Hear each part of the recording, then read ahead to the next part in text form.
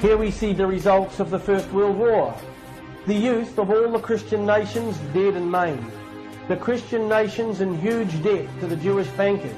The monarchies of Germany, Austria and Russia were destroyed, and Lord Balfour Agreement gives Palestine to the Jews.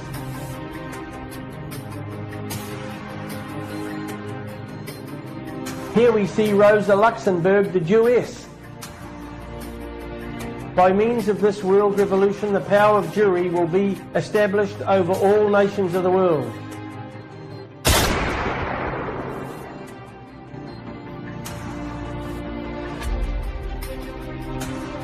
Here we see Bela Kun, the leader of the Hungarian Soviet Republic. Jew Bela Kun brings revolution to Hungary. In the spring of 1919, Bela Kun usurped power in Hungary. Bela Kun's dictatorship lasted only 3 months, but during that time, tens of thousands of Christians, they were Roman Catholics, were ruthlessly murdered. The New International Yearbook of 1919 says in part, the government of Bela Kun was composed almost exclusively of Jews.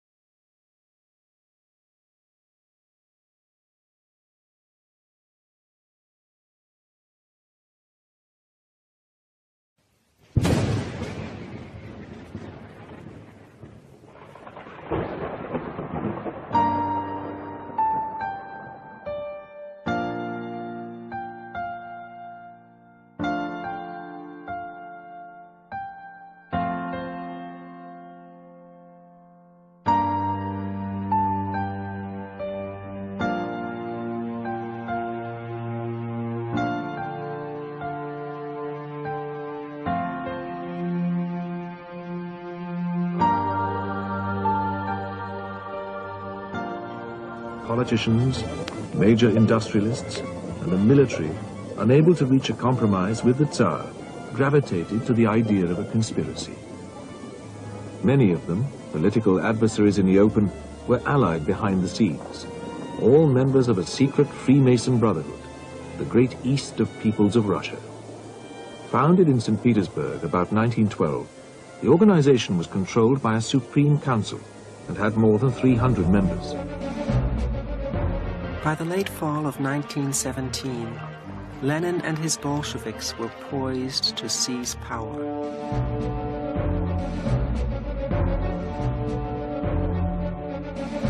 The location is genuine enough, but the film's depiction of the famous storming is remembered differently by some.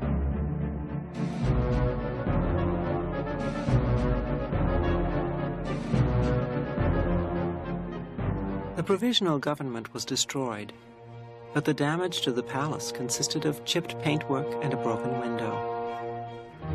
Kerensky managed to flee Petrograd, never to return.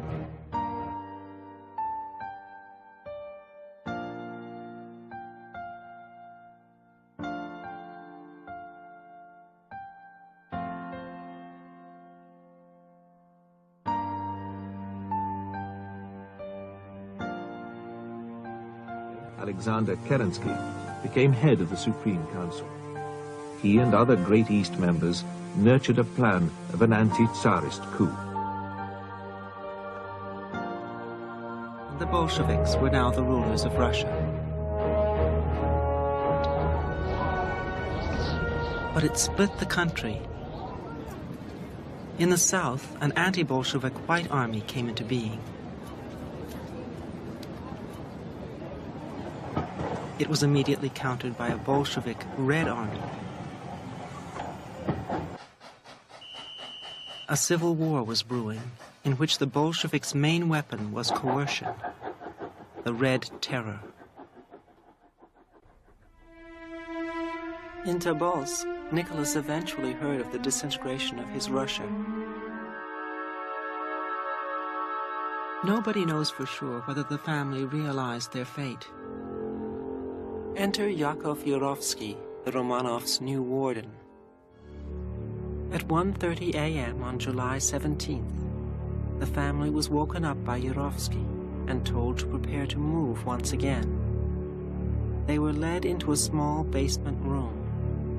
There, the 11 prisoners, the family and a small retinue, were suddenly confronted by 11 armed men.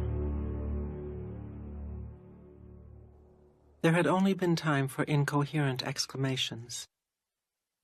Both Yurovsky and one of the guards, Medvedev, recorded in legal depositions their versions of what had happened. Pavel Medvedev. All the members of the Tsar's family were lying on the floor, very severely wounded. The blood was running in streams. Yakov Yurovsky. I myself killed Nicholas point blank.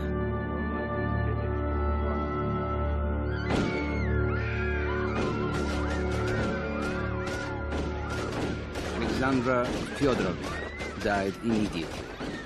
Alexei and 3 of his sisters were still alive. We had to finish them off. We tried to bayonet one of the girls, but the bayonet would not penetrate her corsage. We undressed the girl and found a corset, torn in places by bullets. Pavel Medvedev. The heir to the throne was still alive and mourning a little. Yurovsky fired 2 or 3 times at him. Then the air was still.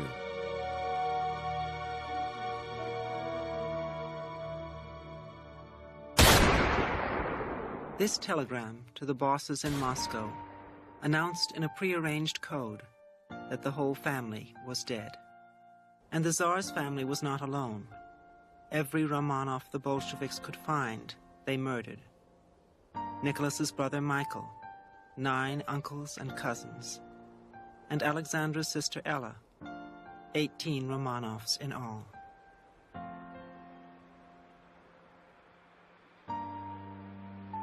For years it was debated what part, if any, Lenin had played in ordering the execution of Nicholas and his family. The local Bolsheviks appeared to have carried out the murders on their own initiative, but it now seems clear that it was on orders from Lenin.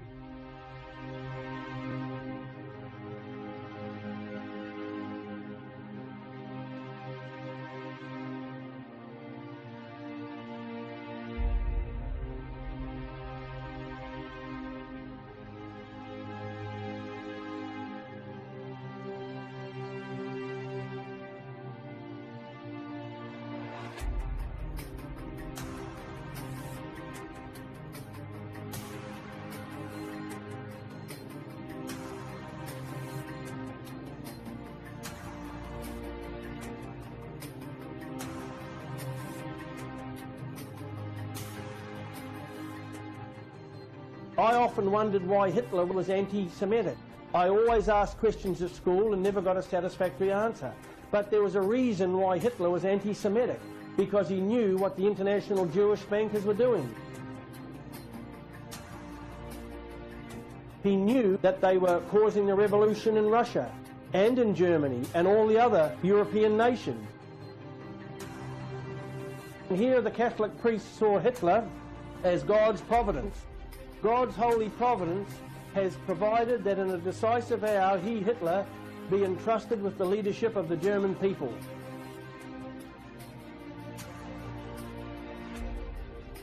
Now we see Germany's troops are now armed to fight against Bolshevism and the Jewish money power.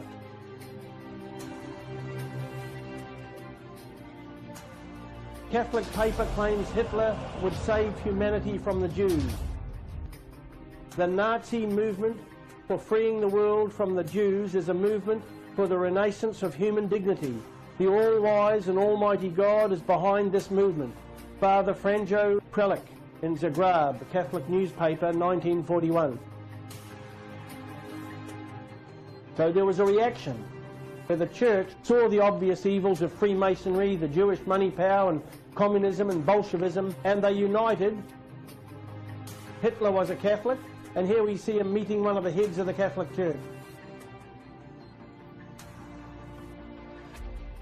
The entire conspiracy, as Hitler knew, is Jewish in origin. That's where it comes from. And that's why Hitler is the most demonized person in history, because when you go up against the greatest liars in history and you lose, you're going to become the most lied about man in history.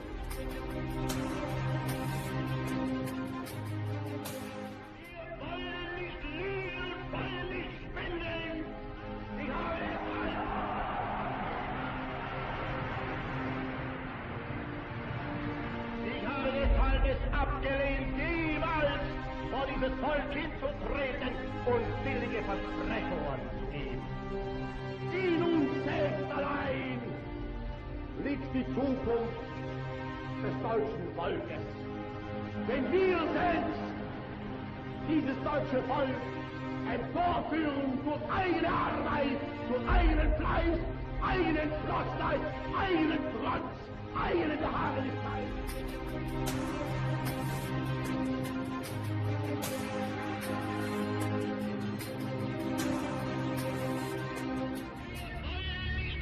Providence has ordained that I should be the greatest liberator of humanity.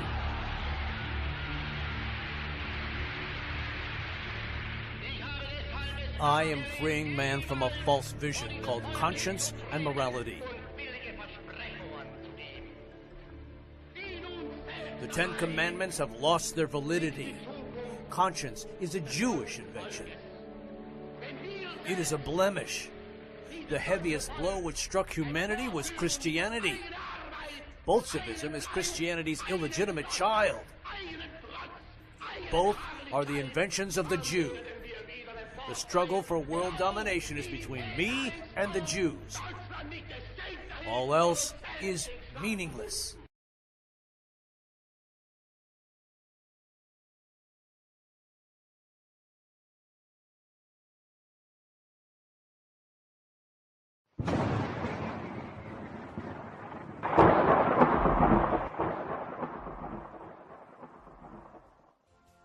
After the war, the Allies continued to blockade Germany, and the returning troops who marched through Munich, the capital of Bavaria, were shocked to discover how much their families were still suffering. Millions of Germans were hungry, and thousands more were dying of tuberculosis and influenza. Politics were polarized. Conservatives and socialists each became radical in the face of crisis.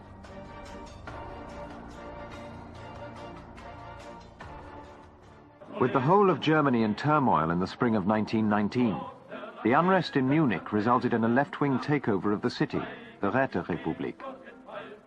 This culminated in April 1919 in the Munich Soviet Republic, an attempt to create a Soviet-style government of the city only 18 months after the victory of the Bolsheviks in the Soviet Union.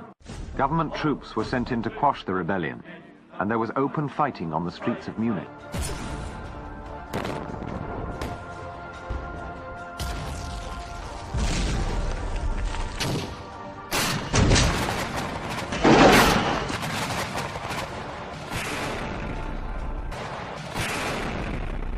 More than 500 people were killed.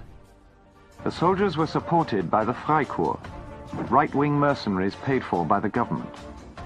In Munich, there were cases where the Freikorps simply shot members of the Räterepublik out of hand.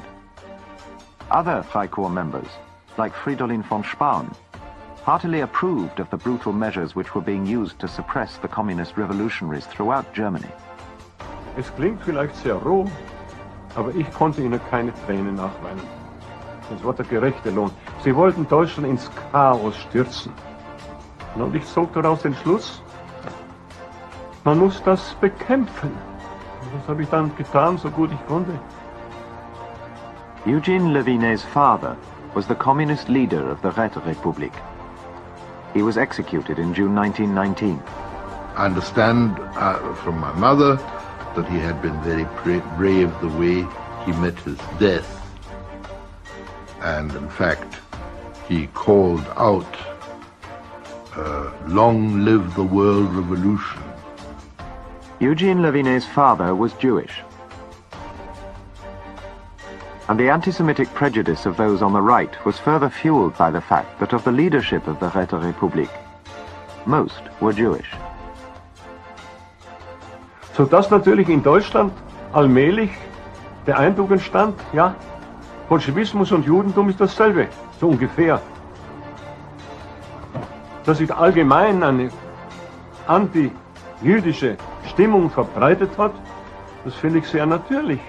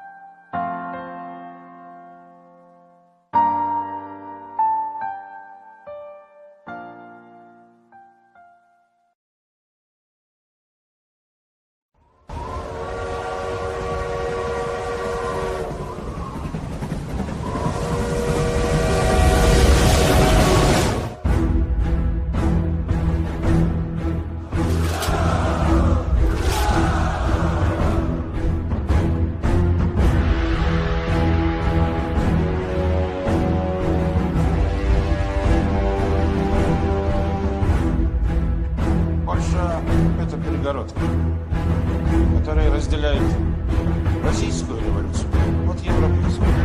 С нее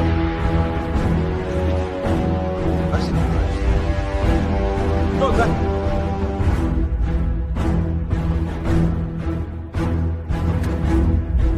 А значит, товарищи, сначала Польша, потом Германия, Италия. Весь мир!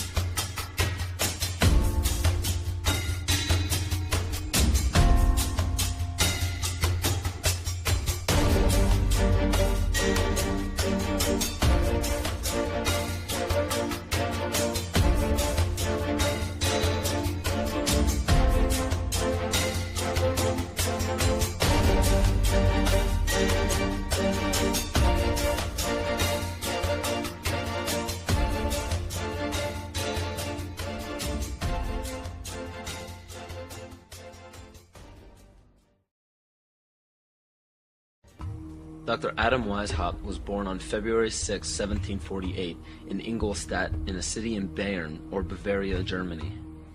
This interesting character was the son of a rabbi and converted to Catholicism after his father's death. World-famous central banker, Mayor Amschel Rothschild of the Rothschild dynasty, chose Weishaupt to create the Coven of Golden Dawn, which to this day is Rothschild's private coven. Rothschild instructed Weishaupt to create the ancient illuminated seers of Bavaria. This is better known as the Order of the Illuminati. The name in Luciferian teachings means the bearer of the light, the illuminated, or the enlightened one. In Nesta Webster's book, The World Revolution, she states, "The art of illuminism lay in enlisting dupes as well as adepts, and by encouraging dreams of honest visionaries or the schemes of fanatics, by flattering the vanity of ambitious egotists, by working on unbalanced brains, or by playing such passions as greed and power to make men of totally divergent aims serve the secret purpose of the sect. People with money were welcomed but kept oblivious to actual secrets. The purpose is to win power and riches, to undermine secular or religious government, and obtain the masters of the world."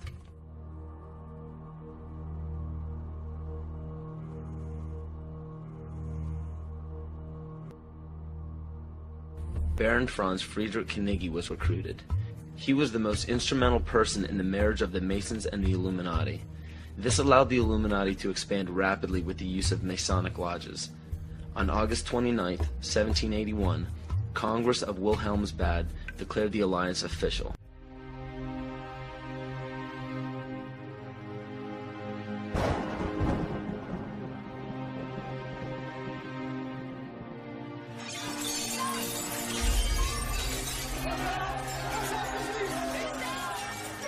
The result of the French Revolution. 1/3 of the land was owned by the Catholic Church. It was confiscated and sold to the people for gold. 7,000 Roman Catholic priests were killed. The back of the Catholic Church was broken. The monarchy of France was destroyed. The Jews were emancipated in France and most of Europe. Much of France's intelligentsia were murdered and more secret societies set up around Europe.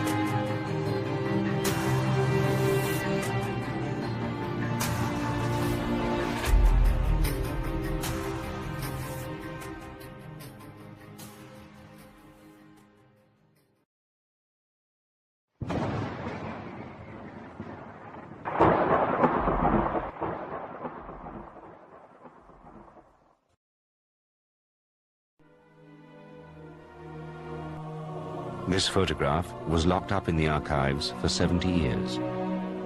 The Russian people were being told that Lenin was on holiday when it was taken.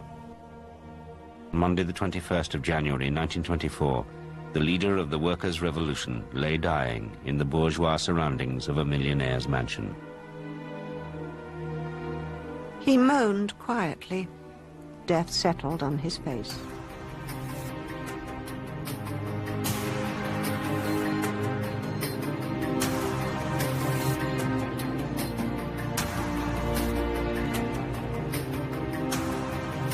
The Jewish banker Jacob Schrift gets the Russian gold.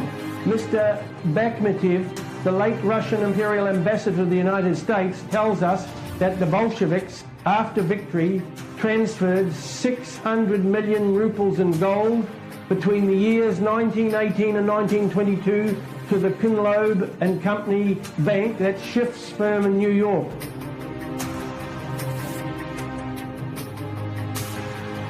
Stalin himself for a long time was regarded as a Georgian, but it has been revealed that he belonged to the Jewish race. Durgachishvili, which is his name, son of Dao, and Dao is a small island in Persia where many banished Portuguese Marano Jews migrated, who later settled in Georgia, Russia.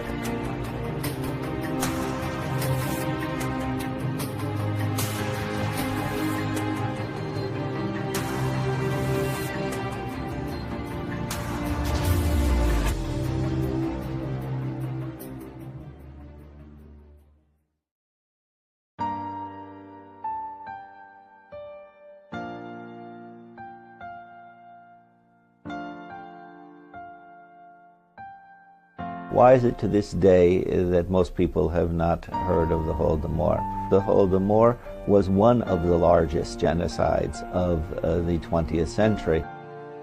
The Ukrainian peasants didn't want to have anything to do with collectivization and fought it. And they fought it much harder than anyone else did. And there were outright battles. I mean, we're talking hundreds of uprisings in 1920, 1930. Stalin's trusted envoy, Pavel Postashev, is given sweeping dictatorial powers and sent into Ukraine with an army of secret police to purge the Ukrainian party ranks and to squeeze out the last kernels of grain. 112,000 trusted party members from Russia are now stationed in Ukraine. They guard the standing crops and livestock from the starving, brutally enforcing the law to protect state property. Teams of people came into Ukraine and went village by village and removed the food from people's houses. Apples, beets, they would lead away the cows, they would take away whatever was in storage. They passed passport laws that forbade Ukrainians to go, peasantry to go into the cities, and eventually they blocked the entire republic, so people couldn't leave. Stalin crushed the possibilities of Ukrainian autonomy, Ukrainian self-determination in some ways within the Soviet Union through the actions taken in Holodomor. This was an attack across the board against Ukrainian nationality. At the height of the famine, in June 1933, people in Ukraine were dying at the rate of 28,000 per day. If any man, woman, or child goes out into the field at night in the summer and picks a single ear of wheat, then the punishment according to law is death by shooting, the communists explained to me.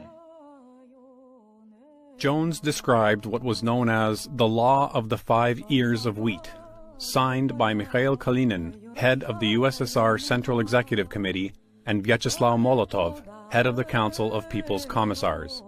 Used judicial repressions of the highest degree as measures of social protection against theft of collective farm property, execution by shooting, and confiscation of all property. Although there is journalistic writing on this period on it, there were also voices who wished to contradict that testimony. Of course, Walter Duranty is the major case of a liar on these events. In the early 1930s, Americans received much of their news about life in the Soviet Union from Walter Duranty, the New York Times man in Moscow. Duranty's articles filled the front pages with gripping stories from Mother Russia. During that period, Joseph Stalin was consolidating power over the captive nations that formed the Soviet Union. One step in that drive called for the forced relocation of millions of Ukrainians. Observing these events on the scene was British journalist Malcolm Muggeridge. He witnessed the loading of thousands of Ukrainians into boxcars. They were being deported to barren regions of the Soviet Union.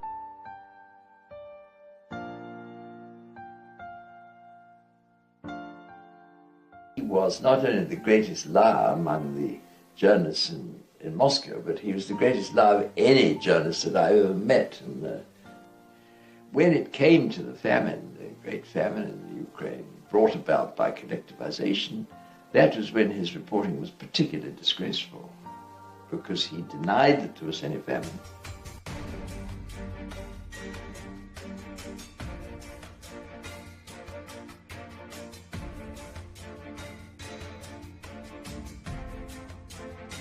The Soviets actually grant Duranty permission to tour Ukraine unchaperoned.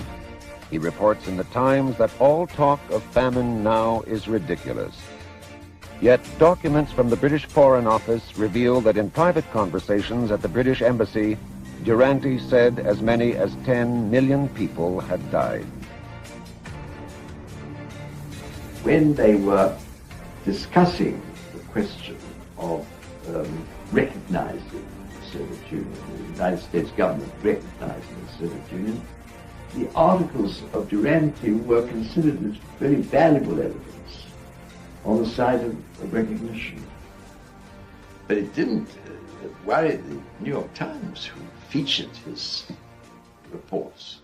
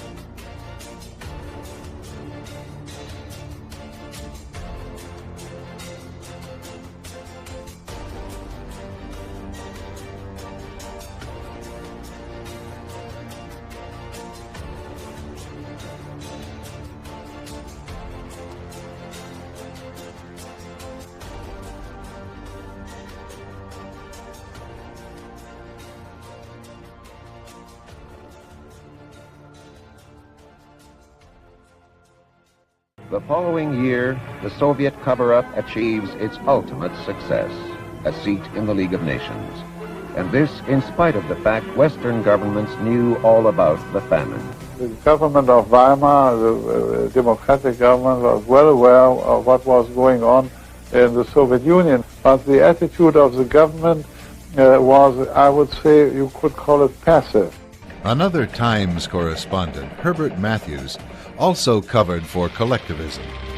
During the so-called Spanish Civil War in the late 1930s, communists throughout Spain brutally massacred more than 6,000 priests, friars, and nuns. Matthews' dispatches, however, depicted the communists as idealistic Democrats seeking to liberate Spain from tyranny. No mention was made of the communist atrocities. The establishment media's backing of Matthews and Duranty points to the existence of a larger policy to legitimize communism. Communism is the most absolute form of government. So you actually have in the communist system a rule by an oligarchic few, a rule by an elite. That is precisely what the Council on Foreign Relations insiders have been pushing for in this country and throughout the world throughout the past century. So there is a natural confluence of interest there, not an antagonism between the communists and internationalists here in our government. They are both after the same thing. Stalin ends the famine with a single decree. Having broken the Ukrainian farmers, he can afford to give out grain on the collectives during the harvest in 1933. 1934. Purges take place in the cities and mark the end of Ukrainian participation in the running of their country as the terror intensifies. The jail cells are rapidly emptied as Ukrainian nationalism becomes an offense punishable by death.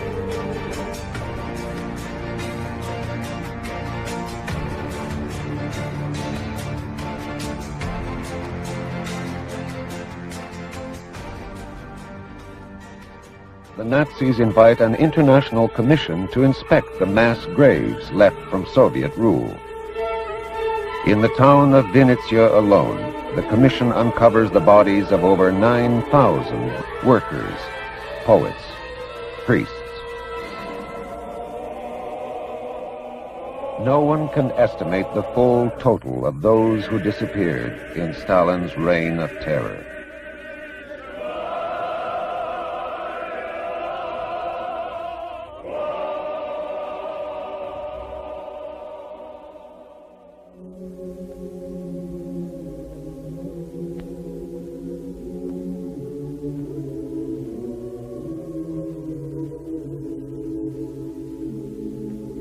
Ukraine's only crime was that she never adapted to wearing chains.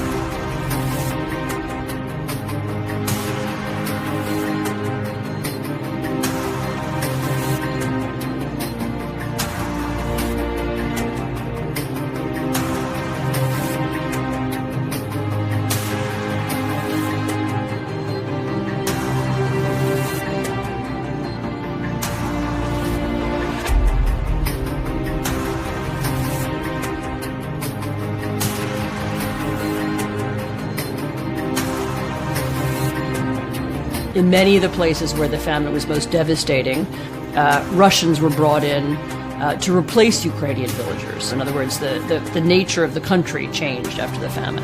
What happens in Ukraine, it wouldn't be wrong to see it as a kind of colonization.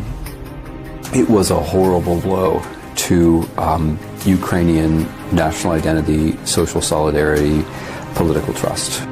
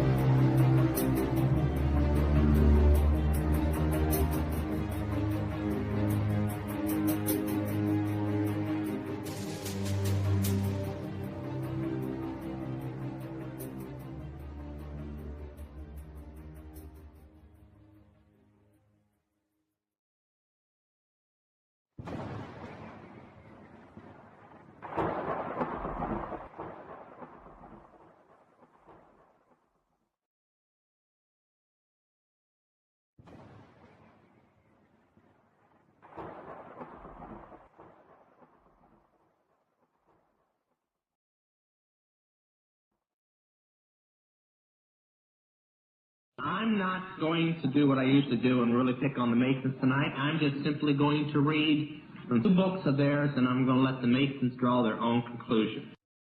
That which we must say to the crowd is, we worship a God, but it is a God that one adores without superstition. To you, sovereign, grand, inspectors general, we say this, that you may repeat it to the brethren of the 32nd, 31st, and 30th degree. The Masonic religion should be, by all of us initiates, of the high degree, maintained in the purity of the Luciferian doctrine. If Lucifer were not God, would Abaddon, now before I go on, I want to say Abaddon is found in Revelations for you students of Revelation as the keeper of the pit, the demon over all the rest of the demons. Would Abaddon, the God of the Christians, whose deeds prove his cruelty, profanity, and hatred of men, barbarism, and repulsion for science, would Abaddon and his priests culminate him. Yes, Lucifer is God. Thus the doctrine of Satanism is a heresy, and the true and pure philosophical religion is the belief in Lucifer, the equal of Abaddon, Jesus Christ. But Lucifer, God of light and God of good, is struggling for humanity against Abaddon, the God of darkness and evil. They're calling Jesus Abaddon. They're calling Lucifer everything we believe of Jesus, and Jesus everything we believe of the devil. And that's in one of their own books.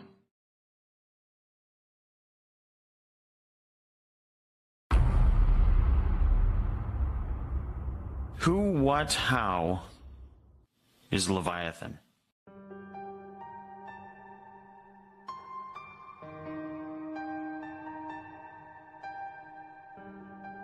Well, Leviathan is this amazing sea serpent, and it's the greatest creature that God ever created, right alongside to Behemoth. The book of Job talks about Leviathan and Behemoth, and the descriptions are really awesome. Basically, what this is a dragon that lived in the sea. This thing lived in the deep, and it was a terror anytime that it came up and got around men. However, it's more than just that, because the scriptures use Leviathan a few times to describe something else, and that something else is this angelic entity that is high above everything else.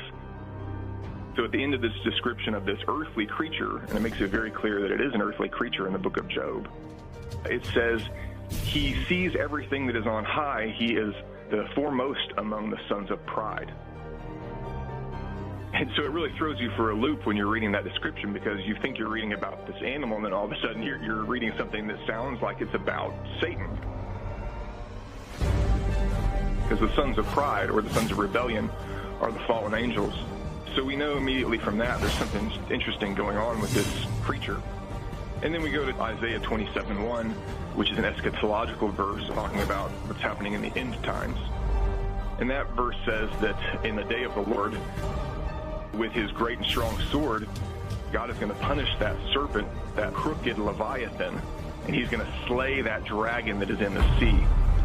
So he's using an earthly creature to talk about a heavenly creature, and I believe that that is Satan. Many, many times depicted as a serpent in different scriptures, but also in an ancient world.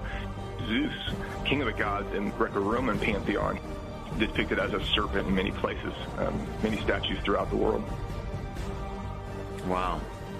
So how does this relate then to the battle of good and evil? I mean, how does this play out in our world today?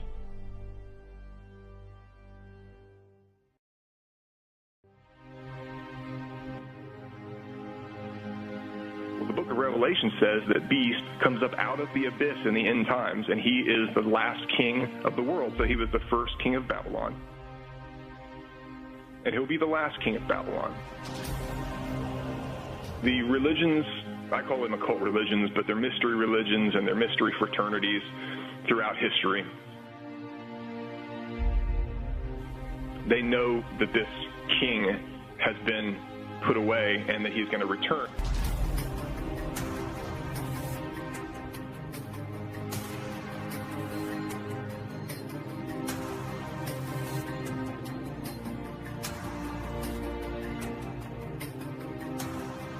Let me give you an example of that.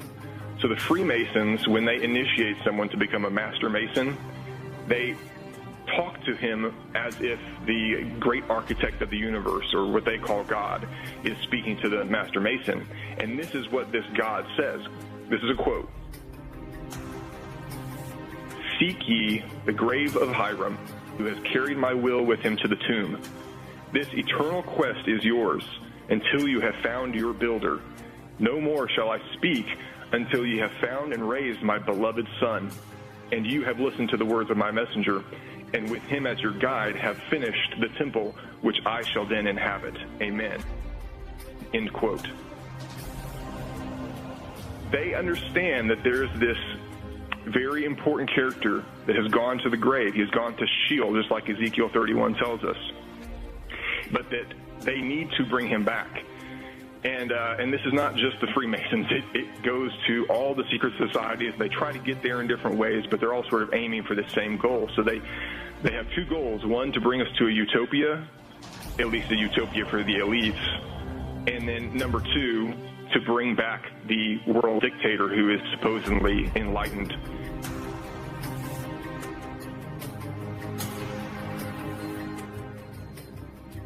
You know, Satan's not going into this thing without a plan. He's the first creature ever created, you know, the first thing that Yeshua ever made before even the rest of the universe and the rest of the angels. So we can't underestimate how absolutely capable he is in terms of strategy. In the book, I talk a lot about the occult and the mystery religions and the mystery schools throughout history and what their agenda is and what they have been doing, mostly behind the scenes, to affect human history and to blind us all to what's going on. The scripture actually names him as Asher, and it blew my mind when I realized that, in fact, the Bible is talking about Asher, and it's the name of the Antichrist. So let me talk a little bit about who he was, and I think he was actually Nimrod, and he goes into Egypt and becomes the first king of Egypt and unites that land. There were many tribes there at that time, and he brings them all together. Interestingly, the name Osiris is actually the same as Asher, because in the Egyptian it's Asur. Only the Greeks changed it to Osiris. And there's a very interesting passage in the pyramid texts which talk a lot about Osiris and Isis. But this one particular text says that the Egyptians, when Osiris died, when he was killed, that they preserved his efflux, bodily fluid. That could be blood, could be semen. I think it's the latter, because that contains the complete genome. Do you remember a few years ago when Egyptologists said that they found the tomb of Osiris? Yes. Yeah, so they got down there and they found this casket, but it was empty. How do we know whether or not it was really empty, or whether they got down there, understood what they had found, and emptied it out before they brought the cameras down? I don't know if somebody has already found this, but if and when they do, that opens the gate. There is going to be a dark resurrection, and most Christians have no idea. So what I try to show is that this person has already lived. Satan has already used him. He was already the greatest king of Babylon, the greatest king that ever lived. And he will be returning again in the end times. So we're completely unprepared for this dark resurrection to happen, which is why the whole world, Revelation says, will wonder after this beast. How will we be able to tell? I mean, is it going to be born as an infant and then we have to wait 30 years because he's going to be a false Messiah? You know, everything Satan does is a mimicry of things that God has done. And so I would suspect that he will bring his Messiah, his false Messiah, into the world as a baby and have him grow up, because I think he's going to try and fulfill or pretend like he's the fulfillment of a lot of the prophecies in the scriptures about the Messiah, that his reconstructed genetic material might be placed in a virgin, might have already been placed in a virgin, and that it is undergoing that process of growing right now, and then we'll have to wait for a while to see whether or not he shows up. And the Jewish people, we're clearly told in Scripture, are going to be fooled by this. They're going to think that this guy is the Messiah, and they're going to enter into a covenant with him. And then later on will be sorely displeased when he breaks that covenant and tramples them down, takes them away as slaves, and only then will the true Messiah show back up and all of Israel will repent. Let me just say, the occult has been aware of this and planning on bringing him back for thousands of years. And so I dedicate chapters in the book to showing that that is the case, and they know it, and they're looking forward to that day that he can be brought back.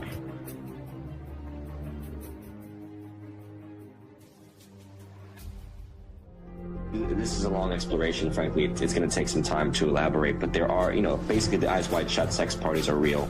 These things take place. They do have these crystal skull type of things that they, like in the Indiana Jones film, they have the crystal skull. They have these type of skulls they set up at the parties, and they feed the energy into those skulls. They feed the energy into those skulls.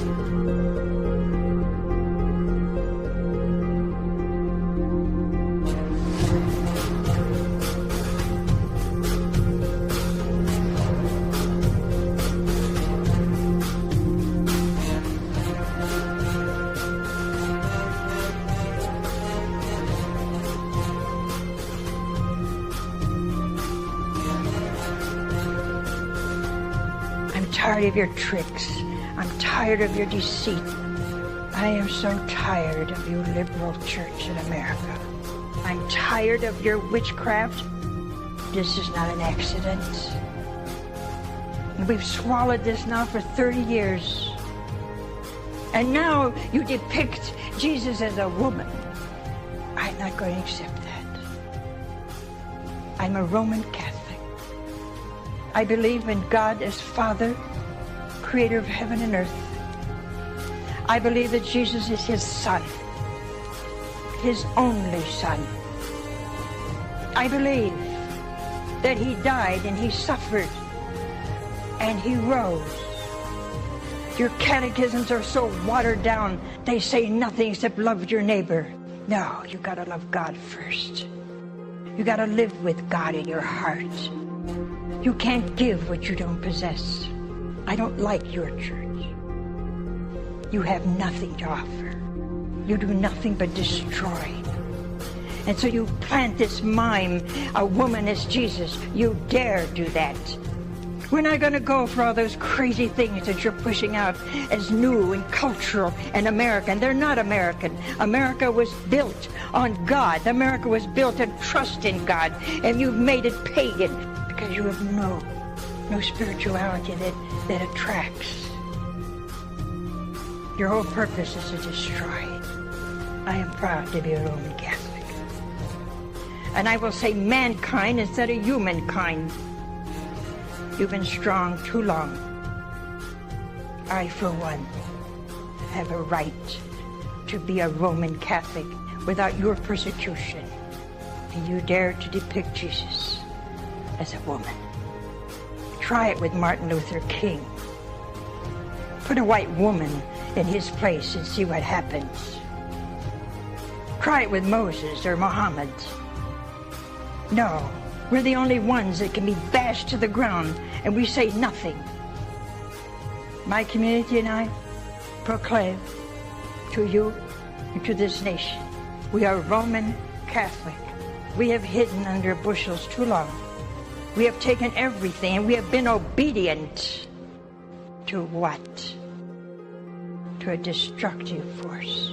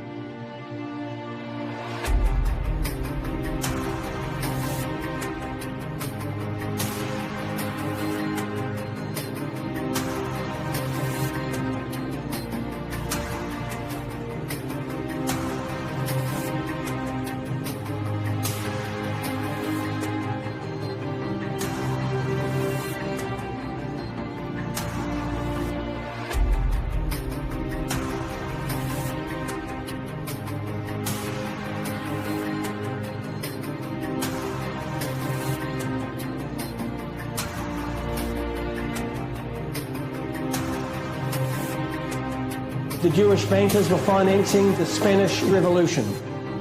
During these revolutions, the Catholic Church was always on the receiving end. And then we see the priests, the Catholic priests, fighting revolutionaries in the Spanish Revolution.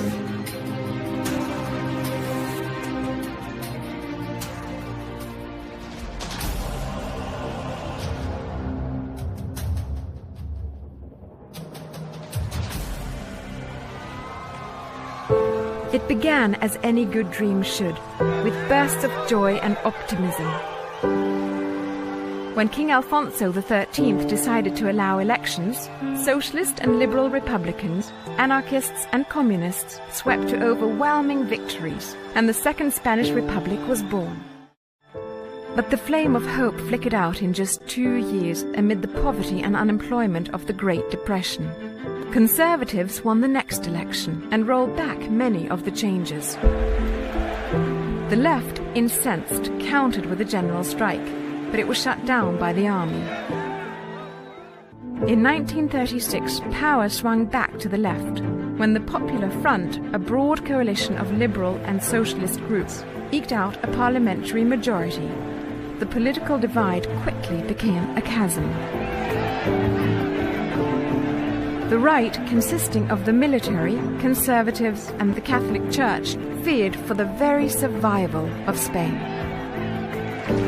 President Manuel Azaña further inflamed the situation as he began reinstituting changes from 1931 that hindered large farms and the church.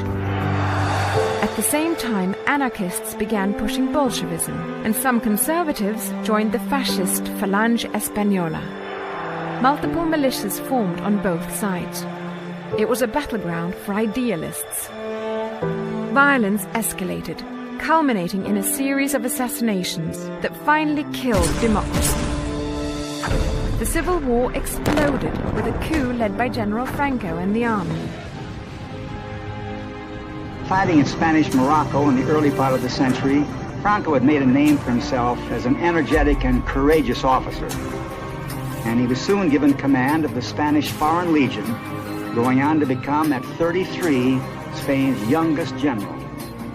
In 1931, to avoid civil war, King Alfonso went into exile. Each side became determined not merely to defeat the other, but to exterminate it. Churches were burned, priests murdered, workers, liberals, leftists were shot down. The social upheavals of the Republic had led to a progressive breakdown of law and order. In the countryside, peasants hungry to own the land they worked seized it. Some landowners had been killed, and others feared for their lives. Peace was impossible, so we had to head for the hills. If it's just not possible to live, then you have to find a different solution, which was the rising against the Republic. In 1936, Hitler had been in power for 3 years. Mussolini had ruled Italy since 1922. In Russia, Stalin had begun the show trials and purges of his enemies. Immediately, both sides sought and found gestures of support from rival sponsors abroad. In the liberal democratic world, individual sympathy for the plight of the Spanish Republic was widespread, but practical help from governments was to prove a different matter. The army rebels' pleas, on the other hand, were soon answered.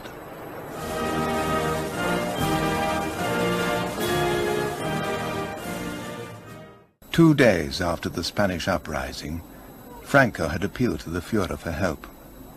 Hitler decided to send not the few anti-aircraft guns and fighters that Franco had asked for, but a full squadron of Junkers transport planes to airlift the Spanish Army of Africa from Morocco. 1,500 of these troops were transported to Seville to begin their fighting passage to Madrid. These crack troops of the Spanish army were to play a decisive role in the war. His help was later rewarded with a constant supply of Spanish iron ore. The nationalists grew stronger. Mussolini added 100,000 men and more firepower. The undermanned Republic, without most of the army, had to arm its citizens and turn to the communists of the Soviet Union for help. Support also came from Mexico, and from an unexpected source. More than 40,000 volunteers from 53 nations joined the Republicans, including a group from distant America known as the Lincoln Battalion.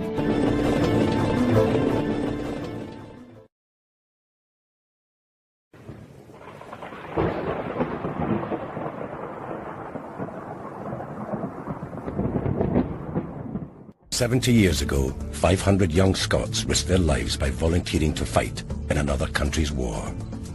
This group of men threw themselves headfirst into the bloody struggle against fascism. A third never returned. They were the Scots who fought Franco. The Spanish Civil War of 1936 to 1939 was a conflict that gripped Scotland. It was the defining moment for a generation of Scots and, for a time, the country's greatest cause.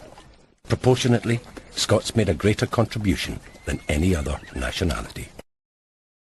549 of those volunteers came from Scotland. It was also illegal. At the start of the war, the British government signed up to a non-intervention agreement, outlawing participation in Spain's war and banning the sale of arms to the country. The Scotland those men left behind was far removed from the Scotland of today. It was a time of regular strike action, incendiary street preachers, and a belief in great causes. Scotland stood out in Europe as both one of its poorest countries and one of its most radical. In February 1937, the newly formed British Battalion of the International Brigades had arrived at Jarama and been given the task of stemming a fascist advance on the Spanish capital. Over 100 Scots were involved in wading through the winter mud to wage war. The Battle of Jarama was an almighty slog that set the fault lines for this most bloody of conflicts. The ill-prepared and under-equipped British battalion was left dangerously exposed at Jarama. In the first week of fighting, their entire machine gun company was ambushed and captured by General Franco's Army of Africa, the Moors. Emboldened by the outcome of the battle, the British battalion's leaders planned an offensive at Brunetti, to the west of Madrid. In the baking July heat, optimism soon turned to terror. The British were slaughtered. Of 331 men present on the first day of battle, 289 were killed, wounded or captured. Scots suffered more than most. By the summer of 1937, the Scots who fought Franco were demoralized and had witnessed slaughter on an unimaginable scale. The great cause they had pledged themselves to was ridden with bleak reality. In Spain, their idealism had been severely tested. They had found hell. At the end of August 1938, the Scots who fought Franco were holding firm in Catalonian mountains. They remained deeply committed to the cause, despite monstrous conditions and heavy losses. Yet their fate was set not in battle, but in the corridors of power. In late September, the Republican government announced the withdrawal of the International Brigades. They believed that the move would force Hitler and Mussolini to remove their troops from Spain. It was a forlorn hope. Surviving Scots marched through the streets of Barcelona as part of an emotional farewell parade. The great Republican leader, La Pasionaria, paid tribute to their efforts, telling them, "You can go with pride." It was an endless, grinding war until Franco tried a new tactic.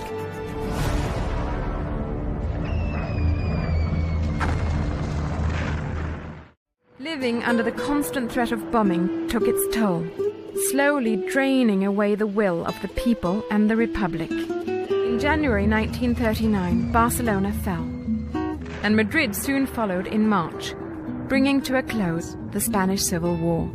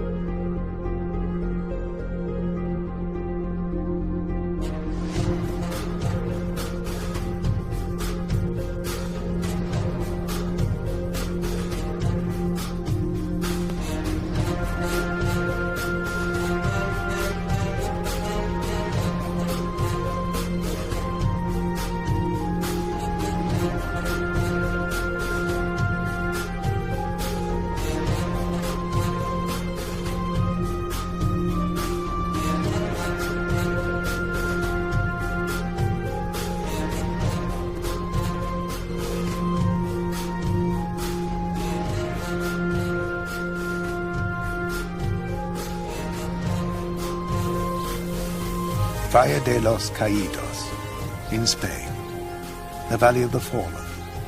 Nearly half a century after the Civil War, the men who created and won that war have preserved its massive monument. General Franco called the uprising against the Republican government a crusade, a fight for Christian civilization. It was for nearly 3 years the world's moral arena. Inside this mausoleum today, there is no hint of reconciliation. This huge tomb for Franco's men was hewn in a granite mountain by his defeated enemies, Republican prisoners of war. Behind the altar, the Generalissimo himself, Franco. As a soldier, Franco had served the Republic. He was called a fascist and died a dictator.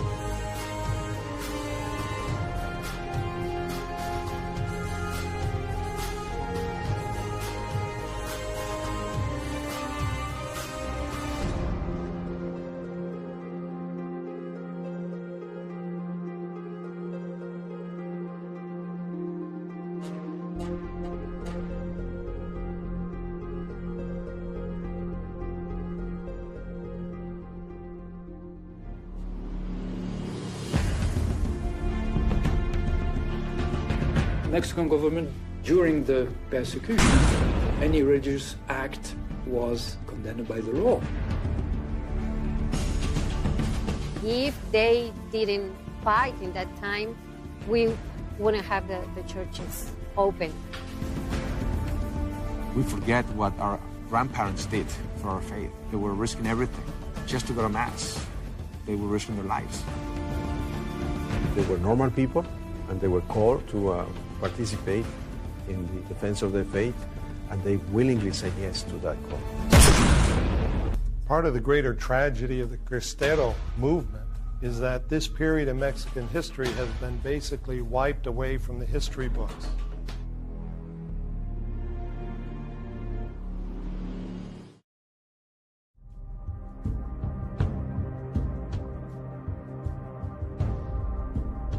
Mexico in 1926 is reeling from more than a decade of war and violence. The Mexican Revolution of 1910 has failed to create lasting peace. President Plutarco Elias Calles seeks to centralize all power in the hands of the federal government. He views the Catholic Church as an obstacle to his plan. Mexico's 1917 Constitution imposes many restrictions on the Catholic Church. However, these controversial articles are not enforced until President Calles comes to power. Overnight, public worship is forbidden. The government seizes churches and monasteries and exiles foreign priests. Mexican clergy are banned from wearing clerical garb in public and threatened with jail if they criticize the Calles government.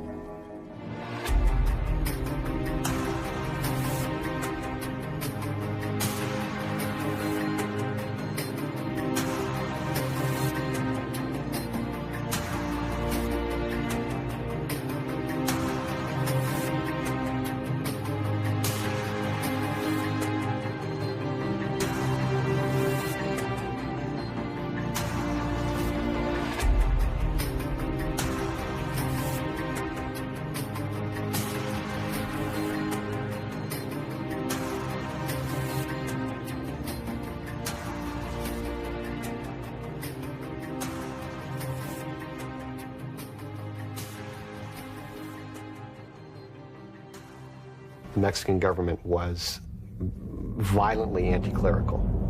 Not just closing churches, but shooting, hanging, murdering priests. They were losing their way of life, and at the end, they were forbidden to worship. So they came to a conclusion that they had to resist for dignity. People fought in self-defense, but it was the army against people with stones and bricks and nothing. Many people in the clashes decided that there was no solution but the war. For the next 3 years, Mexican Catholics wage a guerrilla war against insurmountable odds. They become known as Cristeros, named after their battle cry, Viva Cristo Rey, or Long Live Christ the King. When the Cristero revolt begins, few take the rebellion seriously. Least of all, President Calles. He writes to the French ambassador saying that without Mass and the sacraments, Mexican Catholics will soon forget their faith, and the conflict would be over within a year. He really believed that. No more Catholic Church, no more fanaticism of the masses, of the Indian masses. And with his hostility, he couldn't understand the strong religious feeling of the Mexican people.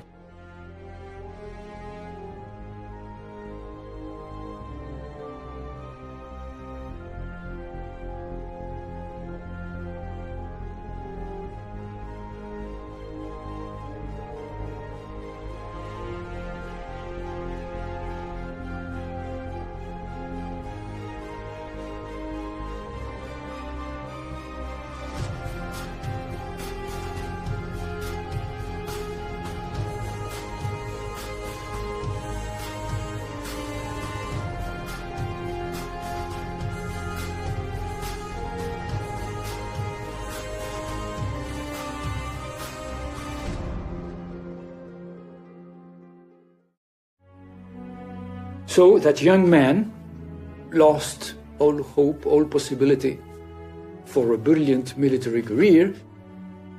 He was working for cosmetics. And I found a letter of him with a general of the Mexican army, making perfume for the lady. What a shame, what a shame. Leaders of the National League for the Defense of Religious Freedom asked General Gorostieta to transform the disorganized Cristero fighters into a modern army. Okay, let's make an army. Let's make a formidable army out of a group of ragtag peasants and huaraches. Out of a few game ranchers. Out of some tender-footed clergy who are trembling with the thought of holding a weapon for the first time. You want me to make a National Guard out of that? Look at me.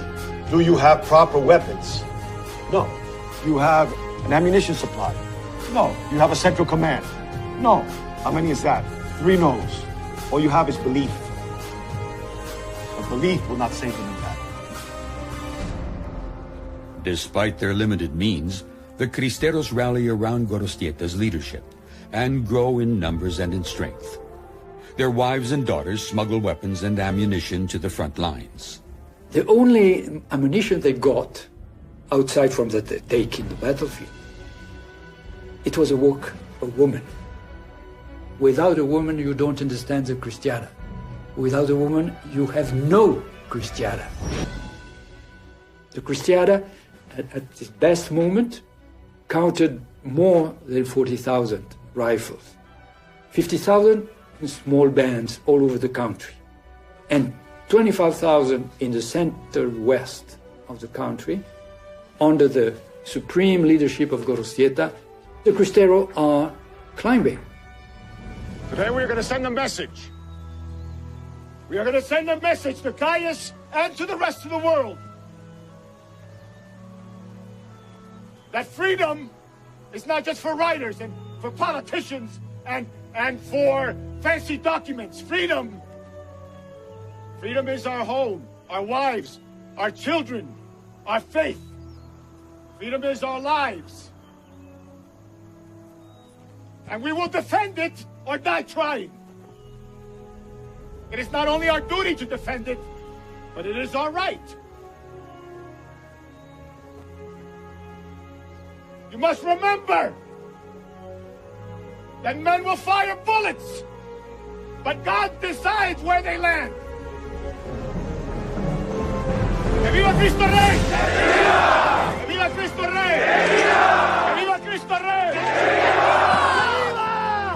They say that he was there for the money, or he was there for power because he wanted to become a president. When my grandmother died, she left letters that my grandfather wrote to her. My mother showed them to me.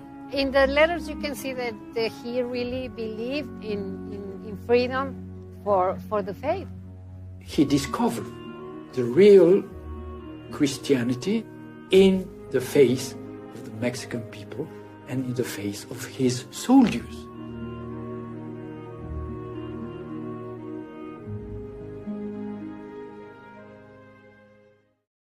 The Knights of Columbus began activities in Mexico in 1905.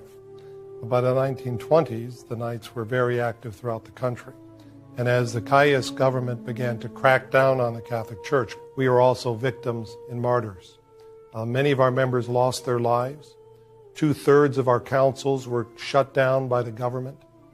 6 members who were priests have been canonized as martyrs. In the United States, the Knights of Columbus reacted to the situation, immediately passing a resolution at the Supreme Convention condemning what Caius is doing in Mexico. The Knights had also begun raising $1 million for the purposes of educating the American public about the situation with the persecution. But the Knights' efforts also raised the specter of anti-Catholicism in the United States. Supporters of President Caius include the powerful KKK. This caused a lot of criticism of the Knights.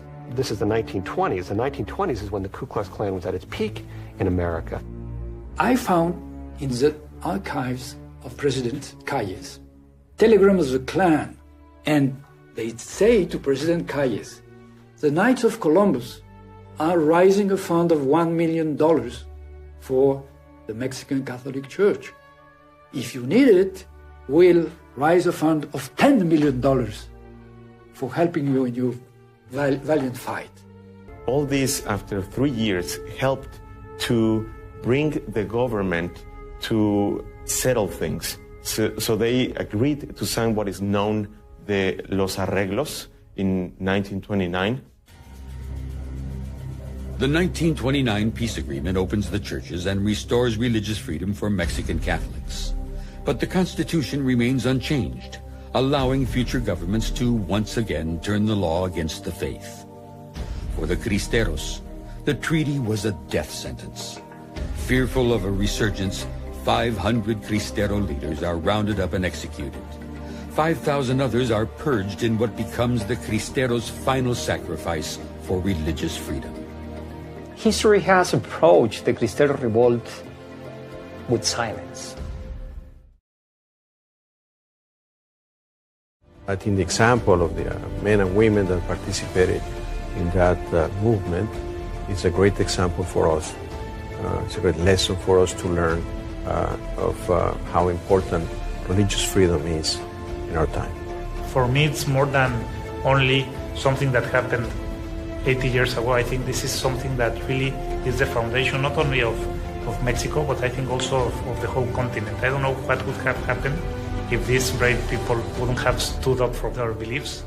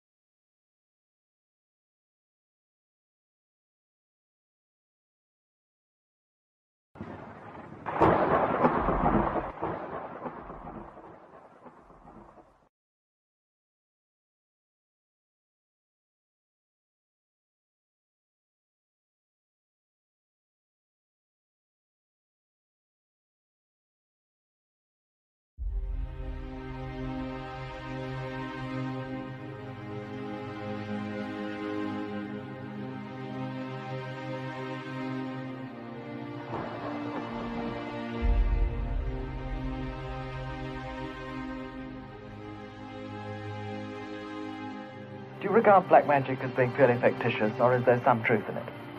Some truth. 100% truth. There is nothing fictitious about black magic, in any way whatever. It is a fact. It is a fact which has existed for several thousand years.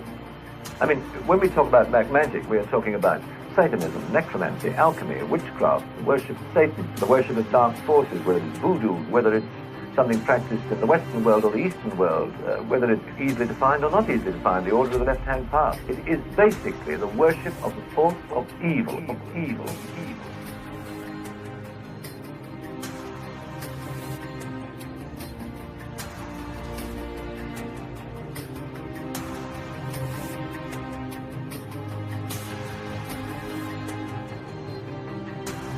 When the Mason learns that the key to the warrior on the block is the proper application of the dynamo of living power, he has learned the mystery of his craft. The seething energies of Lucifer are in his hands. Is there any direct evidence from Masonic literature that they would provide information or instruction to conjure Satan or his demons? This book is The Builders. It was written by Joseph Fort Newton in 1914. It's the classic which today is often presented to newly raised Master Masons. The bibliography contains references to most of the major books and authors which reveal the hidden meanings behind Masonry. This is page 57. It's a page in the chapter on the secret doctrine. It says, Perhaps the greatest student in this field of esoteric teaching and method, certainly the greatest now living, is Arthur Edward Waite, to whom it is a pleasure to pay tribute. Waite, who until his death in 1945 was considered to be a great student of the secret doctrine, wrote this Masonic encyclopedia, a new encyclopedia of Freemasonry. Waite also wrote the Book of Black Magic. On page 244 through 248 of the Book of Black Magic, we find detailed instructions on how to conjure Lucifer.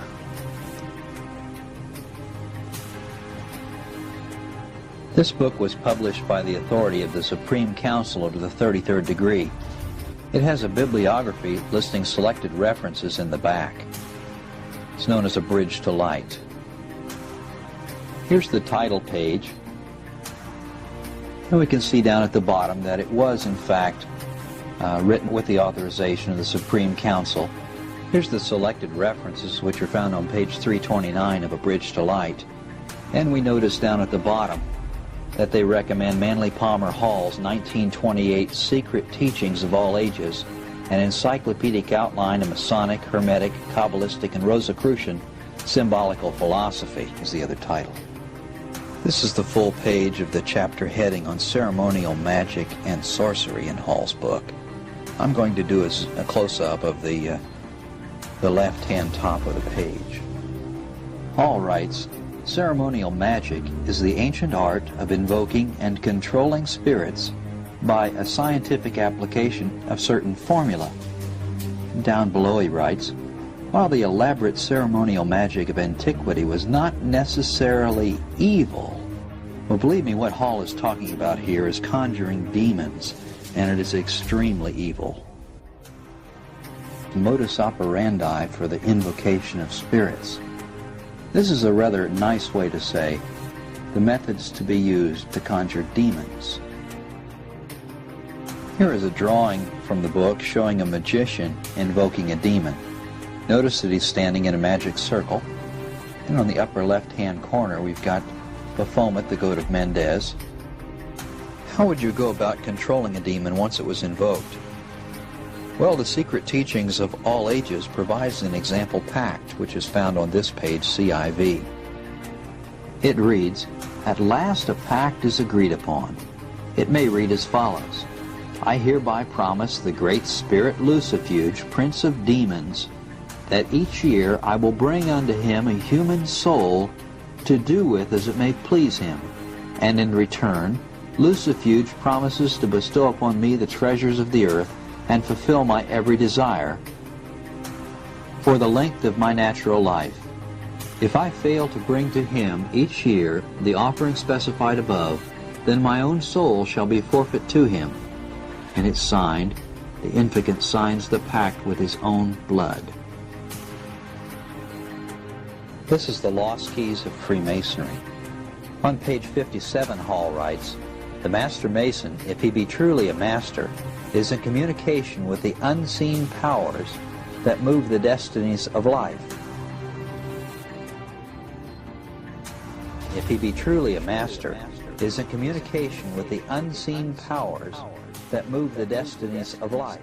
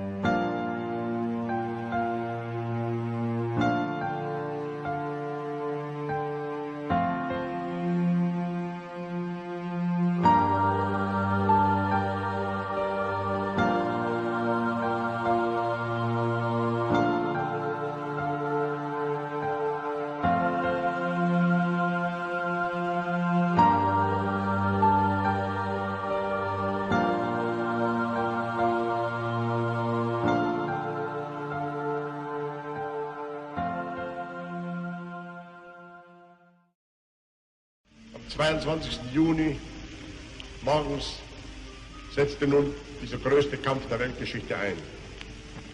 Seitdem sind etwas über 3,5 Monate vergangen. Und ich darf hier zunächst keine Feststellung treffen. Es ist alles seitdem planmäßig verlaufen.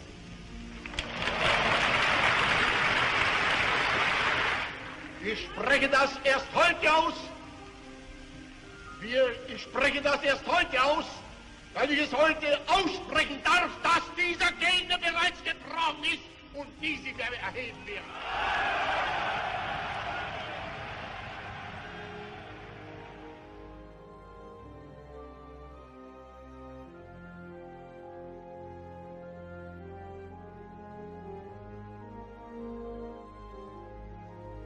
I've said of Freemasonry, it's harmless in my view. The founding of the United States of America was a Masonic experiment, and that was the pinnacle of its achievement. And there's no secret agenda, and there are no secrets. And all these people that accuse Freemasonry of being of having a secret agenda are deluded. I've now had to change my mind and confess I was wrong. And there is an agenda which appears to be immensely powerful. And I think they see it as the fulfillment of the 3,000-year mission from the time of Solomon. Mm. But the really scary bit was when we realized that the Pentagon is Stonehenge rebuilt. Really? And the man that designed it was President of the United States of America at the time, and just about to take his country into the Second World War. And they had to build the Pentagon quickly, and they were building it somewhere else, and he said, I want it here.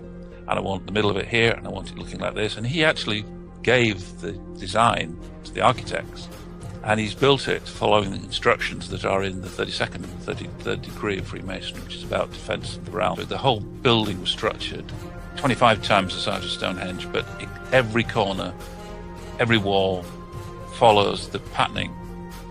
They understood it, exactly what they're doing.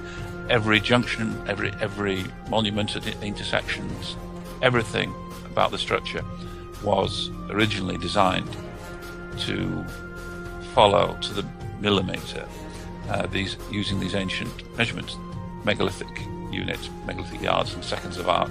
Franklin Delano Roosevelt was a bit of an amateur architect himself, but for him on such an important thing, when the army said there isn't time, we can't move it, and he insisted to be put in a place that was called Hell's Bottom.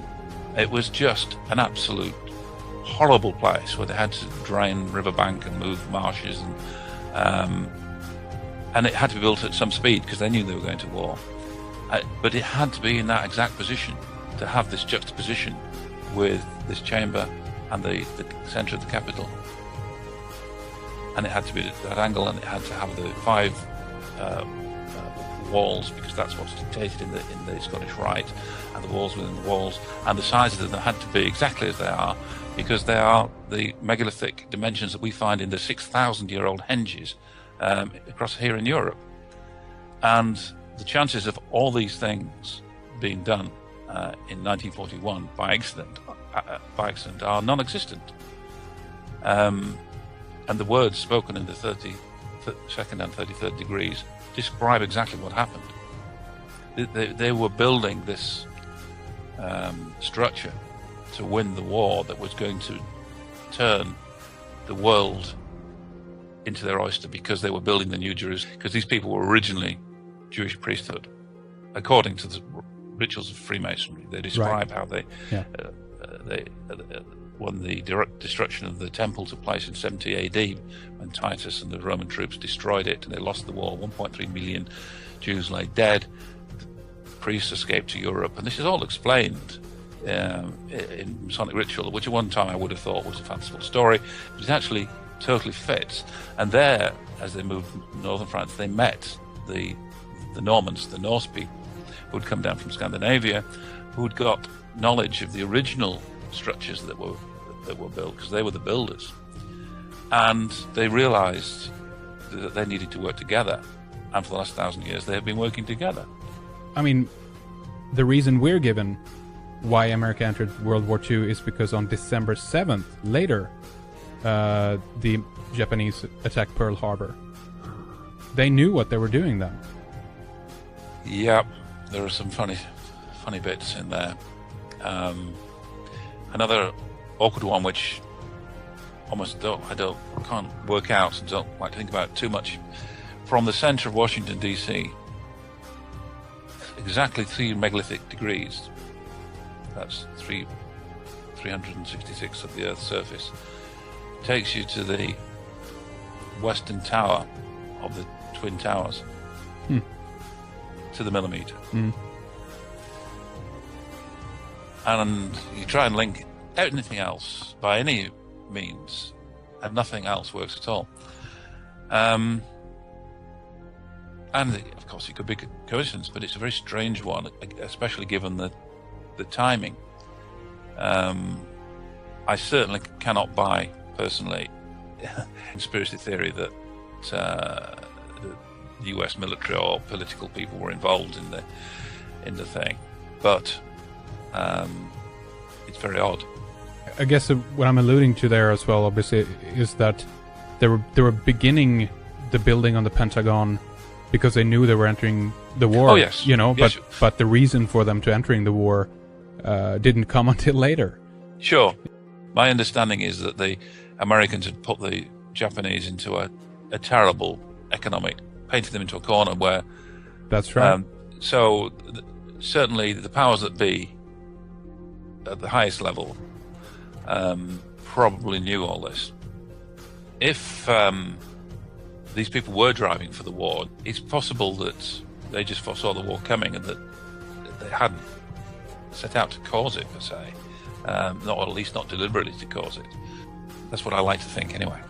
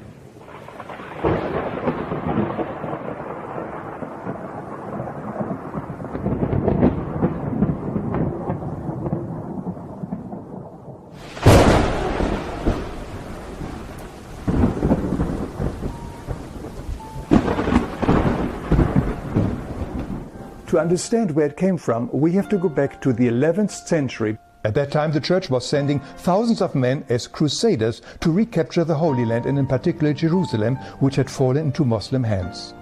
Now, who were these men, these crusaders? They came from all walks of life. The one thing they had in common was their belief in the Catholic teachings. However, when these men traveled to the Middle East, they were suddenly exposed to many different beliefs and spiritual teachings that they had never heard before. These teachings came from Judaic and Islam mysticism, they came from Egypt, from Greece, and even from faraway places like India. They also began to hear different interpretations of familiar biblical texts, things they had never heard in their church. One particular passage stood out. It was a story of the snake tempting Eve with the apple. The Catholic Church had taught them that the snake was Lucifer or Satan, who deceived Eve by promising that if she would eat from the forbidden tree, she would become like God. Suddenly these men were introduced to a very different interpretation. They heard that Lucifer was not evil or Satan, but the God who wanted to save and educate mankind. In truth, they called him the Lightbringer, the real God, and that Yahweh, or Adonai in the Bible, was in actuality the devil, the suppressor of mankind, because he didn't want Eve and Adam to know their true identity. This teaching became the famous Luciferian doctrine. Now, when these men returned home from the Holy Land, they continued talking about these new ideas and interpretations. But they knew they could only do so under strictest secrecy, as the church would torture and kill anybody who would question or challenge their teachings and authority.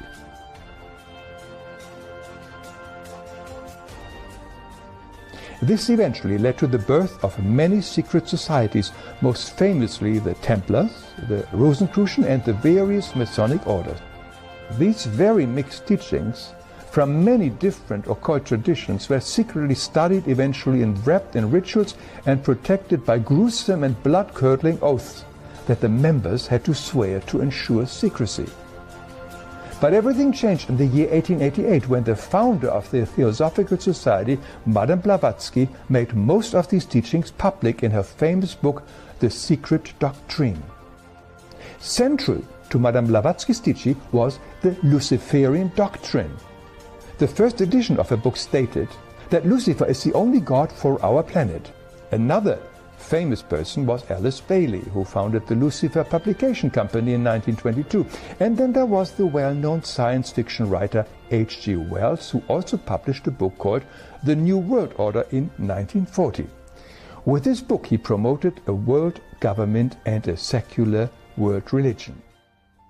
But it does come with a hefty price. Anybody who aligns himself with this god of the world to obtain riches, power, fame, and so on, enters a Faustian bargain. Chances are they will become his servant after their physical death. Such energies are never given for free.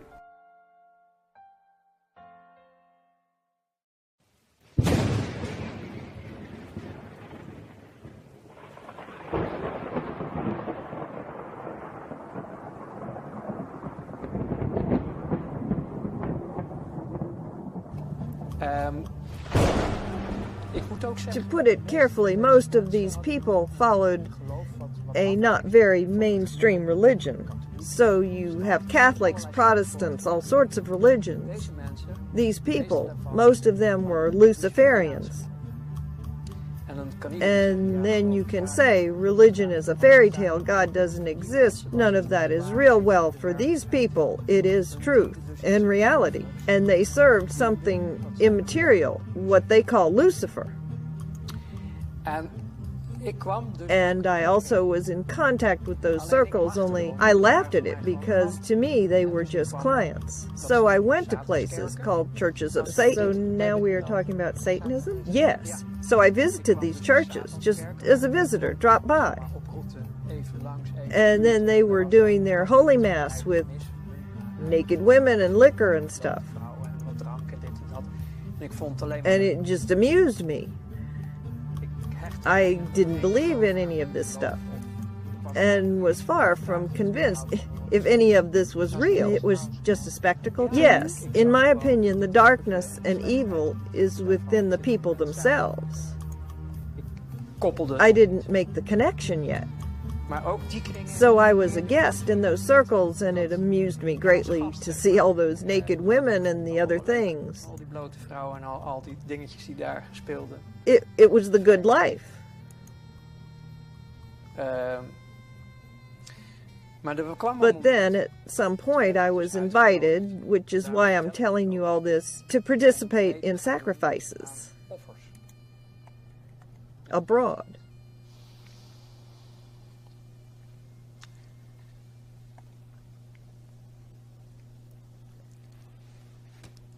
Dat was het breekpunt. That was the breaking point. Kinderen. Children. Okay.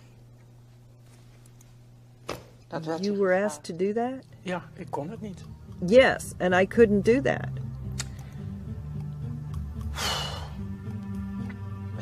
Would you like to stop for a moment, by the way? Nee. No. En toen begon... And then I started to slowly break down. I lived through quite a lot as a child myself, and this really touched me deeply. Alles ging op. Everything changed. Maar dat is de But wereld that is the world I found myself in. And then I started to refuse assignments within my job. I could no longer do it, which made me a threat. For them, of course. I was no longer capable of functioning optimally. My performance started to shake and I had to refuse tasks. I had not participated. The purpose of the whole thing, eventually, in that world, is that they have everybody in their pocket. You need to be susceptible to blackmail. And blackmailing me proved to be very hard if I look back on it. They wanted to do that through those children. And that broke me, is that you are not telling me something new, what they also do in politics. If you Google this, you'll find enough worldwide witness accounts to know this isn't a Walt Disney fairy tale. Walt Disney verhaaltjes. Unfortunately, the truth is that worldwide they have been doing this for thousands of years.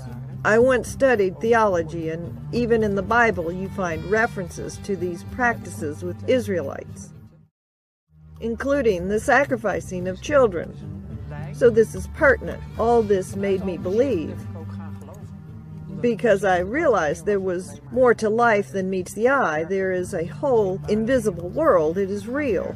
You really do talk about a dark force and a manifestation of light.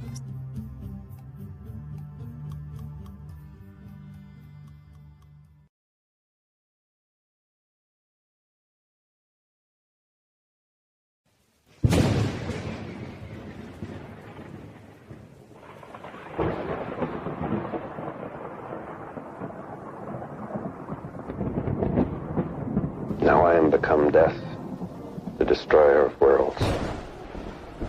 On July 16, 1945, in the Jornado del Muerto Desert in New Mexico, the first atomic bomb was detonated.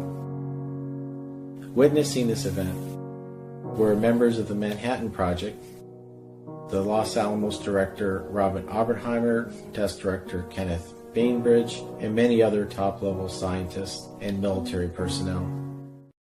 One of the world's oldest and largest secret societies seeks to destroy the Catholic Church. This true story of what happened on August 6th and August 9, 1945, begins with a top-secret meeting on September 13th, 1942, which took place roughly 75 miles north of San Francisco. The meeting place, known as the Bohemian Grove, is a woodland hideaway owned by the Brotherhood of Death Front called the Bohemian Club. The Bohemian Club serves to provide an exclusive location where multiple Brotherhood of Death secret societies can meet and participate in bizarre occult ceremonies. A key ritual sacrifice, known to participants as the cremation of care, occurs annually in July. The Bohemian Grove has been the epicenter for many meetings held by high-ranking Brotherhood of Death agents. Foremost among the attendees of the September 1942 meeting were the members of the S1 Executive Committee, led by an agent of the Brotherhood named Vannevar Bush. Although it would seem that the S1 Committee were the ones responsible for the bombs, there was a much more powerful but unseen group that controlled them. One of the top men in this group was Bernard Baruch. Since the early 1930s, members of the Brotherhood of Death had been meeting at the Bohemian Grove to make their plans to start a Second World War. In control of these men was Baruch. By the early 1940s, with the Second World War now underway, Baruch and other secret society members, loyal to the Brotherhood but performing their daily roles as important political figures, had started to fine-tune their plan for the use of the atomic bomb. Bernard Baruch played a behind-the-scenes role in ensuring agents serving the Brotherhood were in key atomic bomb targeting-related positions. Unknown to most people in the United States and the Western world in general is the fact that in 1945, Nagasaki was the center of Christianity in Japan. With Oppenheimer expressing shock about Nagasaki, Edwin Reischauer, a U.S. Army intelligence expert on Japan serving on Oppenheimer's team, was also falsely credited with having a deciding role in selecting Nagasaki. However, as the handcuffs of secrecy were eventually removed after the war, Reischauer revealed in his autobiography, as did General Leslie M. Groves in his book, that it was Secretary of War Henry Louis Stimson who made the decision to destroy Nagasaki. Stimson was initiated into the Skull and Bones Secret Society and graduated from Yale in 1888. In 1945, he was a key leader in the Brotherhood of Death. The Brotherhood of Death leaders understood the marketing principle called the Law of Leadership. This marketing principle states that people remember the first event in a new category and pay less attention to the second event in a new category. Understanding this principle is critical for understanding why Hiroshima, by being first, was actually a diversionary target.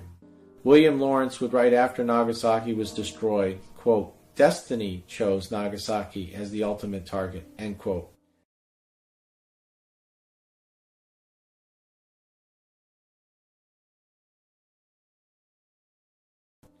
His choice of the word destiny is highly significant because in the Brotherhood of Death religion, destiny is used in literature to communicate among insiders their active role and involvement.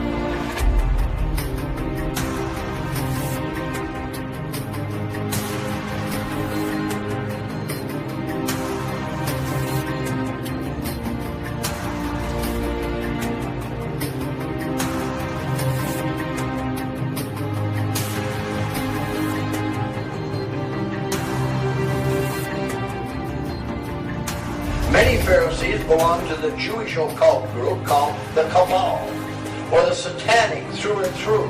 We showed how these Pharisees hate Christ so vehemently.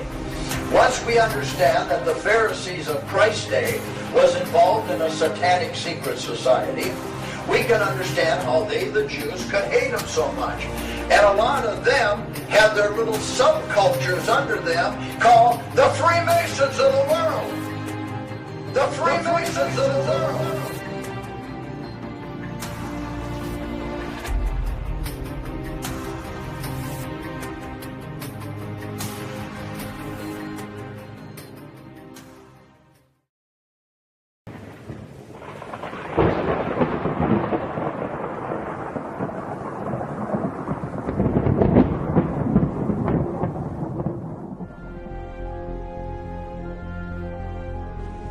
Wo denn? Wann hat jemals England vor Frauen und Kindern Halt gemacht? Der ganze Blockadekrieg ist überhaupt nur ein Krieg gegen Frauen und gegen Kinder. Der Krieg gegen die Buren war ein Krieg gegen Frauen und Kinder. Damals wurde das Konzentrationslager erfunden. In einem englischen Gehirn ist diese Idee geboren worden. Wir haben nur im Lexikon nachgelesen und haben das dann später kopiert. Nur mit einem Unterschied. England hat Frauen und Kinder in diese Lager gesperrt. Und über 20.000 Burenfrauen sind damals jämmerlich zugrunde gegangen. Warum soll also England heute anders kämpfen? Das haben wir vorhergesehen und haben uns darauf vorbereitet.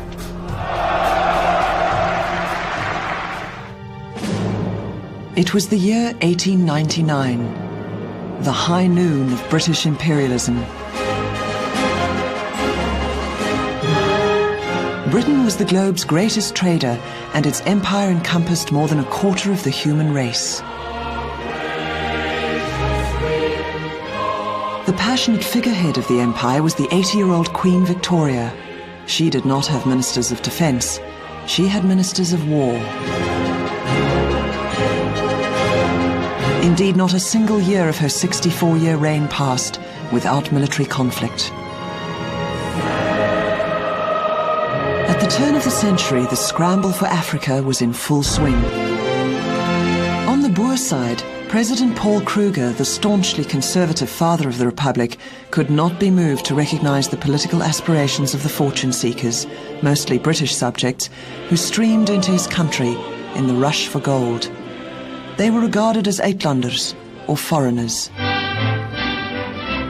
In the opposite corner to Kruger was Cecil John Rhodes, Prime Minister of the Cape Colony, who was determined that the Union Jack would fly over all of Africa. But Rhodes was forced to resign in January 1896 after a blundered coup attempt in the Transvaal by his associate, Dr. Jameson. President Steyn of the Free State saw Jameson's raid as a sign of Britain's intentions to violently overthrow the Boer governments. He joined Kruger's cause by treaty in 1897. Kruger and Steyn's chief antagonist was Sir Alfred Milner, the British High Commissioner in South Africa. A man with grand visions of a unified empire producing gold and diamonds for his queen. British Colonial Secretary Joseph Chamberlain supported Milner in using the disenfranchisement of British subjects in the Transvaal as a vehicle to push the dispute to the brink of war. President Kruger issued an ultimatum for the withdrawal of British troops, which was predictably rejected. Britain was effectively at war again on the 11th of October 1899. Soldiers arrived from all corners of the empire to serve the Queen, while volunteers from continental Europe, Russia, and the USA supported the Boer cause. The world was at war in Africa. At first, the Boers had the advantage of mobility, speed, and surprise. Britain's initial reverses culminated in what became known as Black Week in mid-December 1899. The second British offensive started in February 1900.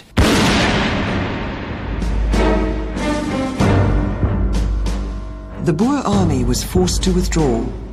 The steamroller march eventually led to a major Boer defeat when General Piet Cronje surrendered with 4,000 men at Paardeberg. The capture of Bloemfontein, the capital of the Orange Free State, set the seal on the complete reversal of fortune for the Boer cause. The stage was now set to destroy the two Boer republics and force the Boers to surrender. And the war escalated, and the guerrilla phase lasted much longer than the initial phases. Telegraph lines were cut, bridges were blown up, communications were disrupted, ammunition depots were raided. The British Army tried to transform their slow-moving troops into mounted infantry. Great numbers of reinforcements arrived from the colonies, especially Australia, New Zealand, and Canada.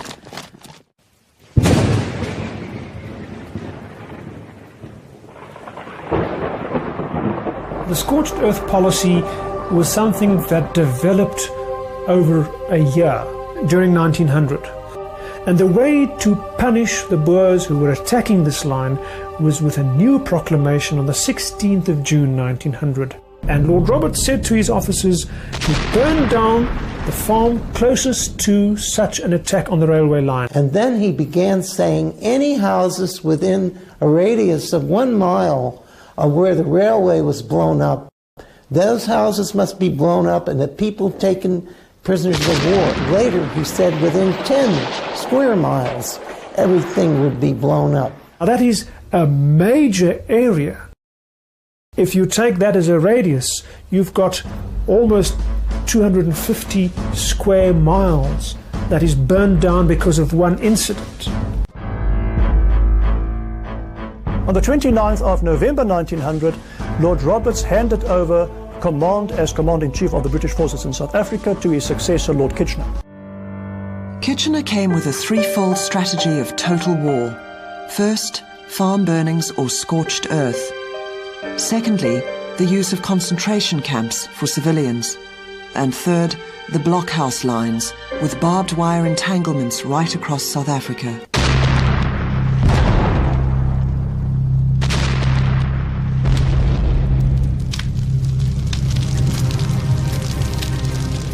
Approximately 30,000 Boer farms were either totally or partially destroyed. Most of the farms were blown up with dynamite or were burned down. As well as approximately 40 towns, smaller towns and also villages were either totally or partially destroyed by the British, including churches.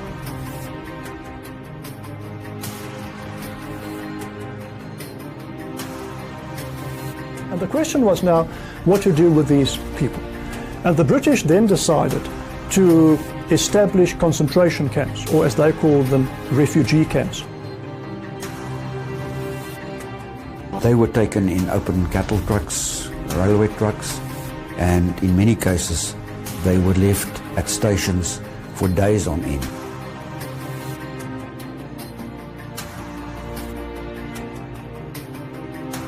First camps are called burger camps. They are then referred to as refugee camps, and then within the British documentation itself they're called concentration camps.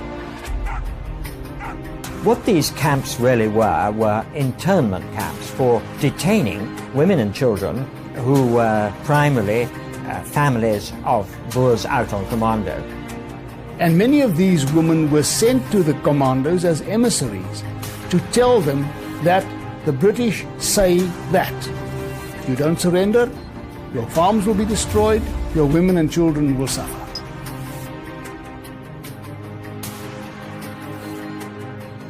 We are talking of a British army or an imperial army that in total was on to 450,000 men.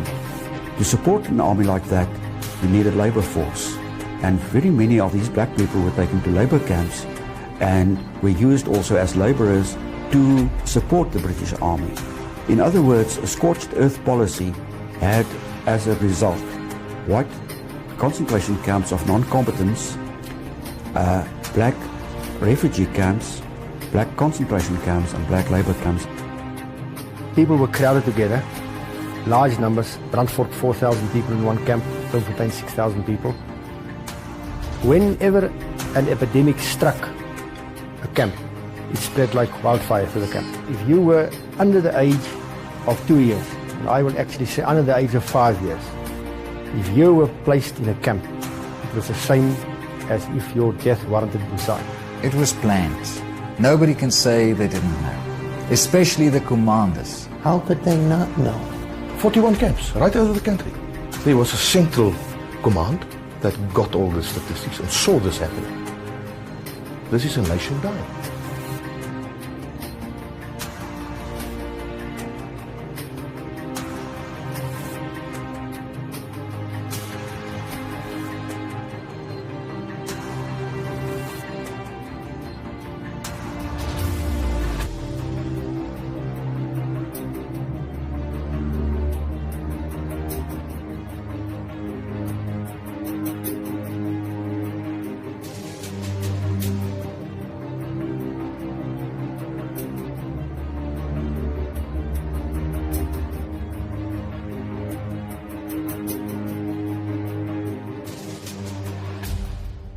The mother sat on her little trunk with the child across her knee.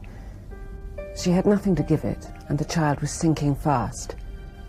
We watched the child draw its last breath in reverent silence. The mother neither moved nor wept. Dry-eyed but deathly white, she sat there, in the depths of grief beyond all tears.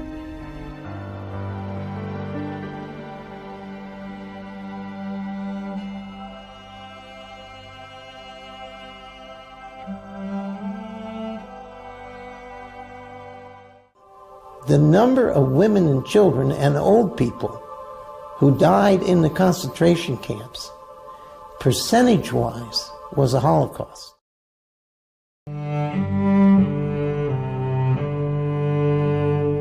Soon after the Peace of Vereniging, the Boer generals, notably the war hero de Wet, visited the camps to explain the negotiated peace. Some women could not accept the principle, protesting that they were resigned to carry on till the bitter end and pay the ultimate price for their freedom.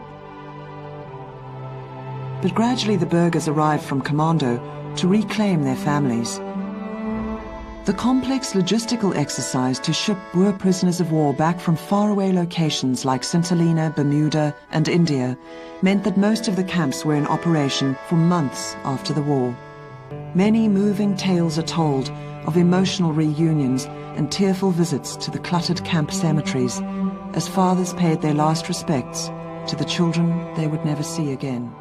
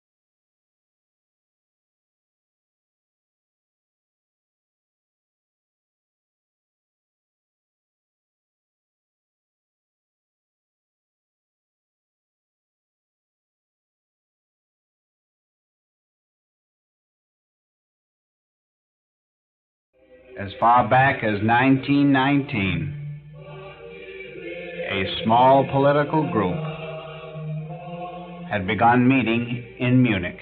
They met to discuss the chaos that had resulted in Germany from the First World War. Attending the earlier meetings was an Army veteran and winner of his country's highest award, the Iron Cross. His name was Adolf Hitler. With great speaking eloquence, Hitler whipped this group into shape, which became known as the German Workers' Party. Hitler designed the swastika, which stood for the cross the Jews killed Christ on. The cross by which we may gain immortality, as represented by the hooks, making an ever-turning wheel of everlasting life, turning to the right when looked at, where it will be noted, Jesus says he will place his sheep.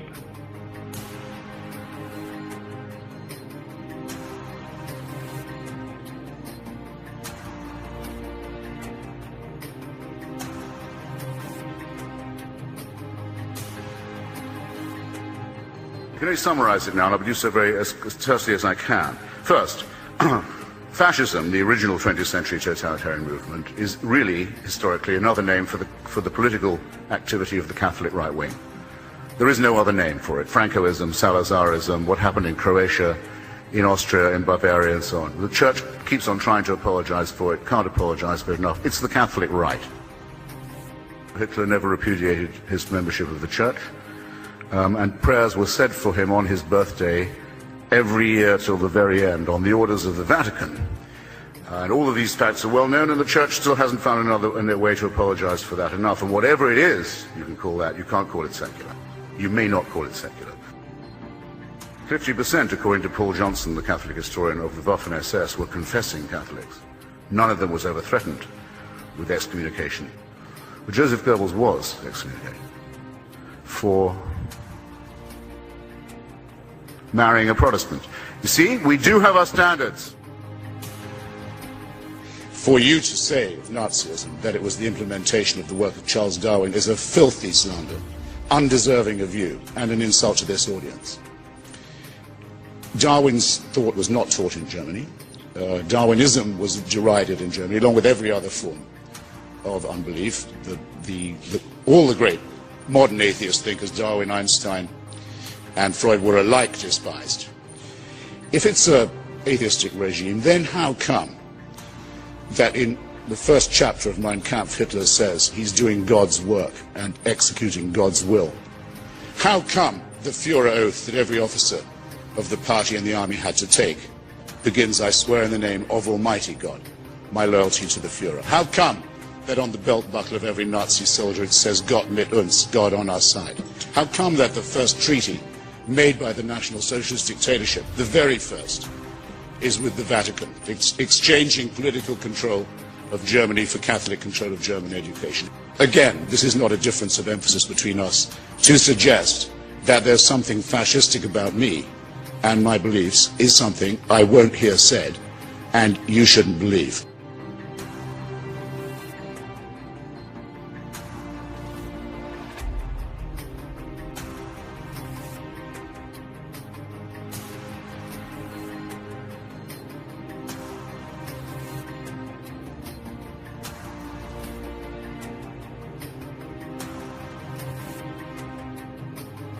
The following is an excerpt from Adolf Hitler's speech to the Reichstag on January 30th, 1939, in which he responded to ongoing atrocity propaganda in the international media concerning alleged religious persecution of Christians and of the Christian Church within Germany.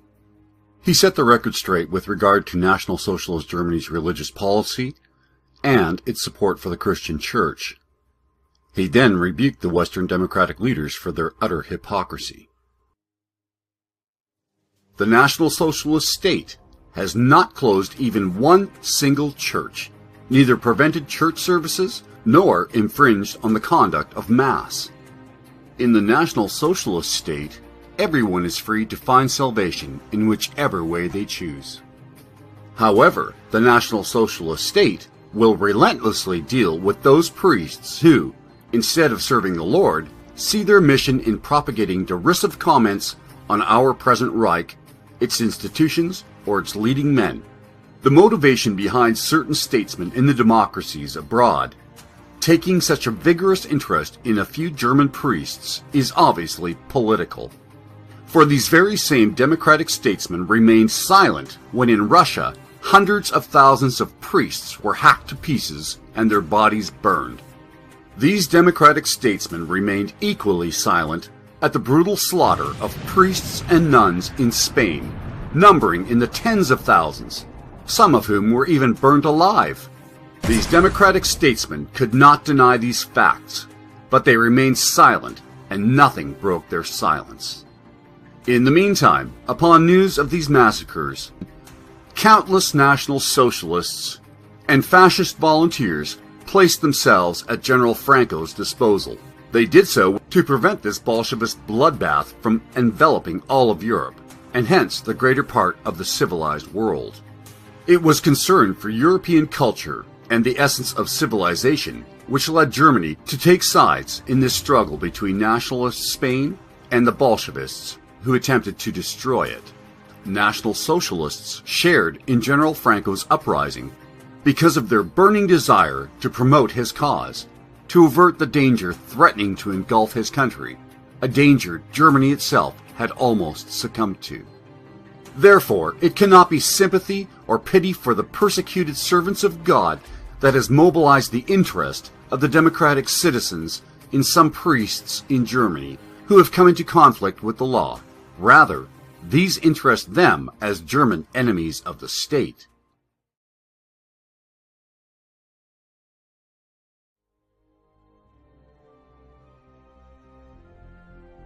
Intermarium was a political group formed in the 1920s after the Russian Revolution.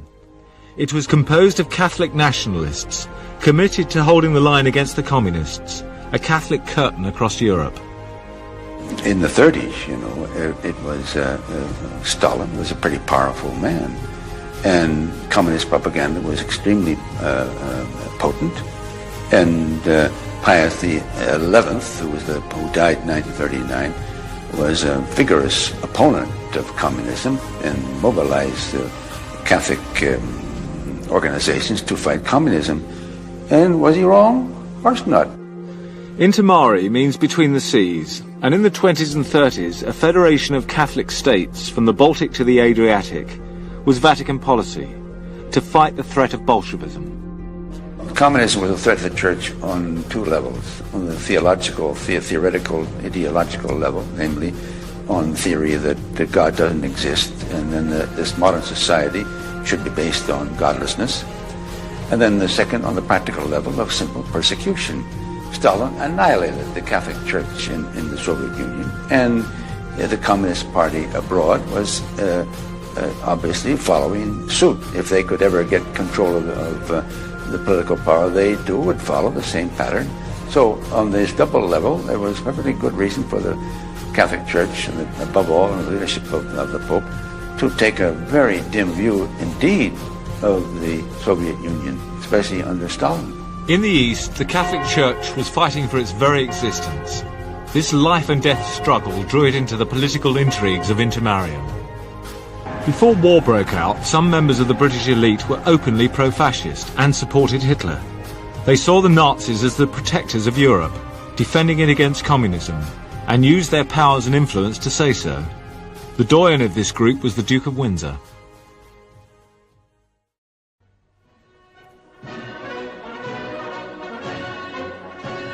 In 1941, the British backed a coup to topple the pro-German government of Yugoslavia. Operation Barbarossa, the assault on Russia, was delayed and the Wehrmacht turned on the Balkans instead. The entire campaign took only 10 days.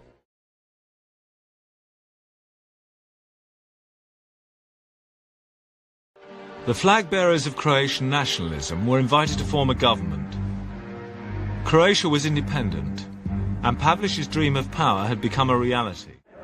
The 3-week-old government passed anti-Jewish laws that were even stricter than the Nazis. Croatia was one of the Vatican's favoured nations. Monasteries were given over to Pavlish and used as military bases. Archbishop Stepinac served at Ustashi ceremonies blessing volunteers for the SS, where the Ustashi symbol of the gun, dagger and grenade lay on the altar. Franciscan monks took an active part in the military campaign. Shortly after he ascended to power in 1941, Pavlish had a private audience in the Vatican with Pope Pius XII. Darcy Osborne, the British ambassador to the Holy See, was asked by the Foreign Office to convey its dismay. The Vatican was unmoved. In May 1943, Pius XII again received Pavlish in another private audience. I know the British, the Americans particularly, were. I talked to Titman, the American charge d'affaires, that he was quite perplexed and annoyed, irritated that the Pope received Pavlish. If he comes to the Pope as a Catholic, the Pope can't refuse his and he was an important Catholic, So the Vatican's explanation to Titman was that the Pope did not receive him as head of the Croatian state, but as a Catholic. But on the face of it, it looks, as if a sort of recognition, and obviously Pavelić, of course, played it up, as recognition of Croatia. The communist victory in Yugoslavia brought an end to the political power of the Catholic Church. The war was over. Pavelić fled with a convoy of loyal Ustashi. They wanted to go home. Or, on the other hand, some of them says, why should I go home? But my country is occupied by the Red Army, by the communists. Well, among the tens and hundreds of thousands of refugees, there were undoubtedly some Nazis, Germans, or from Hungary, for that matter. And actually, they didn't use their own names. If they had any papers, they destroyed them, and they passed for refugee. Throughout 1945, Tito's diplomats demanded the arrest and extradition of Pavelić and his Ustashi henchmen. 3 months later, internal communiques in the British Foreign Office admitted, "It is becoming increasingly clear that many of the more important quislings are taking refuge under the wing of the Church." Researchers in America, Australia and Yugoslavia have reconstructed the route taken by Pavelić down the rack lines. His story is typical of thousands of others who escaped. In December 1946, intelligence from Austria noted that it was more and more likely that Pavelić was in Italy, and that his whereabouts were known to a Dr. Draganovic, and no one else. Dr. Draganovic had offered his help to Pavelić in Austria, and supplied him with false ID papers. In April 1946, Pavelić left Austria accompanied by an Ustashi lieutenant. Both were dressed as Roman Catholic priests. In Milan, Pavelić used the papers supplied by Draganovic to obtain a Spanish passport in the name of Don Pedro Gona.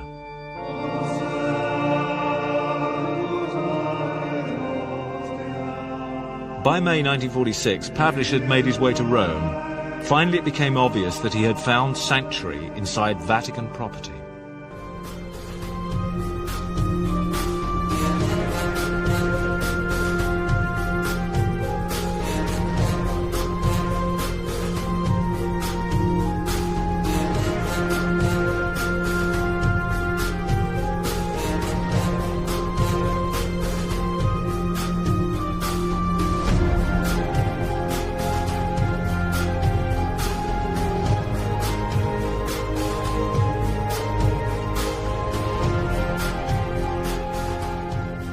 Stalin annihilated the Catholic Church in the Soviet Union, and the Communist Party abroad was obviously following suit. If they could ever get control of the political power, they too would follow the same pattern.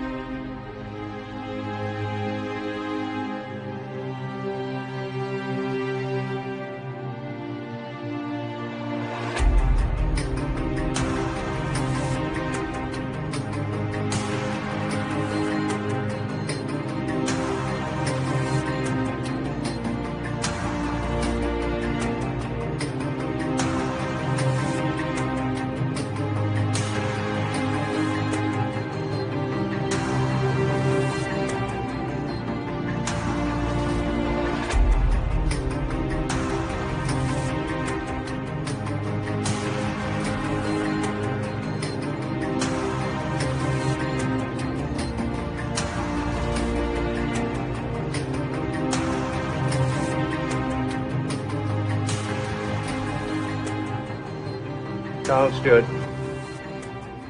King of England, you have been found guilty of high treason. Upon this charge, it is the sentence of this court that you be taken hence to an appointed place and put to death by the severing of the head from the body. Cromwell was merciless, not only in battle, but also in wholesale slaughter of surrendered soldiers and Irish Catholic civilians, including priests who were his especial quarry. After Cromwell's victory came the so-called penal laws, designed to stamp out the Catholic religion and prevent the indigenous Irish from rising economically or politically. The activities of the Catholic Church were severely limited, just short of outright banning. Only Protestant education was permitted. The Catholic could neither vote nor hold a political office, nor a military commission.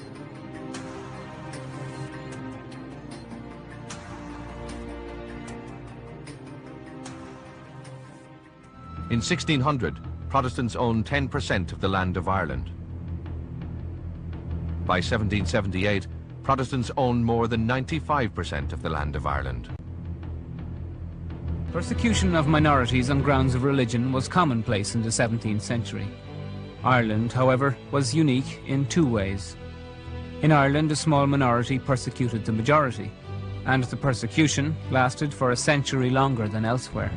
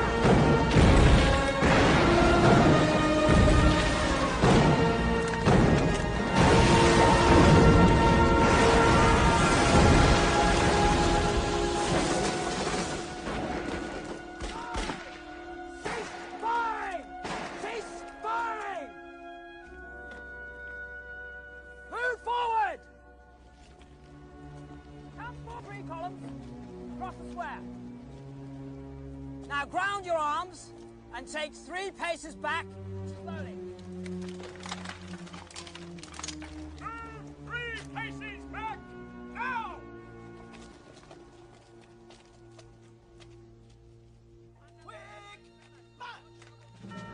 With Dublin under martial law, 3,500 people were arrested. But it wasn't just the British who saw the rising as an act of treachery at a particularly difficult time. The Easter rebels were marched away to be interned in Britain past hostile Dublin crowds. The men who were being brought away from Dublin to be interned in England, in Frongach and other internment camps or prisons, they were hissed and spat on by the assembled multitude on the streets of Dublin. The people along the route were throwing stones at us and spitting at us. They spit in your face, you know, and call you all kinds of bastards and everything else like that, you know. The ordinary people at that time thought it was a stab in the back when England was fighting for its life that Ireland should rise. Those people were the wives of soldiers serving in France at the time. I suppose they had a natural resentment to the fact that we were fighting the British. During the fighting, 450 people had been killed and over 2,500 injured. Now the leaders must be punished. The executions began. On May the 3rd, it was Pierce and 2 others. Next day, it was the turn of 4 more.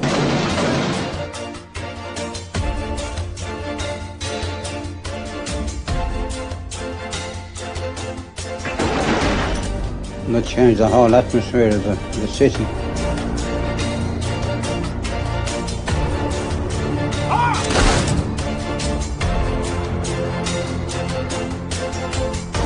final straw came on them. So badly wounded they thought he'd probably die anyhow, and then from a chair. That, I think, had a lot to do with the changing of the feeling of the people. This is what started the whole flame. From a spark, as Pearse was one of the sparks, from a smouldering fire, these little sparks were there.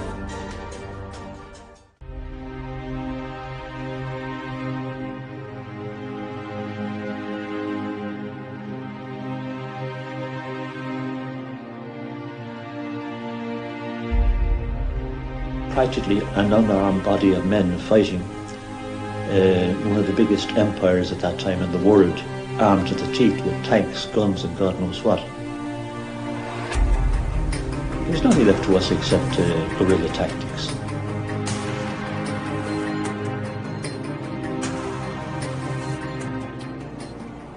Attacks on the Royal Irish Constabulary, the RIC, in the countryside had forced them back into the barracks in the town. By mid-1920, 55 had been killed, and men were resigning at the rate of 200 a month.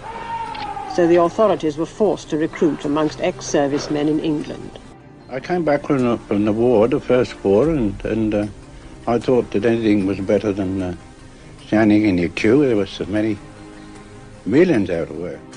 Recruits wanted for the RIC with good pay, danger money, prospects of promotion and a pension on the end.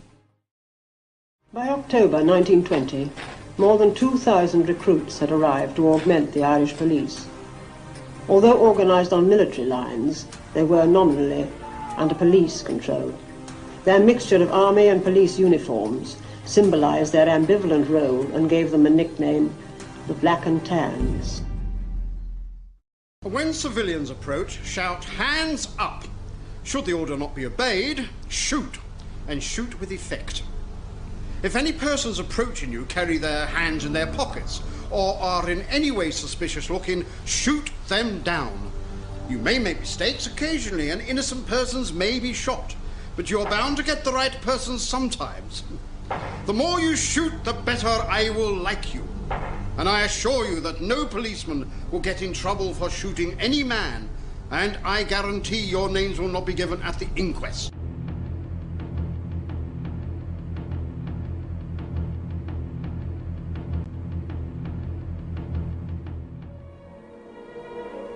They just ran through every town and village, guns at the ready, firing indiscriminately at passers-by. Very often took people out and they didn't come back home again, they were killed. They were a complete law to themselves. They were given a free hand to do what they liked, and they did what they liked. They shot, burned, murdered, beat up, did anything they liked. Meanwhile, British Secret Service officers had arrived in Dublin to break the IRA's network of informers in the British administration. This is to inform you that any further collaboration with the forces of occupation will be punishable by death. You have been warned. Signed, the Irish Republican Army.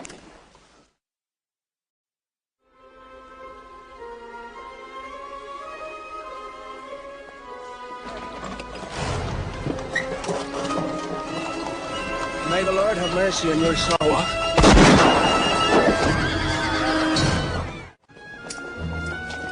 Give me the mail, would you?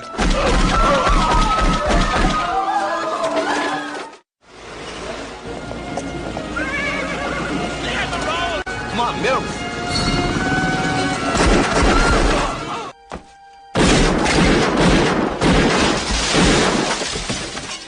You know the consequences if you're caught as a spy is death.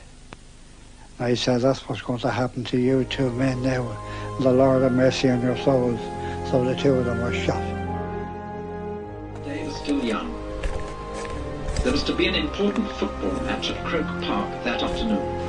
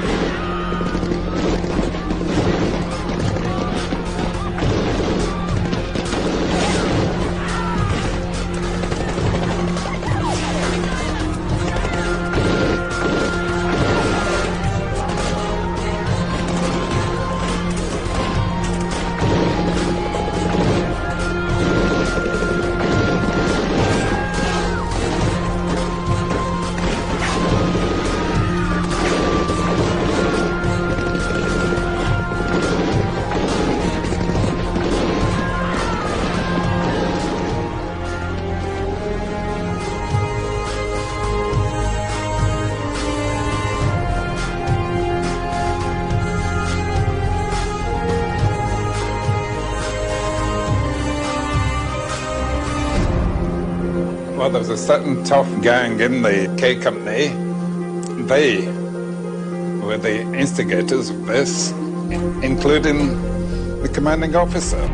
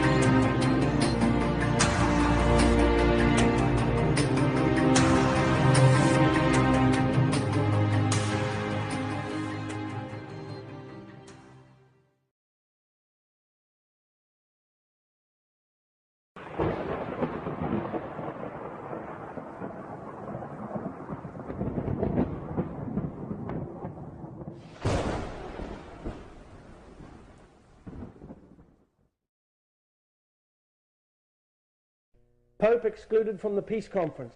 I have insisted, and I insist again, that the Pope was expressly excluded by the Secret Pact of London in 1915 from future deliberations in the Council of Peace. Archbishop Hinsley, Roman Catholic Archbishop of Westminster. Here we see Lord Chief Justice of England making this statement. The 1990 Privy Council of England composed of Jews. It was headed by Lord Rothschild.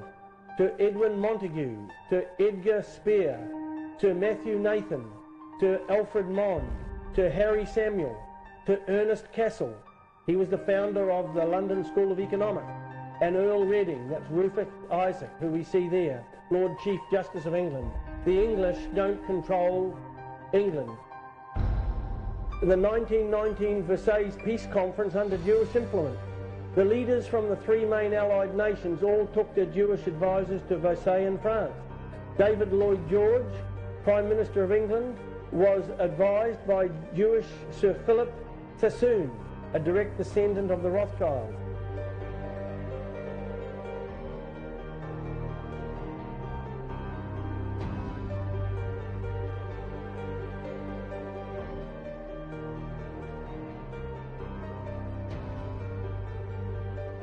Clermont, Premier of France, was advised by Jewish George Mandel. His real name wasn't Mandel, it was Rothschild.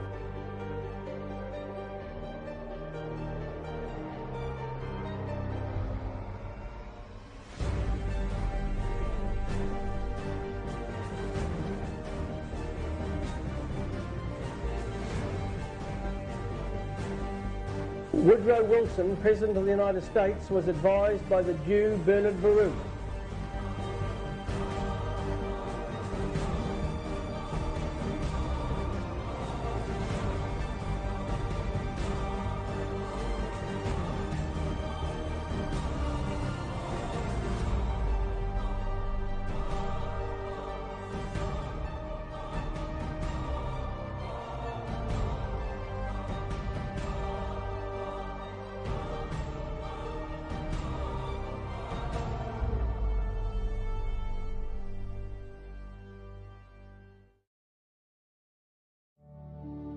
When the war was ended and the Germans went to Paris, to the Paris Peace Conference in 1919, there were 117 Jews there as a delegation representing the Jews, headed by Bernard Baruch. I was there, I ought to know.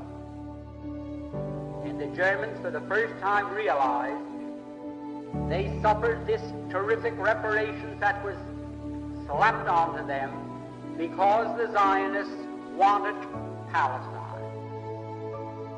The Jews of the world, Zionists, and their co-religionists everywhere are determined that they are going to again use the United States to help them permanently retain Palestine as their foothold for their world government.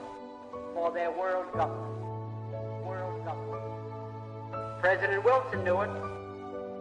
I was liaison to Henry Morgenthau Sr., and I was liaison between him and Rolla Wells, the treasurer. So I sat in these meetings with President Wilson at the head of the table and all the others, and I heard them drum into President Wilson's brain the graduated income tax and what has become the Federal Reserve, and also indoctrinate him with the Zionist movement.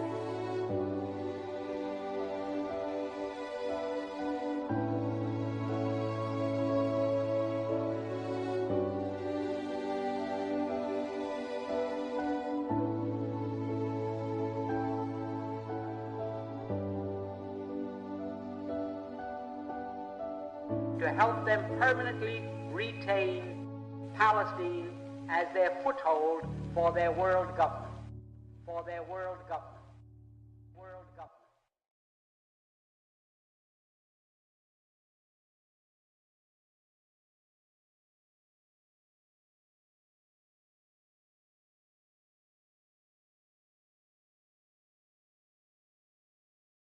Your Majesty, this vast armada will surely smash through our naval defenses and overrun us on land. We must prepare for the worst.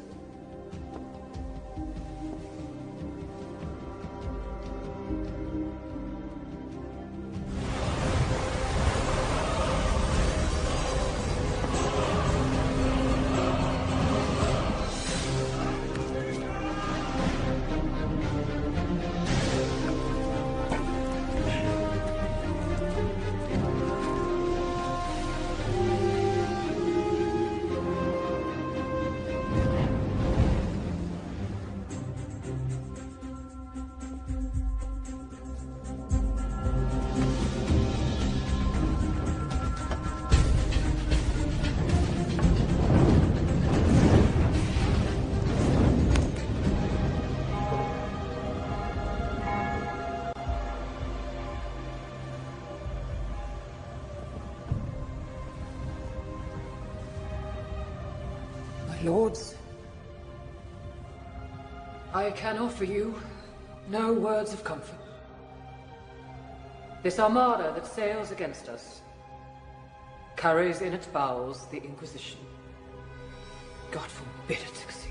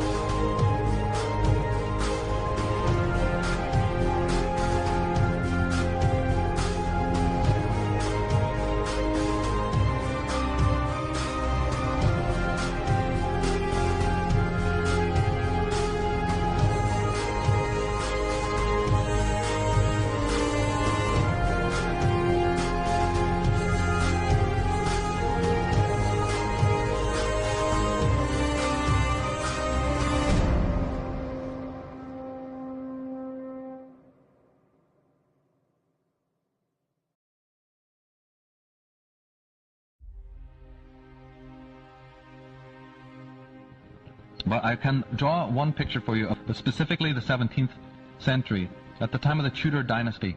A big agenda, an important thing we need to know about concerning this matter took place. And it has to do with this character on the right, who's known as Sir John Dee. John Dee is the head of MI5. British Secret Service comes from the Tudor dynasty of the 15th century. Well, John Dee was a great occultist, sacred geometrist, and court astrologer to Queen Elizabeth, and black magician. And John Dee was a Rosicrucian, which is a secret society of Freemasons operating in the world. John Dee contacted some beings that C.S. Lewis refers to as the macrobes. He says that under our level of perception, we have the microbes. A couple of hundred years ago, if you had talked to anybody about microbes, microbial life, bacteria, they'd have laughed at you. They'd have thought you were insane and probably locked you up if you described that. Then we invented the telescope, and now it's common knowledge, right? A whole universe of life forms, right? Beneath our perception of vision. Well, C.S. Lewis says there is another level above us, on the next level up almost, which is the same. You can't have a physical instrument so much to deal with it. The instrument of noticing that and knowing that is the human intuition. When the information starts transmitting through his work, and his work was called Enochian magic, for those who happen to be into that, when he started translating into his Enochian, those quaint things you see in museums, all that information that was pouring down, it was too big for his consciousness and Edward Kelly and some other people that he worked with. So he had to get all his counterparts in Europe to get on the ball with this. So all these Illuminati families and black nobility, intelligence people, you know, they were all working simultaneously at the same time. But then obviously history would notice this, wouldn't it? That all of these families start getting into what looks like the occult. So they sold that back to us as a period in history when suddenly there was a renaissance of esoteric knowledge in the world and everybody was into it. The real story behind that is that these scholars were all working independently on this vast amount of knowledge that was pouring in day and night through the consciousness of the psychics of the world. And then later it was realized that having each of these intellectual geniuses working in their own little garrets up in the Bavarian hills is not good enough. We're going to have to, this knowledge is getting so much now, you have to bring it together into places where the scholars can come. We call those places universities, universe cities. So is it not from the 14th and 15th century that we have the rise of the British Empire? This tiny little country that stretches its tentacles out to the rest of the world? Isn't it from that time that we have the universities of the world rising? Isn't it from that time we have the stock exchange rising? Isn't it that time we have the Industrial Revolution's beginnings? The agricultural revolution, right? Think of just how many things that we now take for granted that came out of that particular time. Something happened in that time of England that we now inherit, which we have as modern times. So the British Empire arose and they sent out the pirates. They sent out their emissaries from the Hudson Bay Company and the East India Company to the four corners of the world to enslave the world, to get the mineral resources, to get the slavery, to get the gold, you see, to bring it back for one agenda orchestrated by just a very few people. Now, the macrobes, they don't do nothing for free. So John Dee goes, well, what do you want in return for your knowledge? And they said, we want blood. Blood is energy. If you study the occult, you'll realize that blood is a form of energy. So John Dee goes, oh, how much do you want and when do you want it? No worries. Oh yeah, tell when and where. So the macrobe said, well, we want sacrifices. Ladies and gentlemen, is it not also since that time of the 16th century that the wars, not battles between two maniac kings with a couple of hundred knights, but I'm talking about the wars, begin?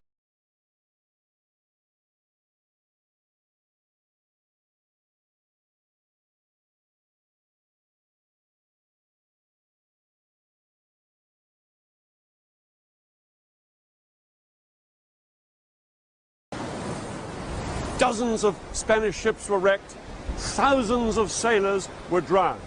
And of those who did get ashore, many were robbed by the locals, and the rest were captured and then butchered by English soldiers.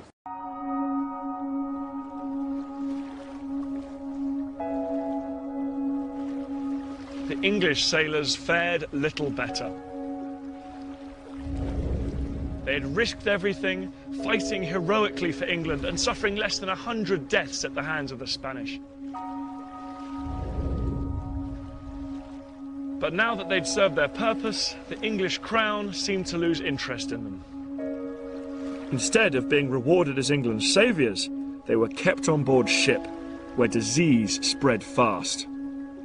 Officially, they were there in case the Spanish returned, but many suspected it was just so they didn't have to be paid. I've been willing to give my life, and now I'm told that my life is worth little or next to nothing. Weakened by hunger and illness, the English sailors were dying by the day.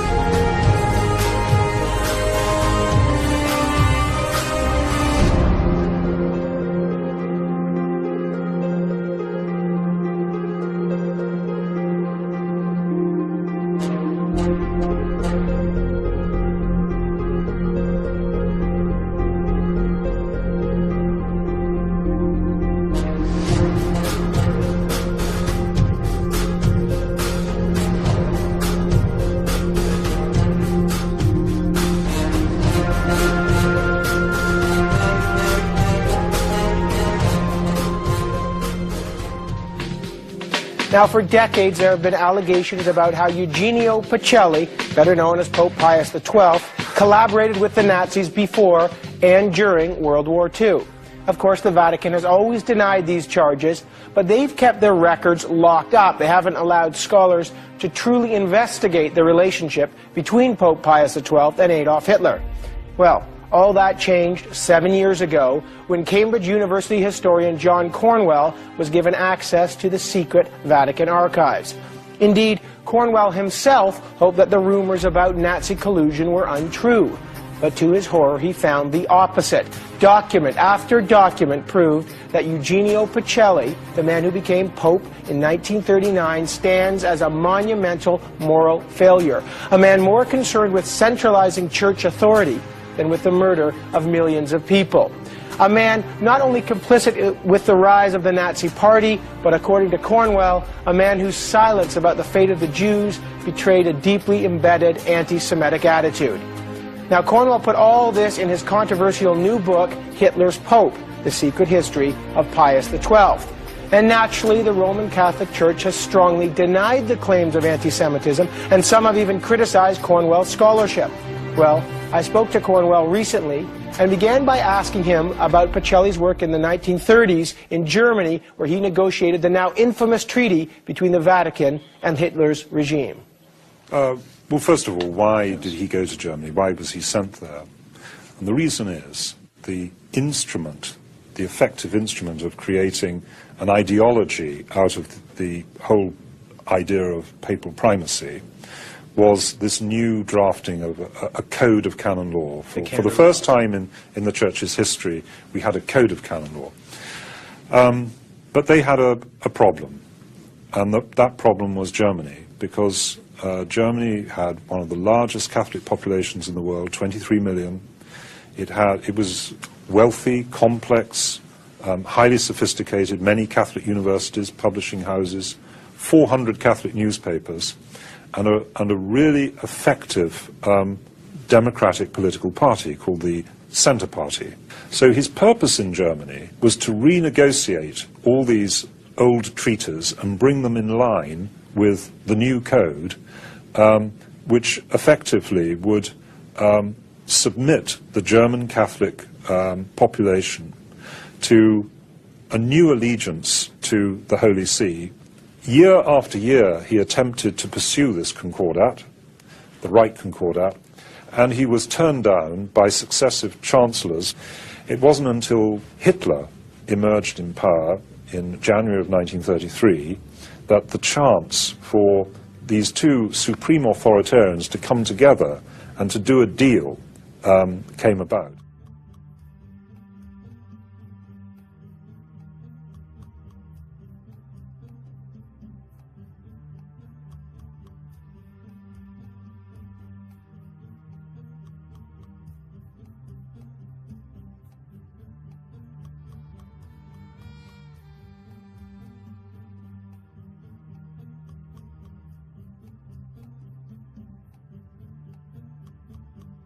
Now, why would a pope make that deal? Why would they withdraw Catholics from the political field? Pacelli, even before he became pope in relation to Germany, did not trust Catholic democracy. They did not like Catholic parties because they couldn't control them and because they thought that it might introduce democratization by the back door into the church itself. And what were they afraid of? Why was democracy such a thing to fear for the church? Well, they thought that it was uncontrollable, that's the first thing. But secondly, they really did view democracy as a precursor to socialism, which of course was a precursor to communism. Once the Concordat is signed, Hitler is joyous, but so is Pacelli.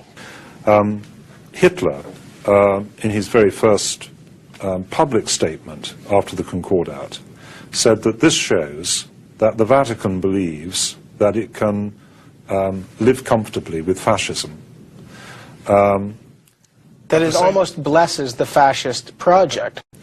His great statement immediately after Hitler's, he states quite clearly that the triumph is actually the church's, because what the Concordat means is the acknowledgement by the German state of the right of the Holy See to impose canon law on all German Catholics.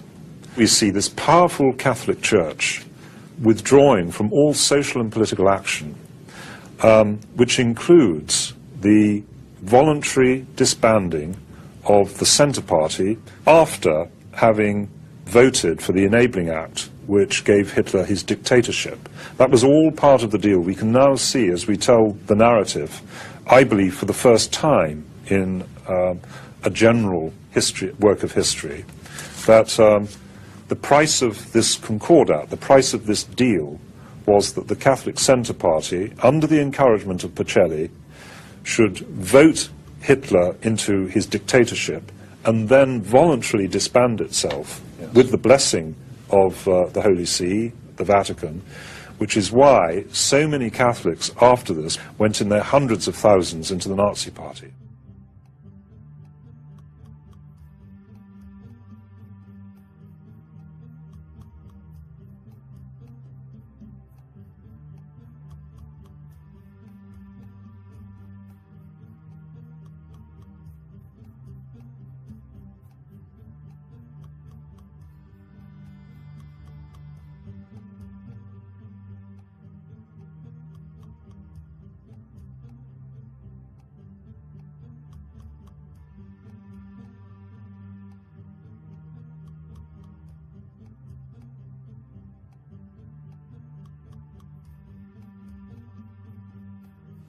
Now, one of the claims in this book is that he's actively anti-Jewish or anti-Semitic. He wrote the following passage during his time in Munich when he witnessed the Bolshevik uprising. Now, the Bolshevik uprising, just to remind people, many of the leaders were Jewish. And he wrote about seeing these Jews things like this. An army of employees were dashing to and fro giving out orders, and in the midst of all this a gang of young women of dubious appearance, Jews like all the rest of them, hanging around in the offices with lecherous demeanor and suggestive smiles. Throughout it he calls them pale, dirty, drugged eyes, vulgar, repulsive, with faces that are intelligent and sly. Stereotypical anti-Semitic contempt, as you call it. Yes.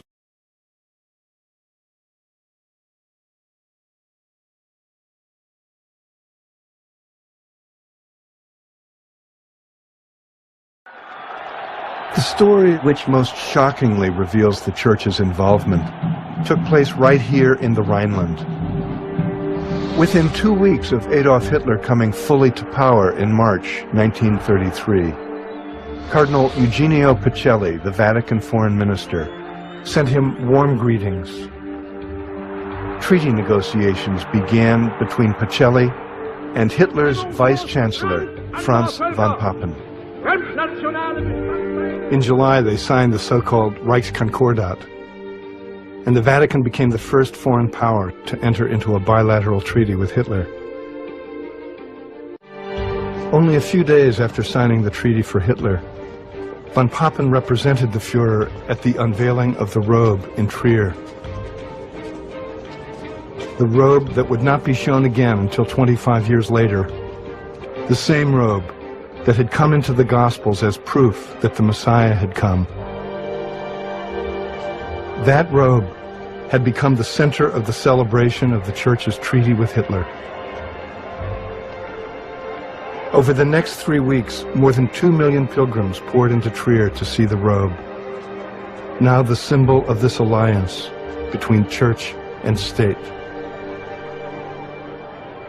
Cardinal Pacelli went on to become Pope Pius XII.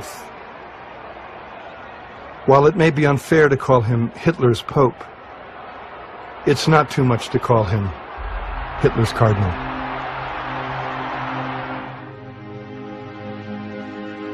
Wir sollen heute nicht reden plötzlich des roten Christentums.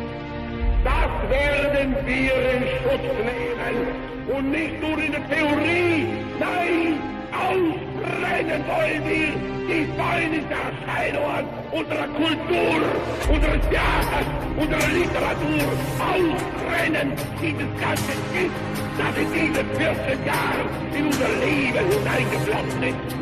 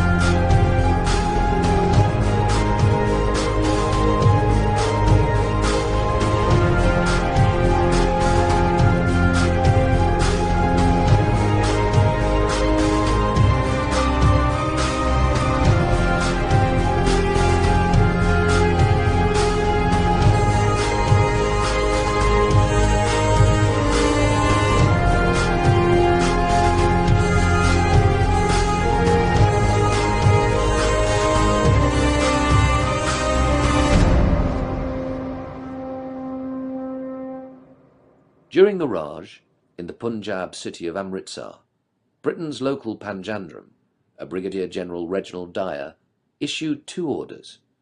One ordered all the Indians using the main street to crawl its entire length on their hands and knees, and the other authorized a public whipping for citizens of Amritsar who should find themselves within a lathi length of a British policeman. A protesting crowd gathered in Jallianwala Bagh, Amritsar's park, on April 13, 1919, where they listened to the testimony of victims, all of them unarmed and peaceable. To take their anger. Hamilton Major.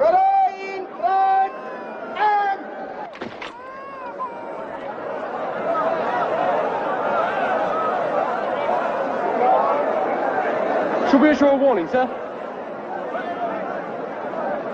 They've had their warning. No meetings.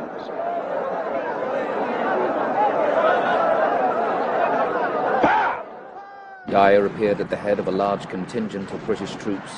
Then, without warning, he ordered his machine gunners to open fire.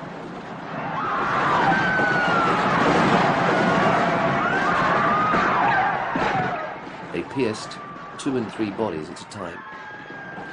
The shooting continued for a quarter of an hour until the ammunition ran out. It killed 379 people, all of them huddling together in fear.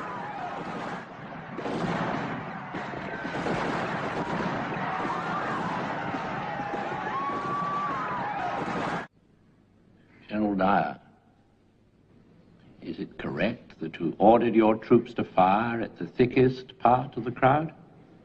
That is so. General, did you realize there were children and women in the crowd? I did. But that was irrelevant to the point you were making. That is correct.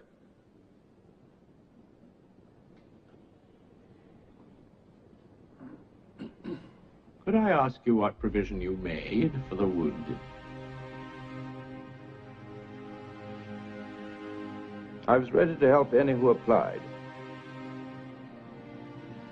General, how does a child shot in a 303 Lee Enfield apply for help?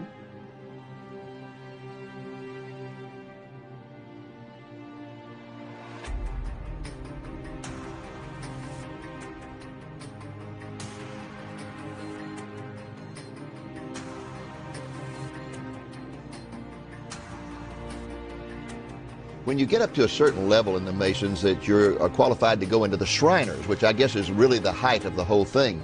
And then you talked about the distinctive headgear that they wear, the fez, and which we've seen all these at circuses, at parades. They come down the street on their motorcycles wearing their fez.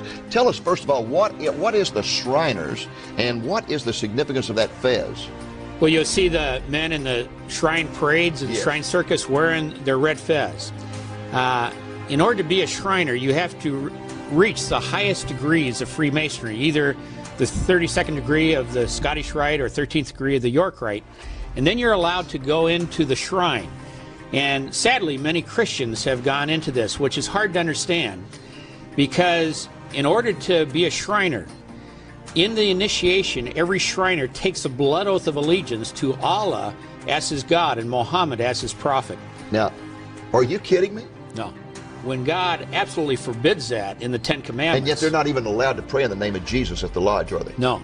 But you swear allegiance that Allah is your God, Muhammad is your prophet. You are then given this red fez with the Islamic sword encrusted in jewels on the front of it. And you'll see men wearing this. And people say, well, why do they wear the red fez? It is because if you study history, during the 7th and 8th century, as the Muslims swept across North Africa, they came to Fez, Morocco. And in Fez, Morocco, there was a large community of Christians, and Muhammad had ordered the slaughter of all the infidels, meaning Christians, who would not bow down to Allah and Muhammad as the prophet.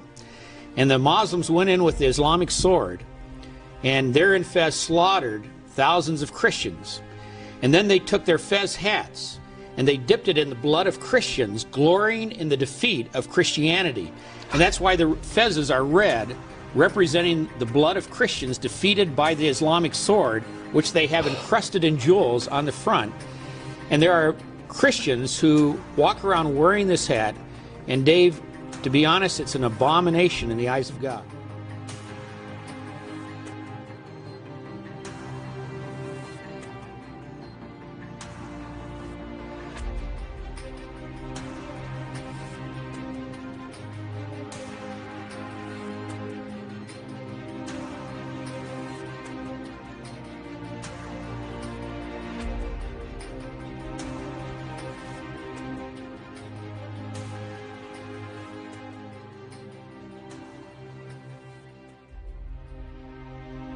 Did you just say that you were Lucifer? I am Lucifer. Okay, define Lucifer for me. Pure, virtuous, wholesome, innocent individual that's out to help people. Lucifer is? Yeah. Say that again. Lucifer is a pure, holy... Virtuous. Virtuous. Now, is he the Lucifer that God created? That's the same one. Oh, man, this is great. I'm going to put this on the internet. Get out of here. See, this is what a Mason confesses, is that Lucifer is light.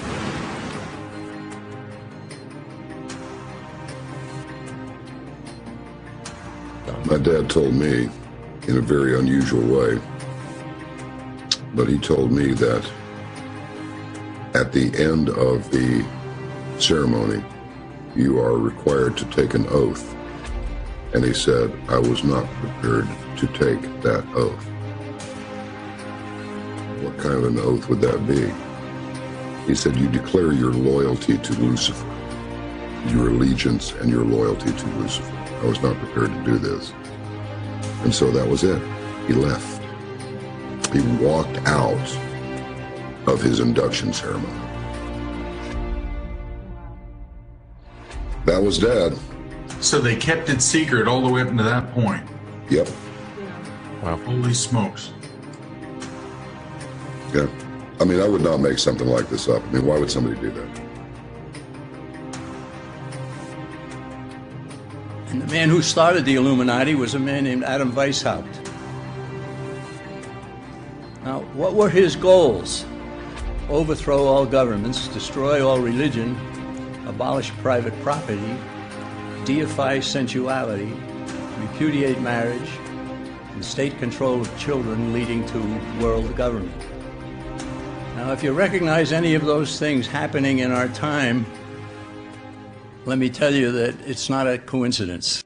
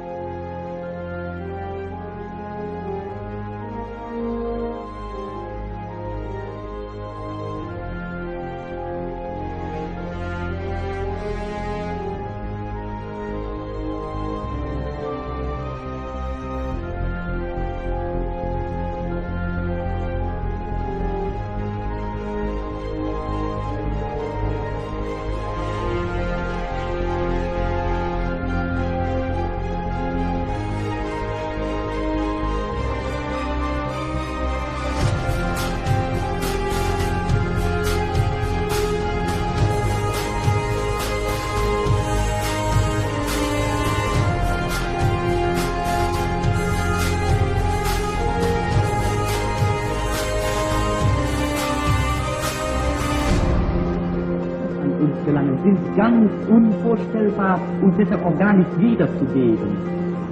Es ist das historische Verdienst des Führers, das ihm heute bereits von der ganzen Welt zugestanden wird, dem Ansturm des Bolschewismus im Osten an Deutschlands Grenzen einen Ball entgegengesetzt und sich damit überhaupt zum geistigen Bahnbrecher Europa in seiner Auseinandersetzung mit den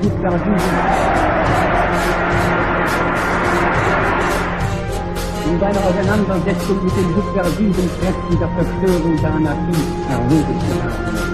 Ein wahrer Ritter ohne Furcht und Tadel, so hat er die Fahne der Kultur der Menschheit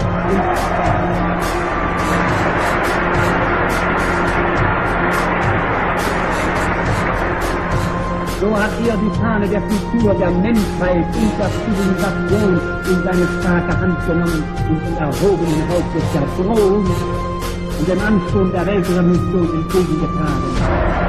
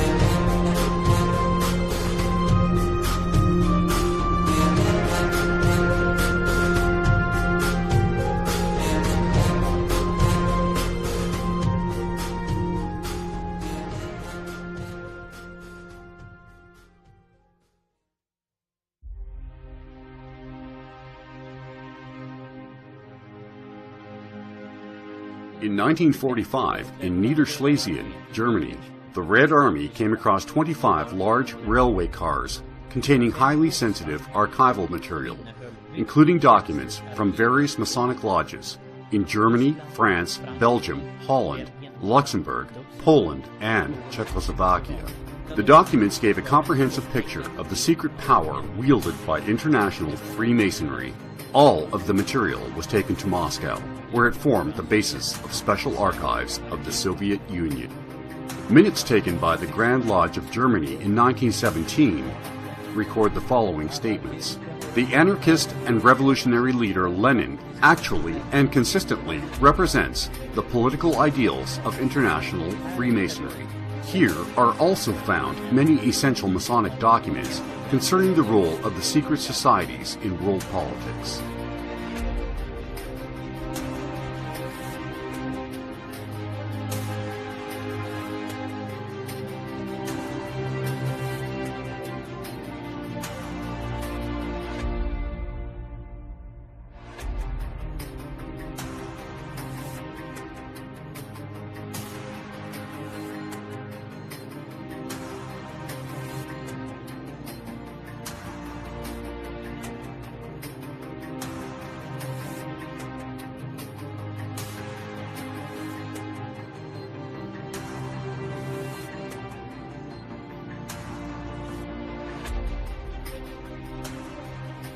Хорошо, дело давнее, вы в архивах КГБ. Скажите, действительно американцы бомбили, американские ВВС бомбили наши советские военные базы на Дальнем Востоке в 50-е годы? Да, бомбили. И скрыли мы от всего мира это? Ну, мы многое скрыли. Вообще мы живем в тумане мифов. Ну, вы видели документы, сейчас мы мифы будем потихонечку развенчивать. Да. Бомбили что и когда? Они бомбили военно-морскую базу, группу штурмовиков. Какой это год? Октябрь 50-го года. Группа F-80 налетела на военно-морскую базу. Сколько их было? Сухая речка, 4 штурмовика. Они 5 баз отбомбили. А где эти базы? 30 километров от Владивостока.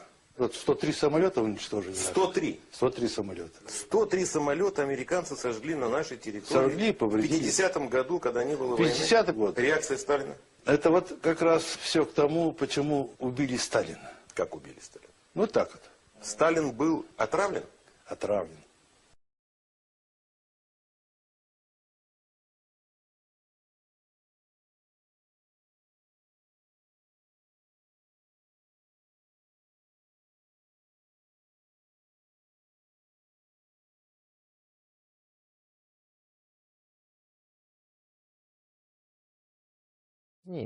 Через несколько лет его партия выигрывает выборы, и он снова становится премьер-министром. То есть наступает такое второе пришествие Черчилля.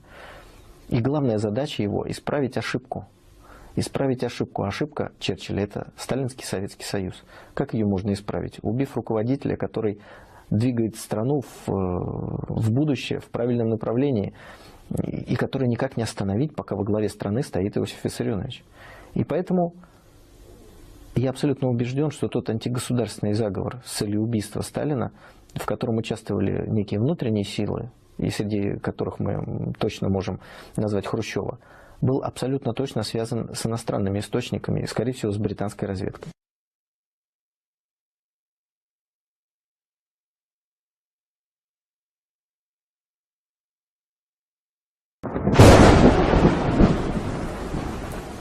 The ultimate goal is the destruction of all legitimate civil authority. So then when you destroy all legitimate governments and you destroy all religions, then man will be returned to the natural state.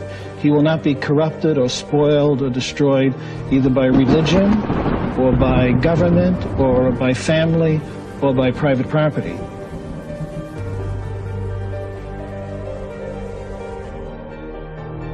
Becoming a dominant source for information, too.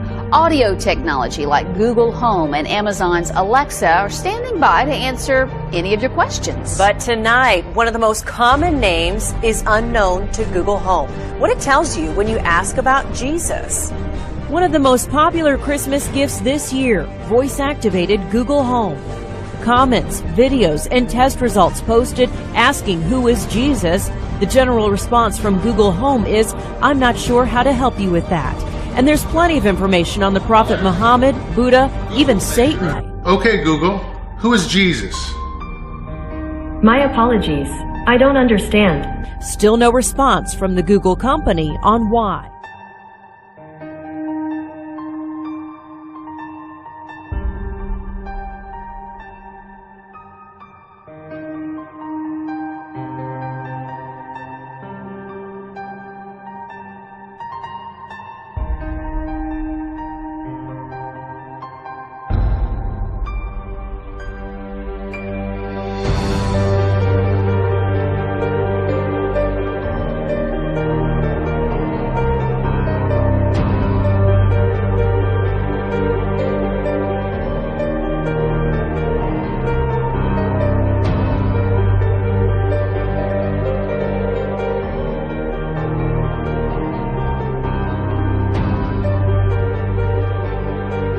It's one small step for man,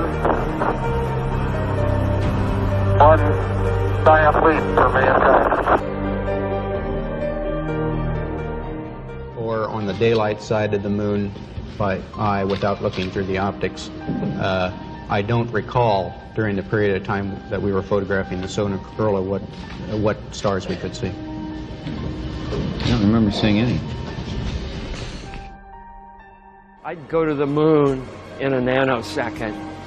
The problem is we don't have the technology to do that anymore. We used to, but we destroyed that technology, and it's a painful process to build it back again.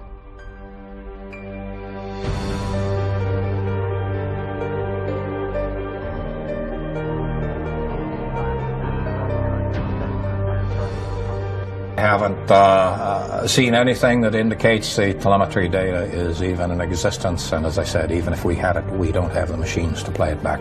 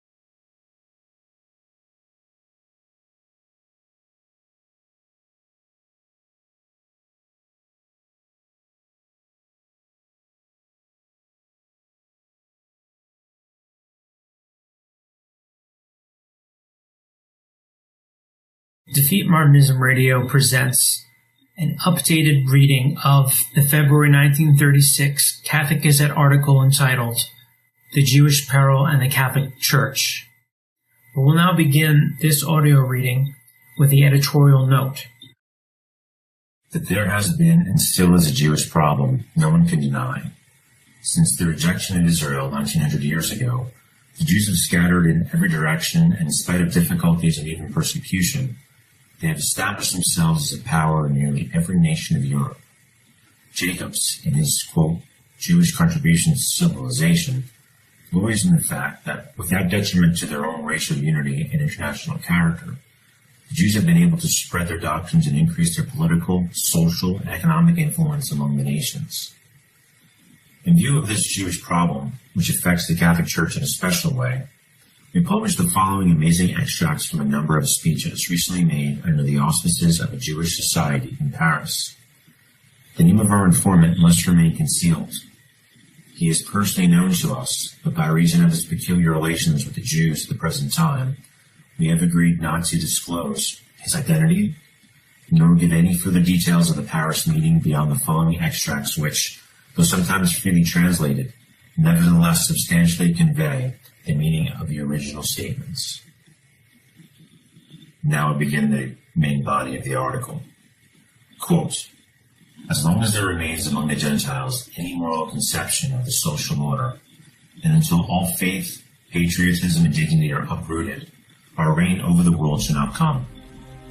We have already fulfilled part of our work, but we cannot yet claim that the whole of our work is done.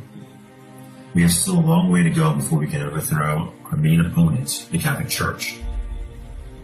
We must always bear in mind that the Catholic Church is the only institution which has stood and which will, as long as it remains in existence, stand in our way. The Catholic Church, with her methodical work and her edifying and moral teachings, always keep her children in such a state of mind as to make them to self-respect and to yield to our domination and to bow before our future King of Israel. That is why we have been striving to discover the best way of shaping the Catholic Church to our very foundations. We have spread the spirit of revolt and false liberalism among the nations of the Gentiles, so as to persuade them away from their faith and even to make them ashamed of professing the precepts of their religion and obeying the commandments of the Church. We have brought many of them to boast of being atheists, and more than that, to glory in being descendants of the able. We have given them new theories, impossible of realization, such as communism, anarchism, and socialism, which are now serving our purpose. The stupid Gentiles have accepted them with the greatest enthusiasm, without realizing that those theories are ours, and that they constitute a most powerful instrument against themselves. We have blackened the Catholic Church with the most ignominious calumnies. We have stained her history and disgraced even her noblest activities. We have imputed to her the wrongs of her enemies, and have thus brought these latter to stand more closely by our side. So much so, that we are now witnessing to our greatest satisfaction rebellions against the Church in several countries. We have turned our clergy into objects of hatred and ridicule. We have subjected them to the contempt of the crowd. We have caused the practice of the Catholic religion to be considered out of date and a mere waste of time. And the Gentiles, in their stupidity, have proved easier dupes than we expected them to be. One would expect more intelligence and more practical common sense, but they are no better than a herd of sheep. Let them gaze at our fields so they become fat enough to be worthy of being immolated to our future King of the world. We have founded many secret associations, which all work for our purpose, under our orders and our direction. We have made it an honor, a great honor, for the Gentiles to join us in our organizations, which are, thanks to our gold, flourishing now more than ever. Yet it remains our secret that those Gentiles who betray their own and most precious interests by joining us in our plot should never know that those associations are of our creation and that they serve our purpose. One of the many triumphs of our Freemasonry is that those Gentiles who become members of our lodges should never suspect that we are using them to build their own jails, upon whose terraces we shall erect the throne of our universal King of Israel, and should never know that we are commanding them to forge the chains of their own servility to our future King of the world. So far, we have considered our strategy and our attacks upon the Catholic Church from the outside. But this is not all. Let us now explain how we have gone further in our work to hasten the ruin of the Catholic Church, and how we have penetrated into her most intimate circles and brought even some of her clergy to become pioneers of our cause. Apart altogether from the influence of our philosophy, we have taken other steps to secure a breach in the Catholic Church. Let me explain how this has been done.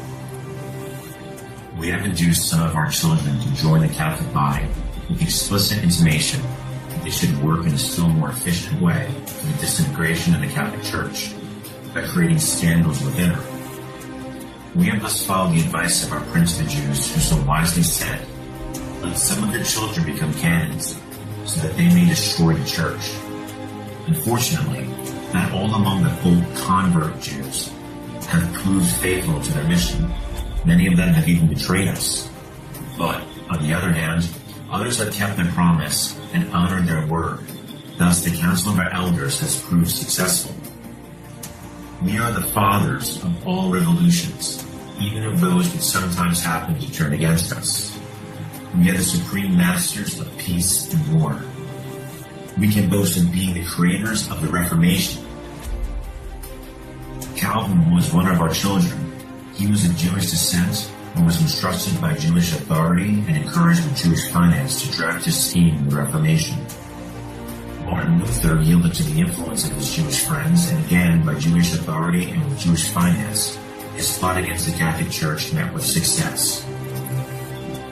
Thanks to our propaganda, to our theories of liberalism, and to our misrepresentations of freedom, the minds of many among the Gentiles were ready to welcome the Reformation. They separated from the Church to fall into our snare, and thus the Catholic Church has been very sensibly weakened, and our authority over the kings of the Gentiles has been reduced almost to naught. We are grateful to the Protestants for the loyalty to our wishes, although most of them are, in the sincerity of their faith, unaware of their loyalty to us. We are grateful to them for the wonderful help they are giving us in our fight against the stronghold of Christian civilization and in our preparations for the advent of our supremacy over the whole world and over the kingdoms of the Gentiles.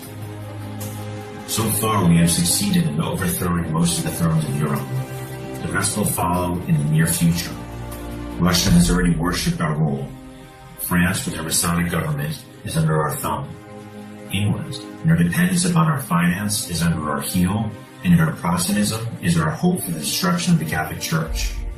Spain and Mexico are but toys in our hands. And many other countries, including the USA, have already fallen before our scheming. But the Catholic Church is still alive. We must destroy her without the least delay, and without the slightest mercy. Most of the press in the world is under our control. Let us therefore encourage, in a still more violent way, the hatred of the world against the Catholic Church. Let us intensify our activities in poisoning the morality of the Gentiles. Let us spread the spirit of revolution in the minds of the people. They must be made to despise patriotism and the love of the family, to consider their faith as a humbug, their obedience to the Church as a degrading servility, so that they may become deaf to the appeal of the Church and blind to her warnings against us. Let us above all make it impossible for Christians outside the Catholic Church to be united with that Church, or for non-Christians to join that Church. Otherwise, the greatest obstruction to our domination will be strengthened and all our work undone. Our plot will be unveiled, the Gentiles will turn against us in the spirit of revenge, and our domination over them will never be realized.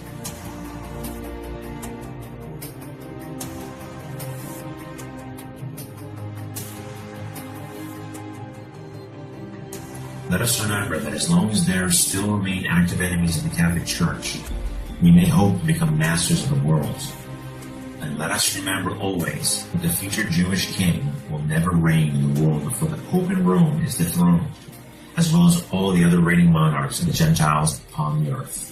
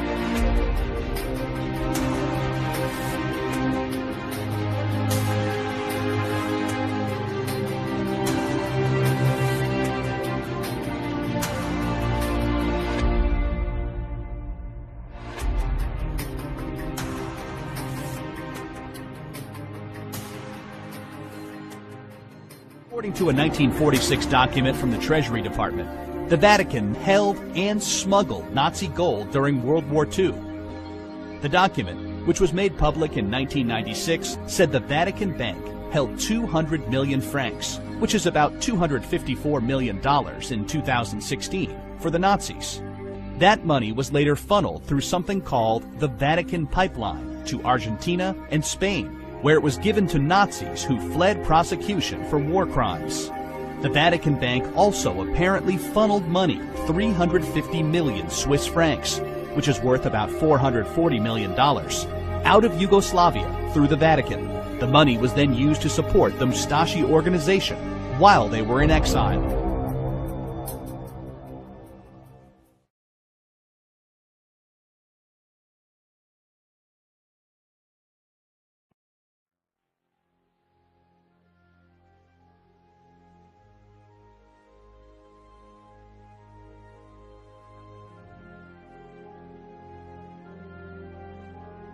And under varying forms, this indispensable structure of regional groupings is coming into being. It is already a vast reality on the other side of the Atlantic Ocean. I have spoken to you of the rapid progress of these ideas in Europe. When we met at The Hague last May, we demanded on behalf of many countries, free or still under oppression, the creation and convening of a European Assembly. In spite of some needless oppositions, this has now come to pass.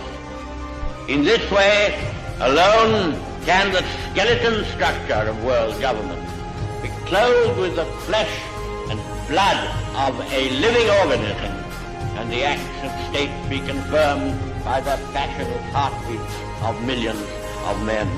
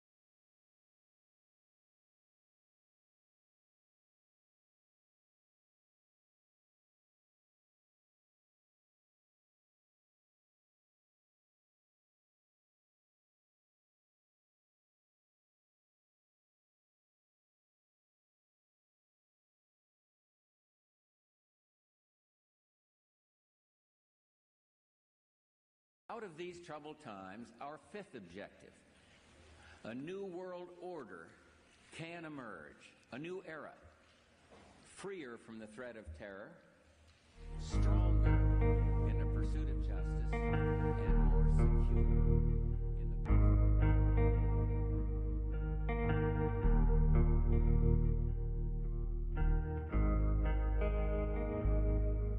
the... What is Gray State?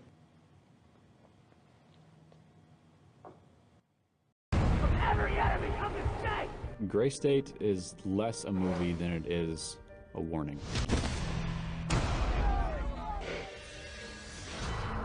We do not live in a dictatorship, but we do live in a police state. What we're going to see is the unveiling of this Gray State foisted upon America.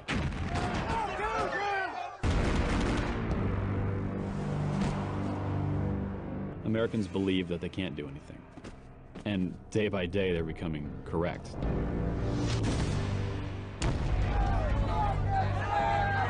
It's a game of numbers, and we're losing. And today, that new world is struggling to be born.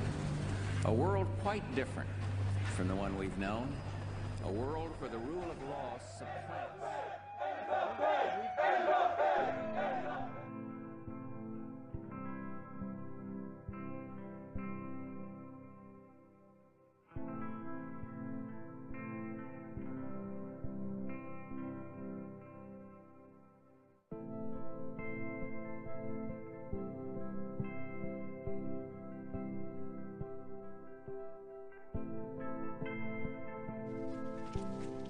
And there's something about it that just kind of gets on you and you just can't wash it off.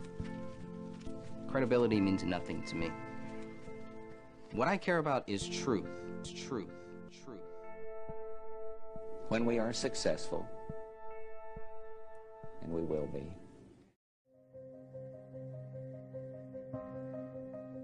Somebody didn't want the gray state investigated, explored, and unveiled. That's why David Crowley is dead. He was the writer and director of one of the most controversial movies in modern history. And somebody didn't want him to produce it. What was so threatening about David Crowley and the gray state concept? Like Gray State, many Hollywood films have depicted apocalyptic themes and end-of-the-world scenarios. Yet the directors of these films are still alive. But David Crowley is dead, along with his wife and child. They were killed before the production could be completed. What was so dangerous about Gray State? David Crowley claimed that his movie was based on real events.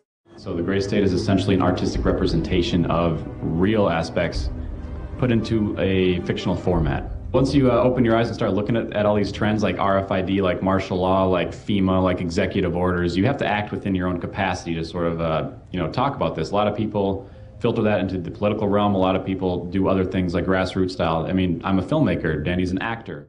Anyone knows that Hollywood has not approached this topic so directly before. That's what makes Gray State so compelling. It's that different. Definitely the trailer is our best efforts to kind of show this world and expose these very real issues that exist in our world today. David claims that Hollywood has never dealt with topics like RFID, internment camps in America, and detention. Instead, they have produced propaganda in place of real issues. When Hollywood does discuss internment and detention, it's almost always about World War II and the Holocaust. Literally thousands of films have been produced about the Holocaust, and yet one single film that addresses the potential for a Holocaust in the United States is stopped mid-production. A new era, freer from the threat of terror, stronger in the pursuit of justice, and more secure in the quest for peace.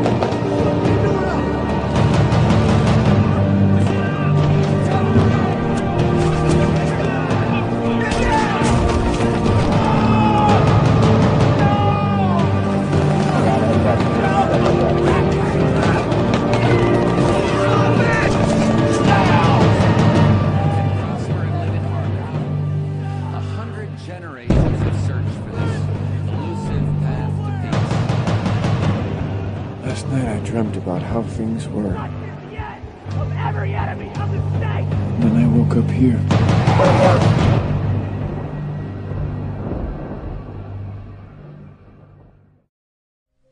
David knew a secret, and he left it inside of the trailer for Gray State, in plain sight. David Crowley used the Illuminati's favorite game against the notorious Cabal. It's a game they've played with the human race for years. They provide clues about the future to toy with us. They did it with 9/11. They've done it with other major catastrophes. It's called predictive programming. What was David's hidden message inside the Gray State? And could it be the reason for his death? Perhaps the scariest part of Gray State's conceptual trailer is this character here, who appears to be operating a guillotine. David Crowley was very intentional in this frame of the movie. He added something that I believe he wanted the people to know about. Who is the identity of this executioner? If you look closely, you will see that this terrifying character is wearing something around his waist. It appears to look like an apron. The executioner wears a Freemason apron, complete with the all-seeing eye, the compass, and the two pillars. I do believe David Crowley is trying to tell us something. He is telling us that the organization behind the French and American revolutions, the organization behind the Italian Revolution of 1830, the organization that outlined a plan to overtake the Vatican in a document called the Alta Vendita, the organization behind the Ku Klux Klan in the United States post-Civil War and its rebirth in 1915, the organization behind the detonations at Hiroshima and Nagasaki during 33rd degree Freemason Harry Truman's presidency. These are men with a radical revolutionary agenda throughout the entire world because they worship and follow a radical revolutionary deity. David Crowley knew something, and he was trying to warn the people. The ones behind the FEMA death camps, the guillotines, and the detention of Americans is the Freemasons. They're planning a second American Revolution.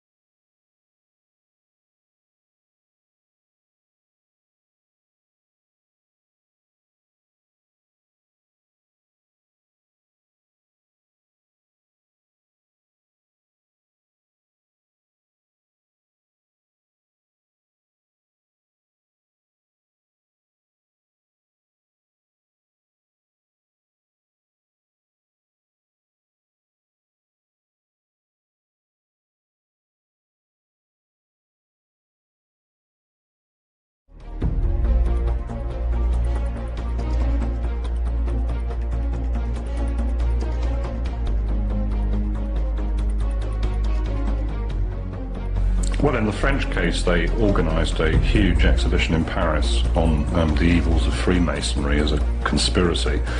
And likewise, in Britain, they would have barged into big Masonic lodges and confiscated all the paraphernalia. They might well have made a big exhibition of all this stuff in the Guildhall with all sorts of photographs and information and line charts showing this great Masonic network allegedly running Britain and pointing out how many cabinet ministers or whatever were Masons. And they would have tried to sell that to the population, saying, look here, you idiots, you've been governed for years by 200 sort of leading Freemasons or something. The Sonderfundungus List, GB, or Black Book, named 2,820 individual enemies of the Reich, who were to be hunted down and eliminated once Britain had been occupied. All the members of the British government and the civil service were on the list, but the remainder were the cream of Britain's intellectual and literary elite. With these detailed lists, British Freemasonry would have been eradicated, just as it was in the Channel Islands. They might well have made a big exhibition of all this stuff in the Guildhall with all sorts of photographs and information and line charts showing this great Masonic network allegedly running Britain and pointing out how many cabinet ministers or whatever were Masons. And they would have tried to sell that to the population, saying, look here, you idiots, you've been governed for years by 200 sort of leading Freemasons or something.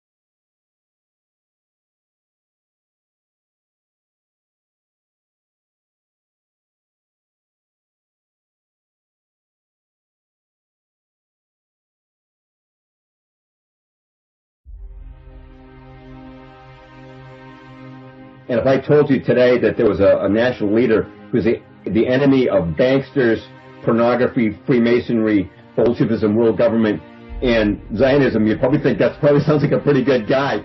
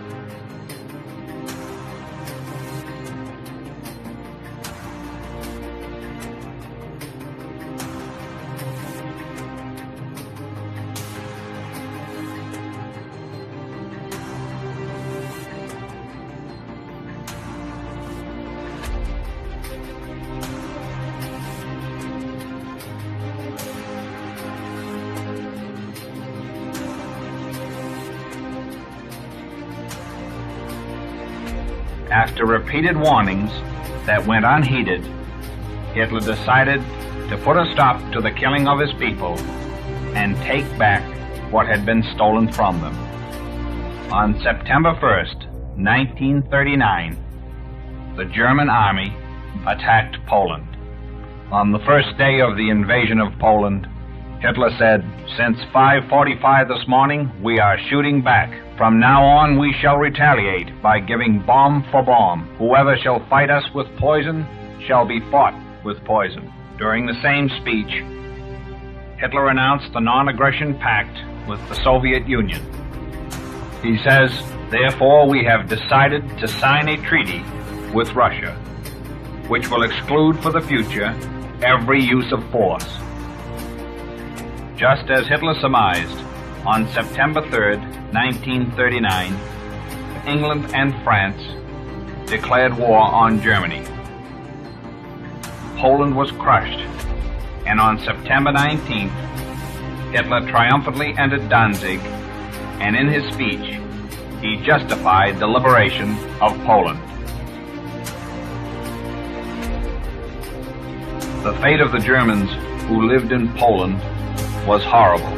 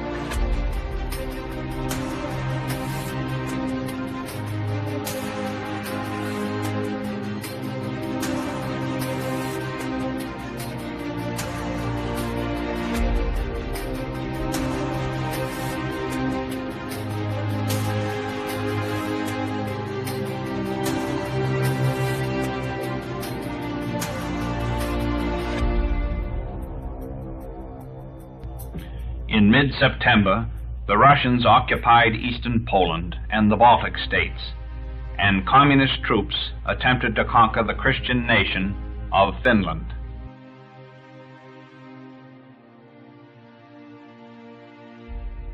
In order to counter the invasion plans of France and England, on April 9, 1940, he moved into Denmark and Norway. 1 month later, he advanced into the lowlands and occupied Belgium, Luxembourg, and Holland before France and England could do so. On June 10, 1940, from Rome, Mussolini declares war.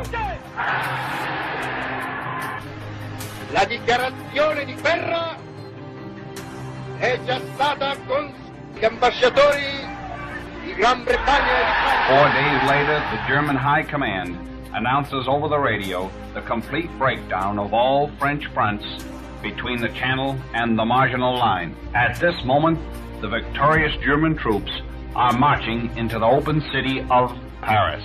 On June 22, 1940, in the saloon car at Compiègne, the same car that Germany accepted surrender in 1918, a peace treaty was signed. The result is that the majority of French soil will be occupied. General Keitel speaks. Keitel states that he can accept no argument from the French government, as the present demands of Germany today are the same as they imposed upon Germany in 1918. On July 19, 1940, Hitler broadcast the futility of England continuing the fight. "I feel obliged to my conscience to ask England to reason and not talk of victory. I see no argument that could lead to the continuance of this fight. The sacrifices it would take to continue this fight, I would like to also spare my own people." This plea for peace went unheeded.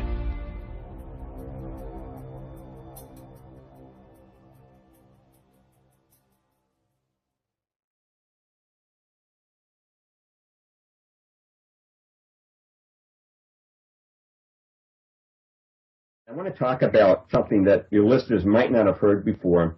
which is a little bit more on why it was that Hitler and Germany had to go in the eyes of the international banksters, who, after all, have been running things since, well, before the days of Hitler.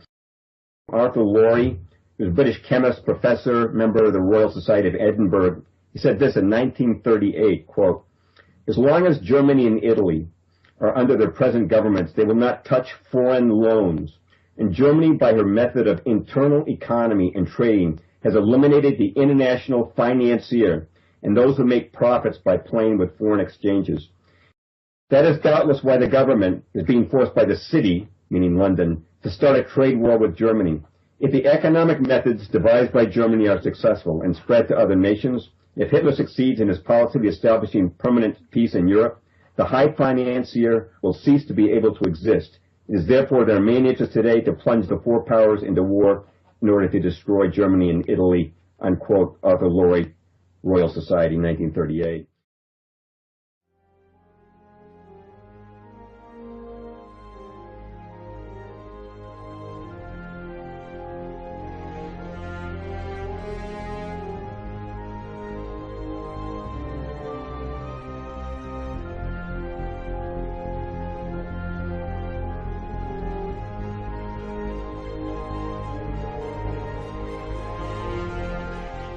There was a plan to invade Western Europe by Stalin. Even Brezhnev, Soviet Premier Brezhnev, admitted this in the 1970s, that Stalin was planning to invade Europe. If he ever wondered why the Germans and their allies captured so many soldiers in the opening month of the war, it's because Stalin's troops were bunched at his Western Front preparing for invasion. They were not arrayed in depth for defense. He was planning to invade. Operation Barbarossa was a preemptive strike. I have to say that I understand exactly the motives. I don't look at it in the same way as mainstream media does. I believe that this was an attempt to destroy the threat of Stalin and Bolshevism for once and for all.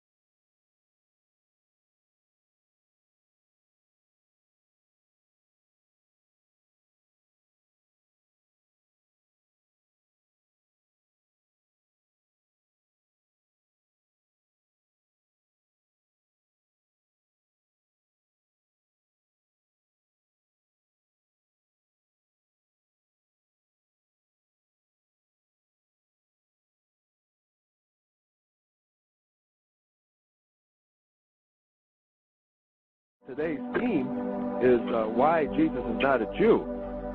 The word Jew is given to us by the Jewish people, and they're the ones who define its meaning, okay?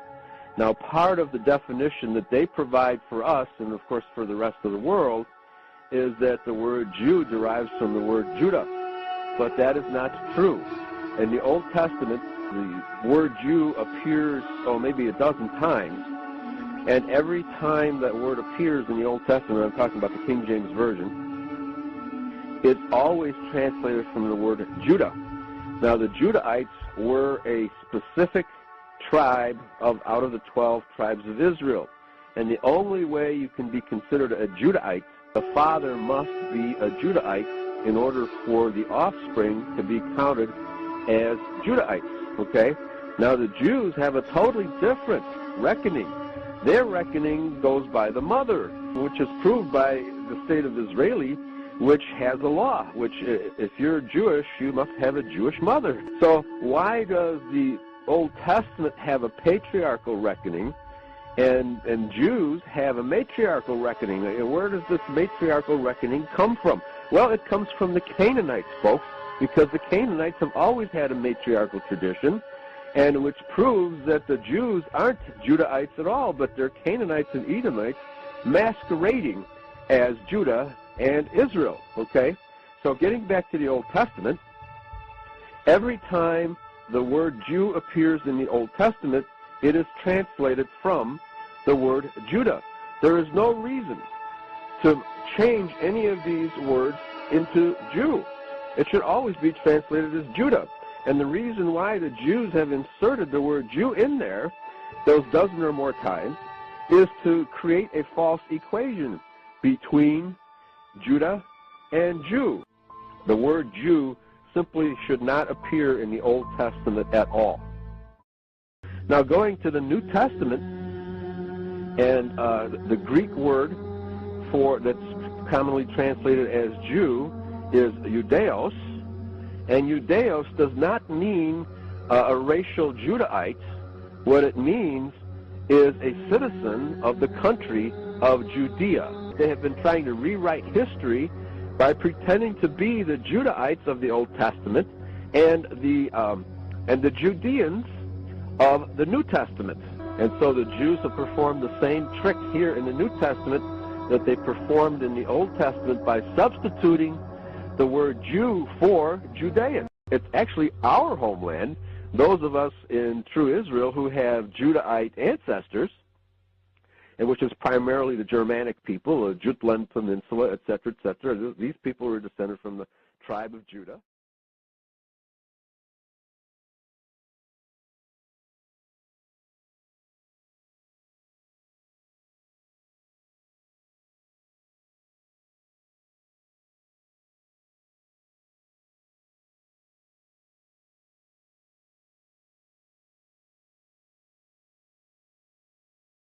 Now, between 1345 and the 17th century, when the printing press came into use, that word, Jew, passed through so many changes, which was in the Wycliffe Bible, became G-Y-U, Jew, then G-I-U, Jew, then I-U, Jew, because the I in Latin is pronounced like the J, like Julius Caesar is I-U-L. There is no J in Latin. Then I-U-W, Jew. Then I-E-U-U. Then I-E-U-I, Jewy. Then I-W-E. Then I-O-W. Then I-E-W-E, all in Bible, as time went on. Then I-E-U-E. Then I-U-E, then I-V-E, then I-E-W, and finally, in the 18th century, J-E-W, Jew. All the corrupt and contracted forms for Judaeus and Judaeus in Latin.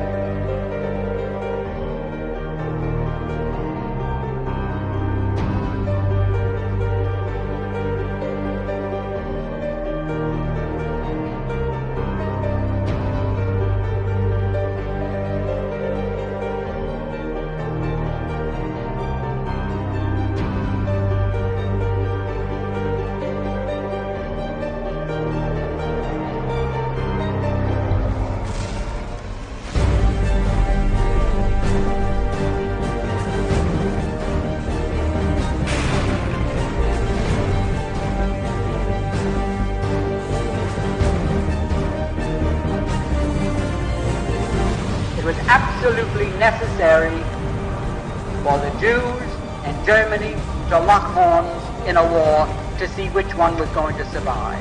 In the meanwhile, I had lived in Germany, and I knew that the Germans had decided Europe is going to be Christian or communist. There is no in-between. It's going to be Christian or it's going to be communist. And the Germans decided, we're going to keep it Christian if possible.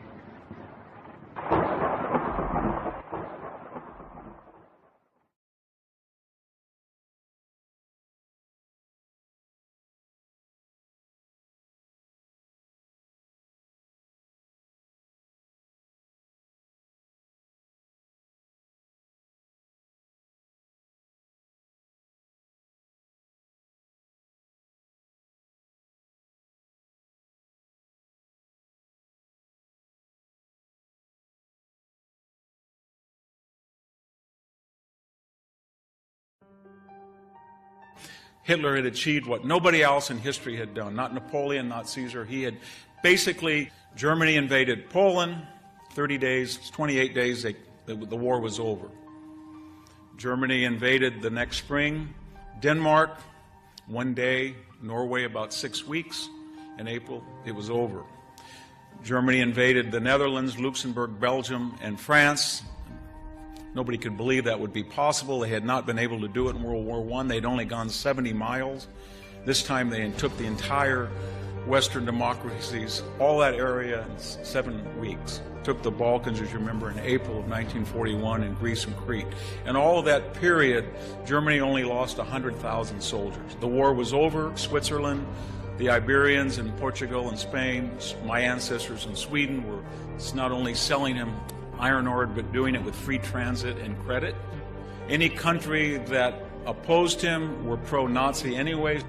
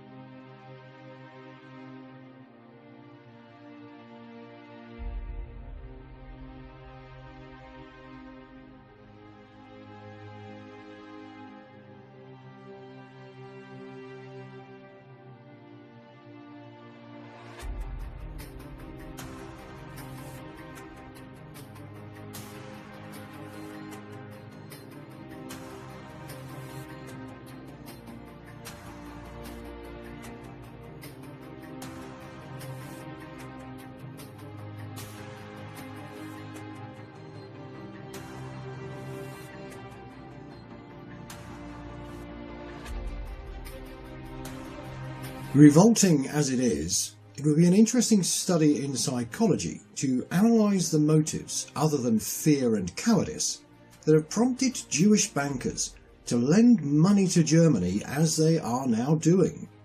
It is in part their money that is being used by the Hitler regime in its reckless, wicked campaign of propaganda to make the world anti-Semitic.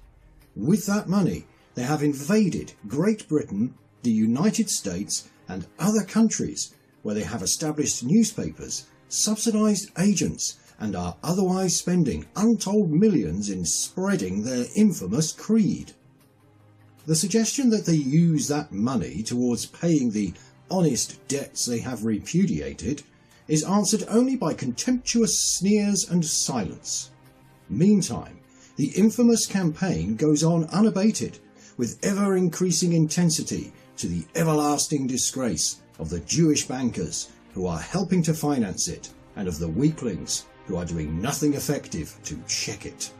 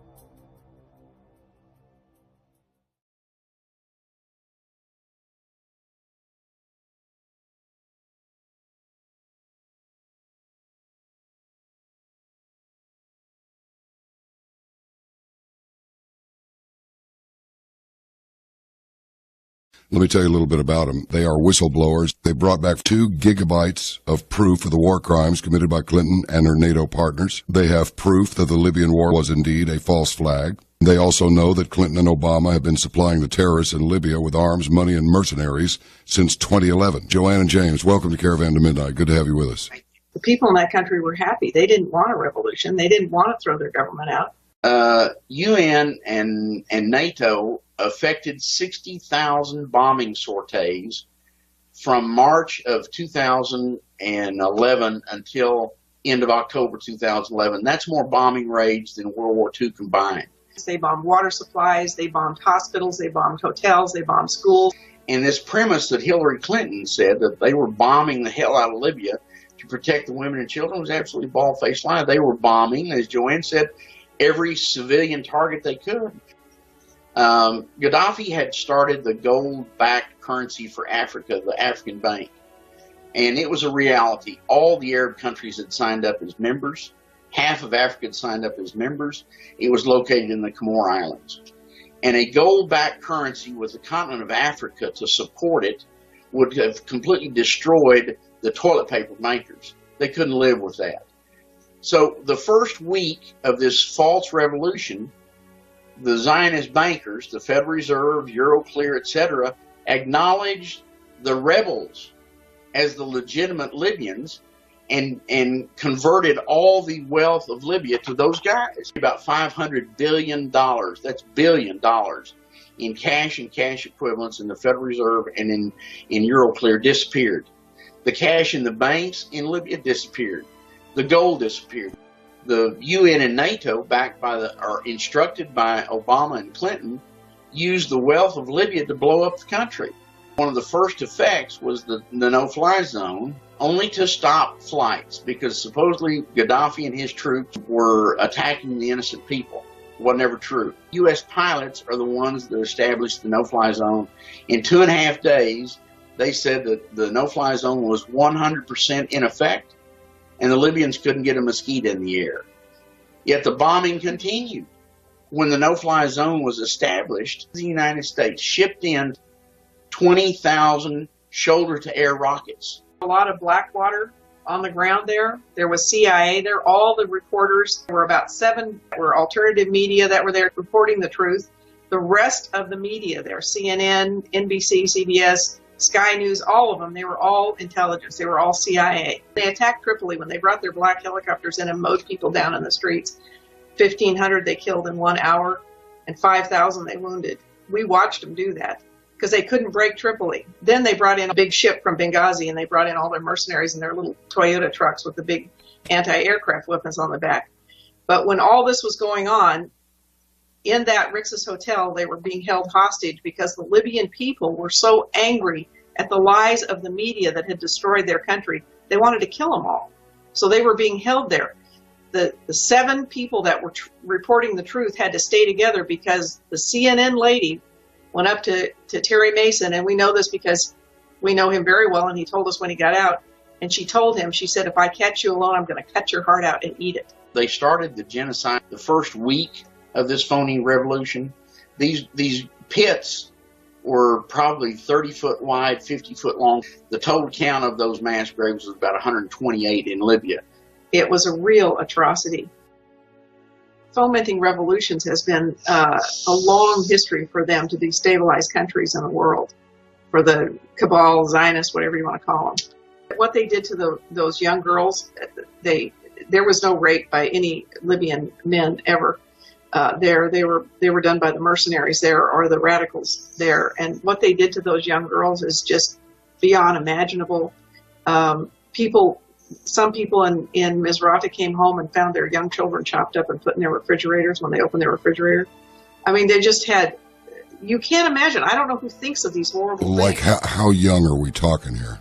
3, 4. Whoa. Young girls, 14 years old, taken off the street, raped, and their breasts cut off and written nasty words on the streets in Arabic with their breasts. Horrible. You can't even, it's worse than a nightmare. And where are they getting their money to operate from? Or operate on, rather? $500 billion of Libyan money, and it probably went into the Clinton Foundation. these kind of things they did, you know, and it was horrendous. Believe me, I mean, it was terrible to see our own helicopters flying in with their mini cannons mowing down everybody in the street. You know, that can't happen. That's not what we are as a people. We've had 4 intelligence agencies threaten to kill us if we didn't shut up. And of course, the thing that we know for a fact is if they take us out today, we're in a better place tomorrow. There's absolutely no question in our mind and our hearts about that. They don't understand that mentality and that level of faith. Can you say which agencies these were? Sure. FBI twice, CIA, and DIA. 2 different divisions of the FBI.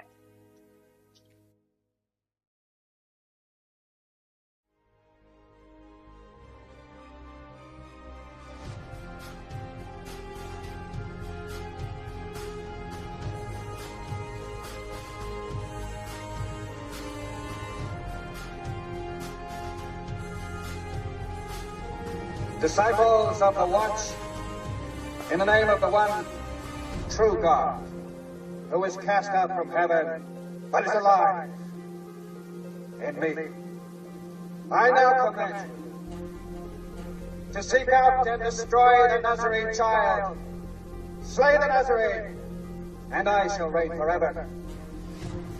Slay the Nazarene, and you, my disciples, shall truly inherit this earth. Fail, and you will perish without trace. Slay the Nazarene, and you will know the violent raptures of my Father's kingdom. Fail, and you will be condemned to a numbing eternity in the blessed bosom of Christ. Disciples of the Watch, there must be no delay. Slay the Nazarene, and the victory will be ours. Now and forevermore. Do you hear?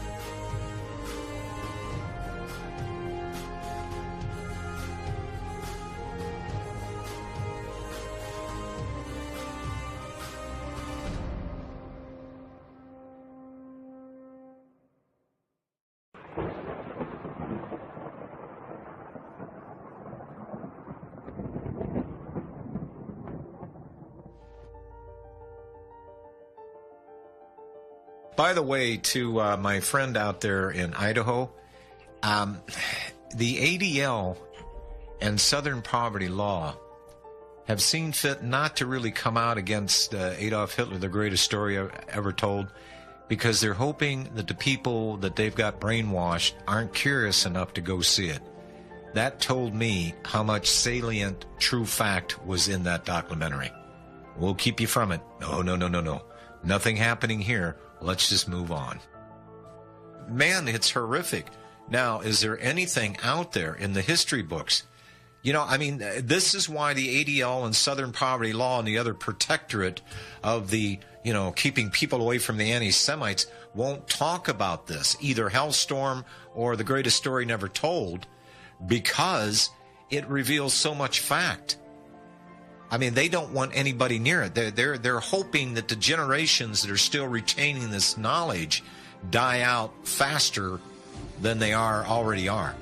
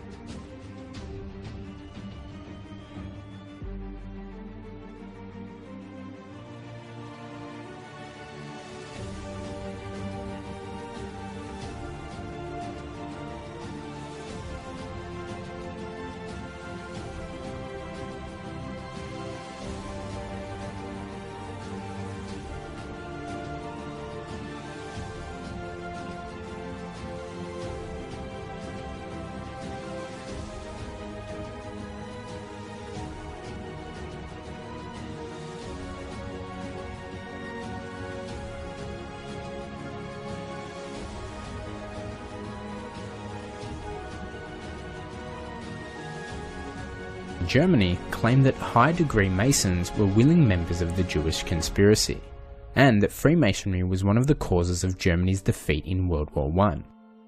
On January 8, 1934, the German Ministry of the Interior ordered the disbandment of Freemasonry and confiscation of the property of all lodges, stating that those who had been members of lodges when Hitler came to power in January 1933 were prohibited from holding office in the Nazi Party or its paramilitary arms, and were ineligible for appointment in public service.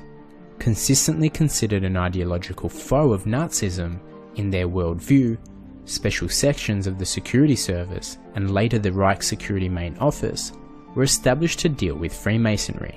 Freemasonic concentration camp inmates were graded as political prisoners and wore an inverted, point-down, red triangle. On August 8, 1935, as Führer and Chancellor, Adolf Hitler announced in the Nazi Party newspaper, Völkischer Beobachter, the final dissolution of all Masonic lodges in Germany. The article accused the conspiracy of the fraternity and world Jewry of seeking to create a world republic. In 1937, Joseph Goebbels, Reich Minister of Propaganda, inaugurated an anti-Masonic exposition to display objects seized by the state. The Ministry of Defense also forbade officers from becoming Freemasons, with officers who remained as Masons being sidelined. During the war, Freemasonry was also banned by edict in all countries that were either allied with the Nazis or under Nazi control, including Norway and France. The preserved records of the RSHA, Reichssicherheitshauptamt, or the Office of High Command Security Service, which pursued the racial objectives of the German SS through the Race and Resettlement Office, document the persecution of Freemasons. The number of Freemasons from Nazi-occupied countries who were killed is not accurately known, but it is estimated that between 80,000 and 200,000 Freemasons were killed under the Nazi regime.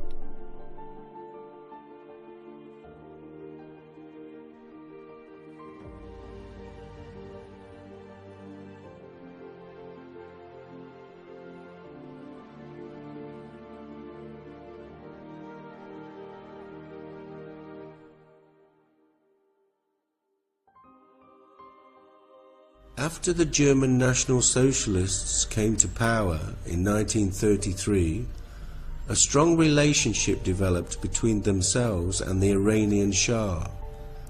A great deal of trade took place between the two countries, with almost 50% of Iranians' overall trade being with Germany. The Iranian people were immune to the German racial Nuremberg laws because of their Aryan heritage. In 1935, the Shah asked the international community to refer to the country as Iran, land of Aryans, instead of its Western adopted name of Persia.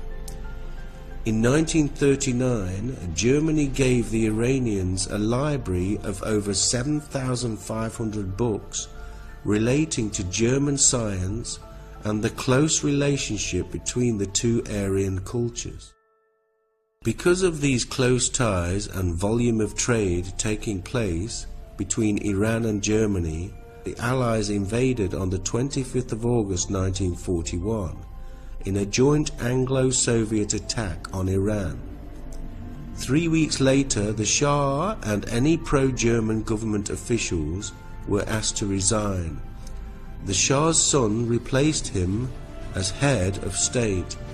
Between the 28th of November and the 1st of December 1943, the Tehran Conference took place, the first time the big three Allied leaders had met together during the war, to discuss future strategy concerning a second front against Germany, and also the need to recognize Iran as an independent country. Of all the places in the world to hold a conference discussing the defeat of the German Nordic Aryans, one can't help but feel that Tehran, in the heart of the land of Aryan, was not just a random coincidence.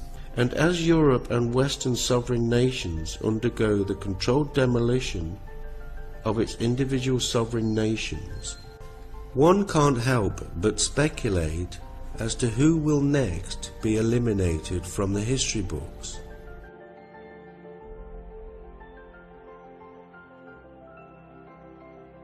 That's all very well, Mr. Emily. But how is it that you are in Germany when your own country is at war with Germany and many other European countries? Quite a lot of people will perhaps think that you are a traitor. Well, you know, only history will be able to judge that. My view is that it is these people, Churchill, Roosevelt and his friends, who are the real traitors. Traitors to England, traitors to our empire, to our ancestors, and worse than that, traitors to Europe, to Christianity and civilization. Traitors to England, traitors to our empire, to our ancestors, and worse than that, traitors to Europe, to Christianity and civilization.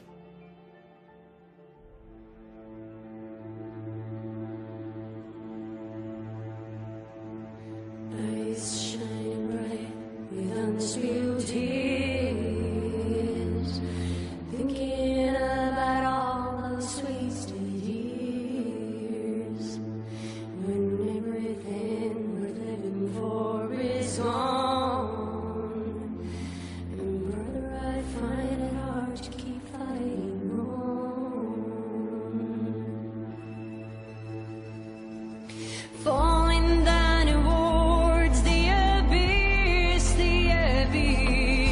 the reaper embraces me with his kiss. It makes me want to refuse to care, to watch this all unfold, too much to bear.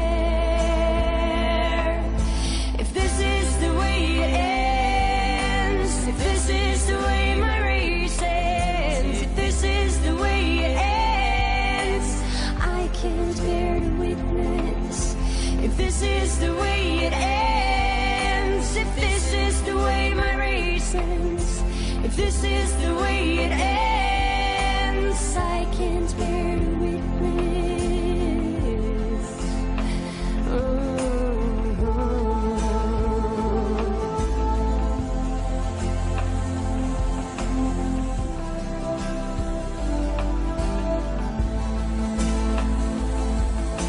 Disease encroaching on all I hold dear,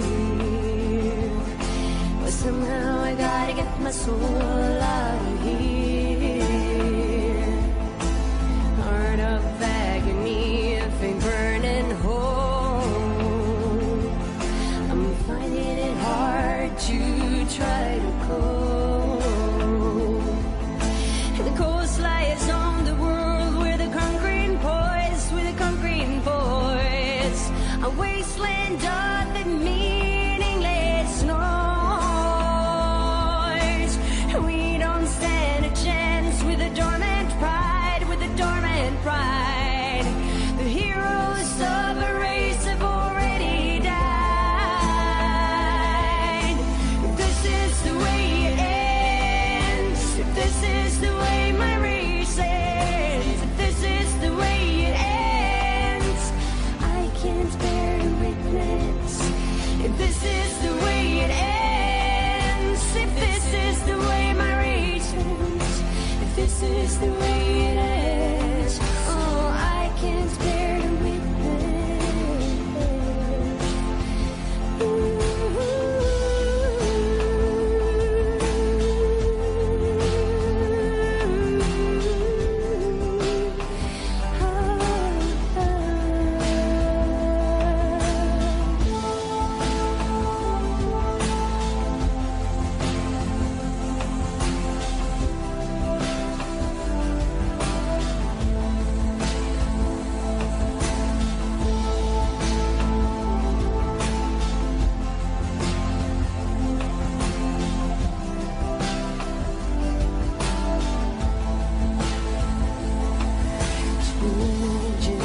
Sodden down to this apathy and suicide bliss. It's all over, except for the crying, the whimper instead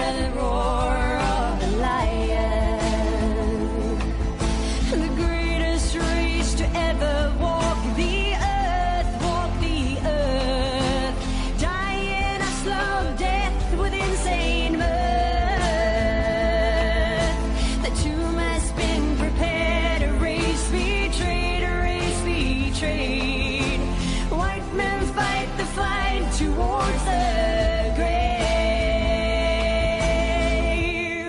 If this is the way it ends, if this is the way my race ends, if this is the way it ends, I can't bear to witness. If this is the way it ends, if this is the way my race ends, if this is the way it ends, oh, I can't bear to witness. If this is the way it ends, if this is the way my race ends, if this is the way it ends, oh, I can't bear to witness. If this is the way it ends, if this is the way my race ends, if this is the way it ends, oh, I can't bear to witness. Don't let it end this way. Don't let it end this way. Don't let it end this way. I can't bear to witness. Don't let it end this way. Don't let it end this way. Don't let it end this way. I can't bear to witness. If this is the way it ends, if this is the way my race ends, if this is the way it ends, oh, I can't bear to witness. If this is the way it ends, if this is the way my race ends, if this is the way it ends, oh, I can't bear to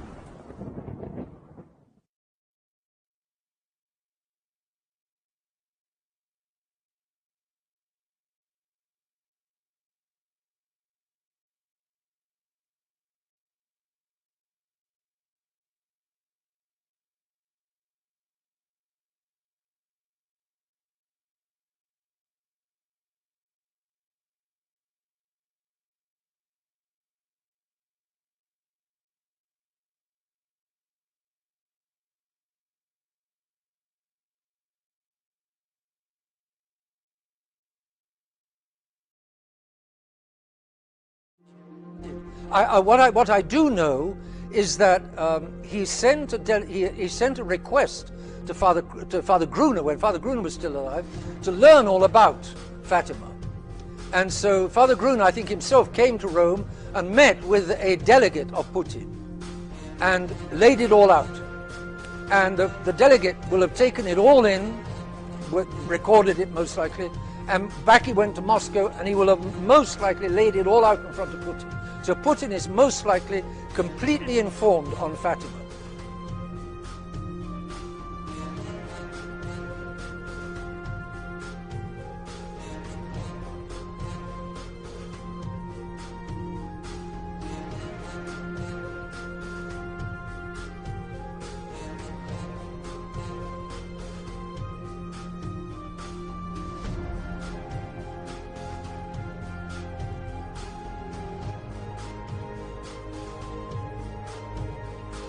It looks as though Pope Francis cut him off at the pass.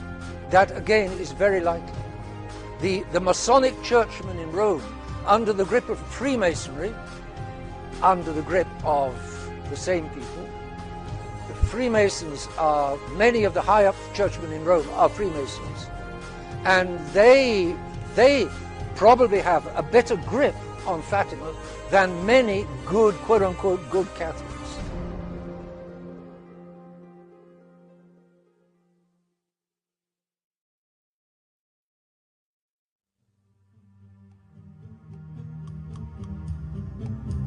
In the year 1917, the Blessed Virgin Mary appeared 6 times to 3 little children, Francisco and Jacinta Marto and Lucia de Santos.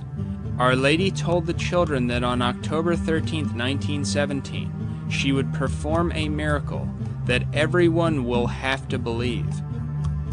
On October 13th at noon, the Blessed Virgin appeared to the children. Lucia suddenly told the people in the crowd to shut their umbrellas in the midst of a drenching rain that had turned the area to mud. The miracle then happened. The sun started to make movements outside the laws of nature.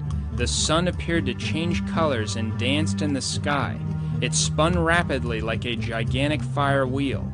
The sun, after 10 minutes, began to plunge towards the earth.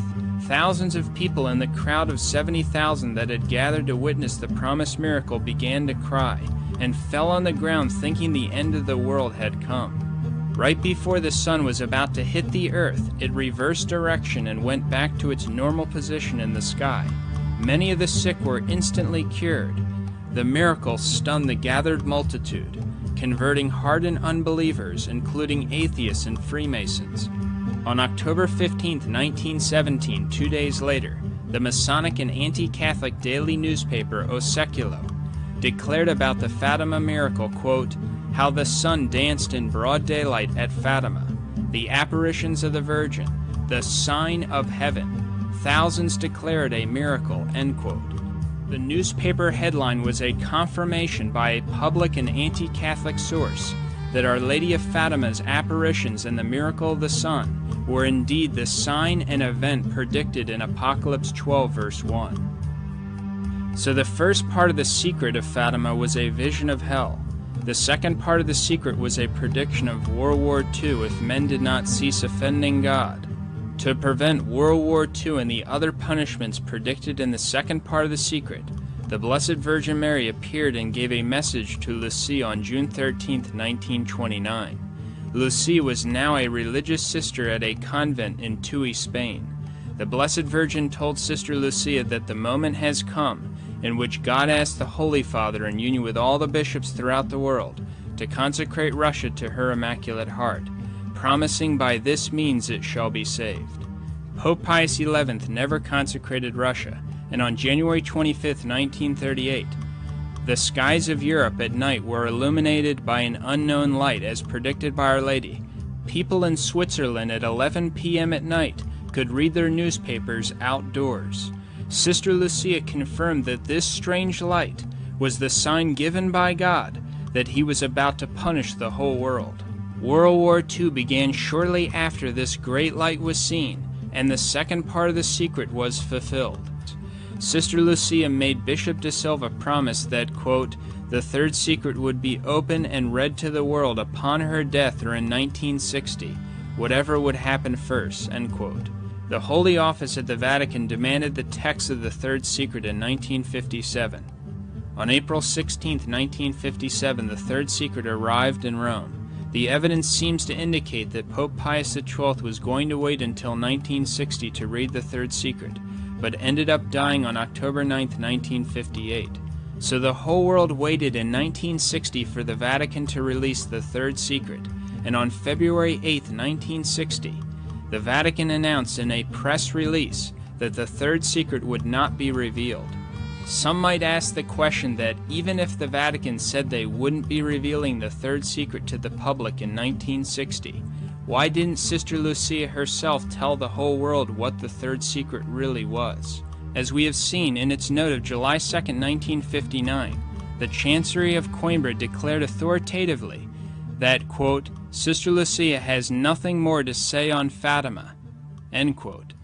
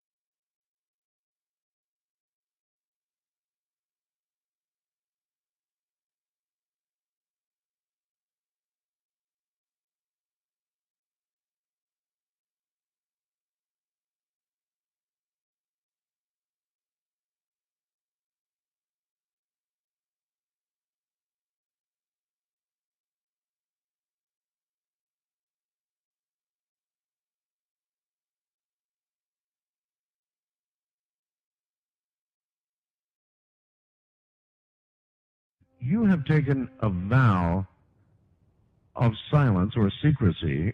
You have read the third secret. It was shared with you. Is that correct? It was given to me to read, yes. Yes. One morning early in February 1960. And, of course, before I got it, I had to take this simple oath you always take of maintaining the secret. The cardinal who showed it to me had been present at a meeting held by Pope John XXIII in that year, 1960, to outline to a certain number of cardinals and prelates what he thought should be done with the secret. That John XXIII, Pope John XXIII, then Pope in 1960, did not think that he should publish the secret.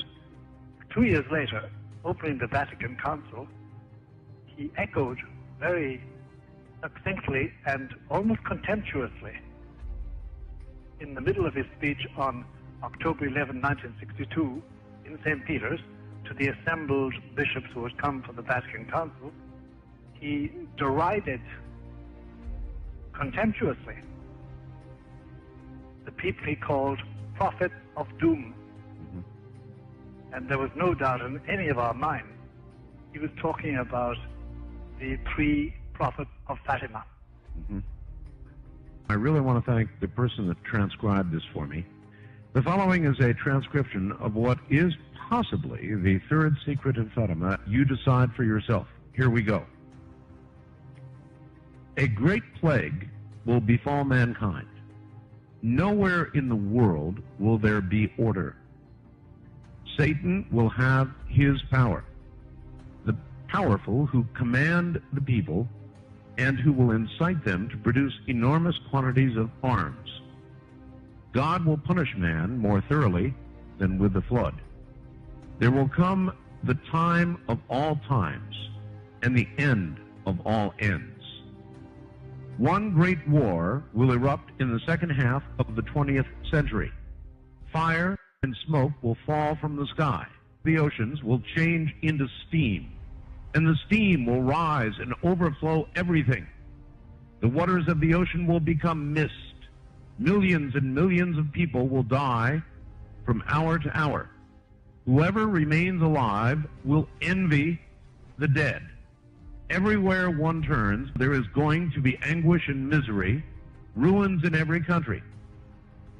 The time draws nearer. The abyss widens without hope. The good to perish with the bad. The great with the small. The princes of the church with the faithful. The rulers with their people. There will be death everywhere because of the errors committed by non-believers and crazy followers of Satan, which will then, and only then, take control over the world. At the last, those who survive will at every chance newly proclaim God and his glory, and they will serve him as when the world was not so perverted. That's it. Father Martin? It is not the text. Yes, there are elements which do belong in the third secret. Bearing in mind what I just read, Yes. would you consider the third secret to be as traumatic as is suggested in what I read, or more so? More so. More so. More so.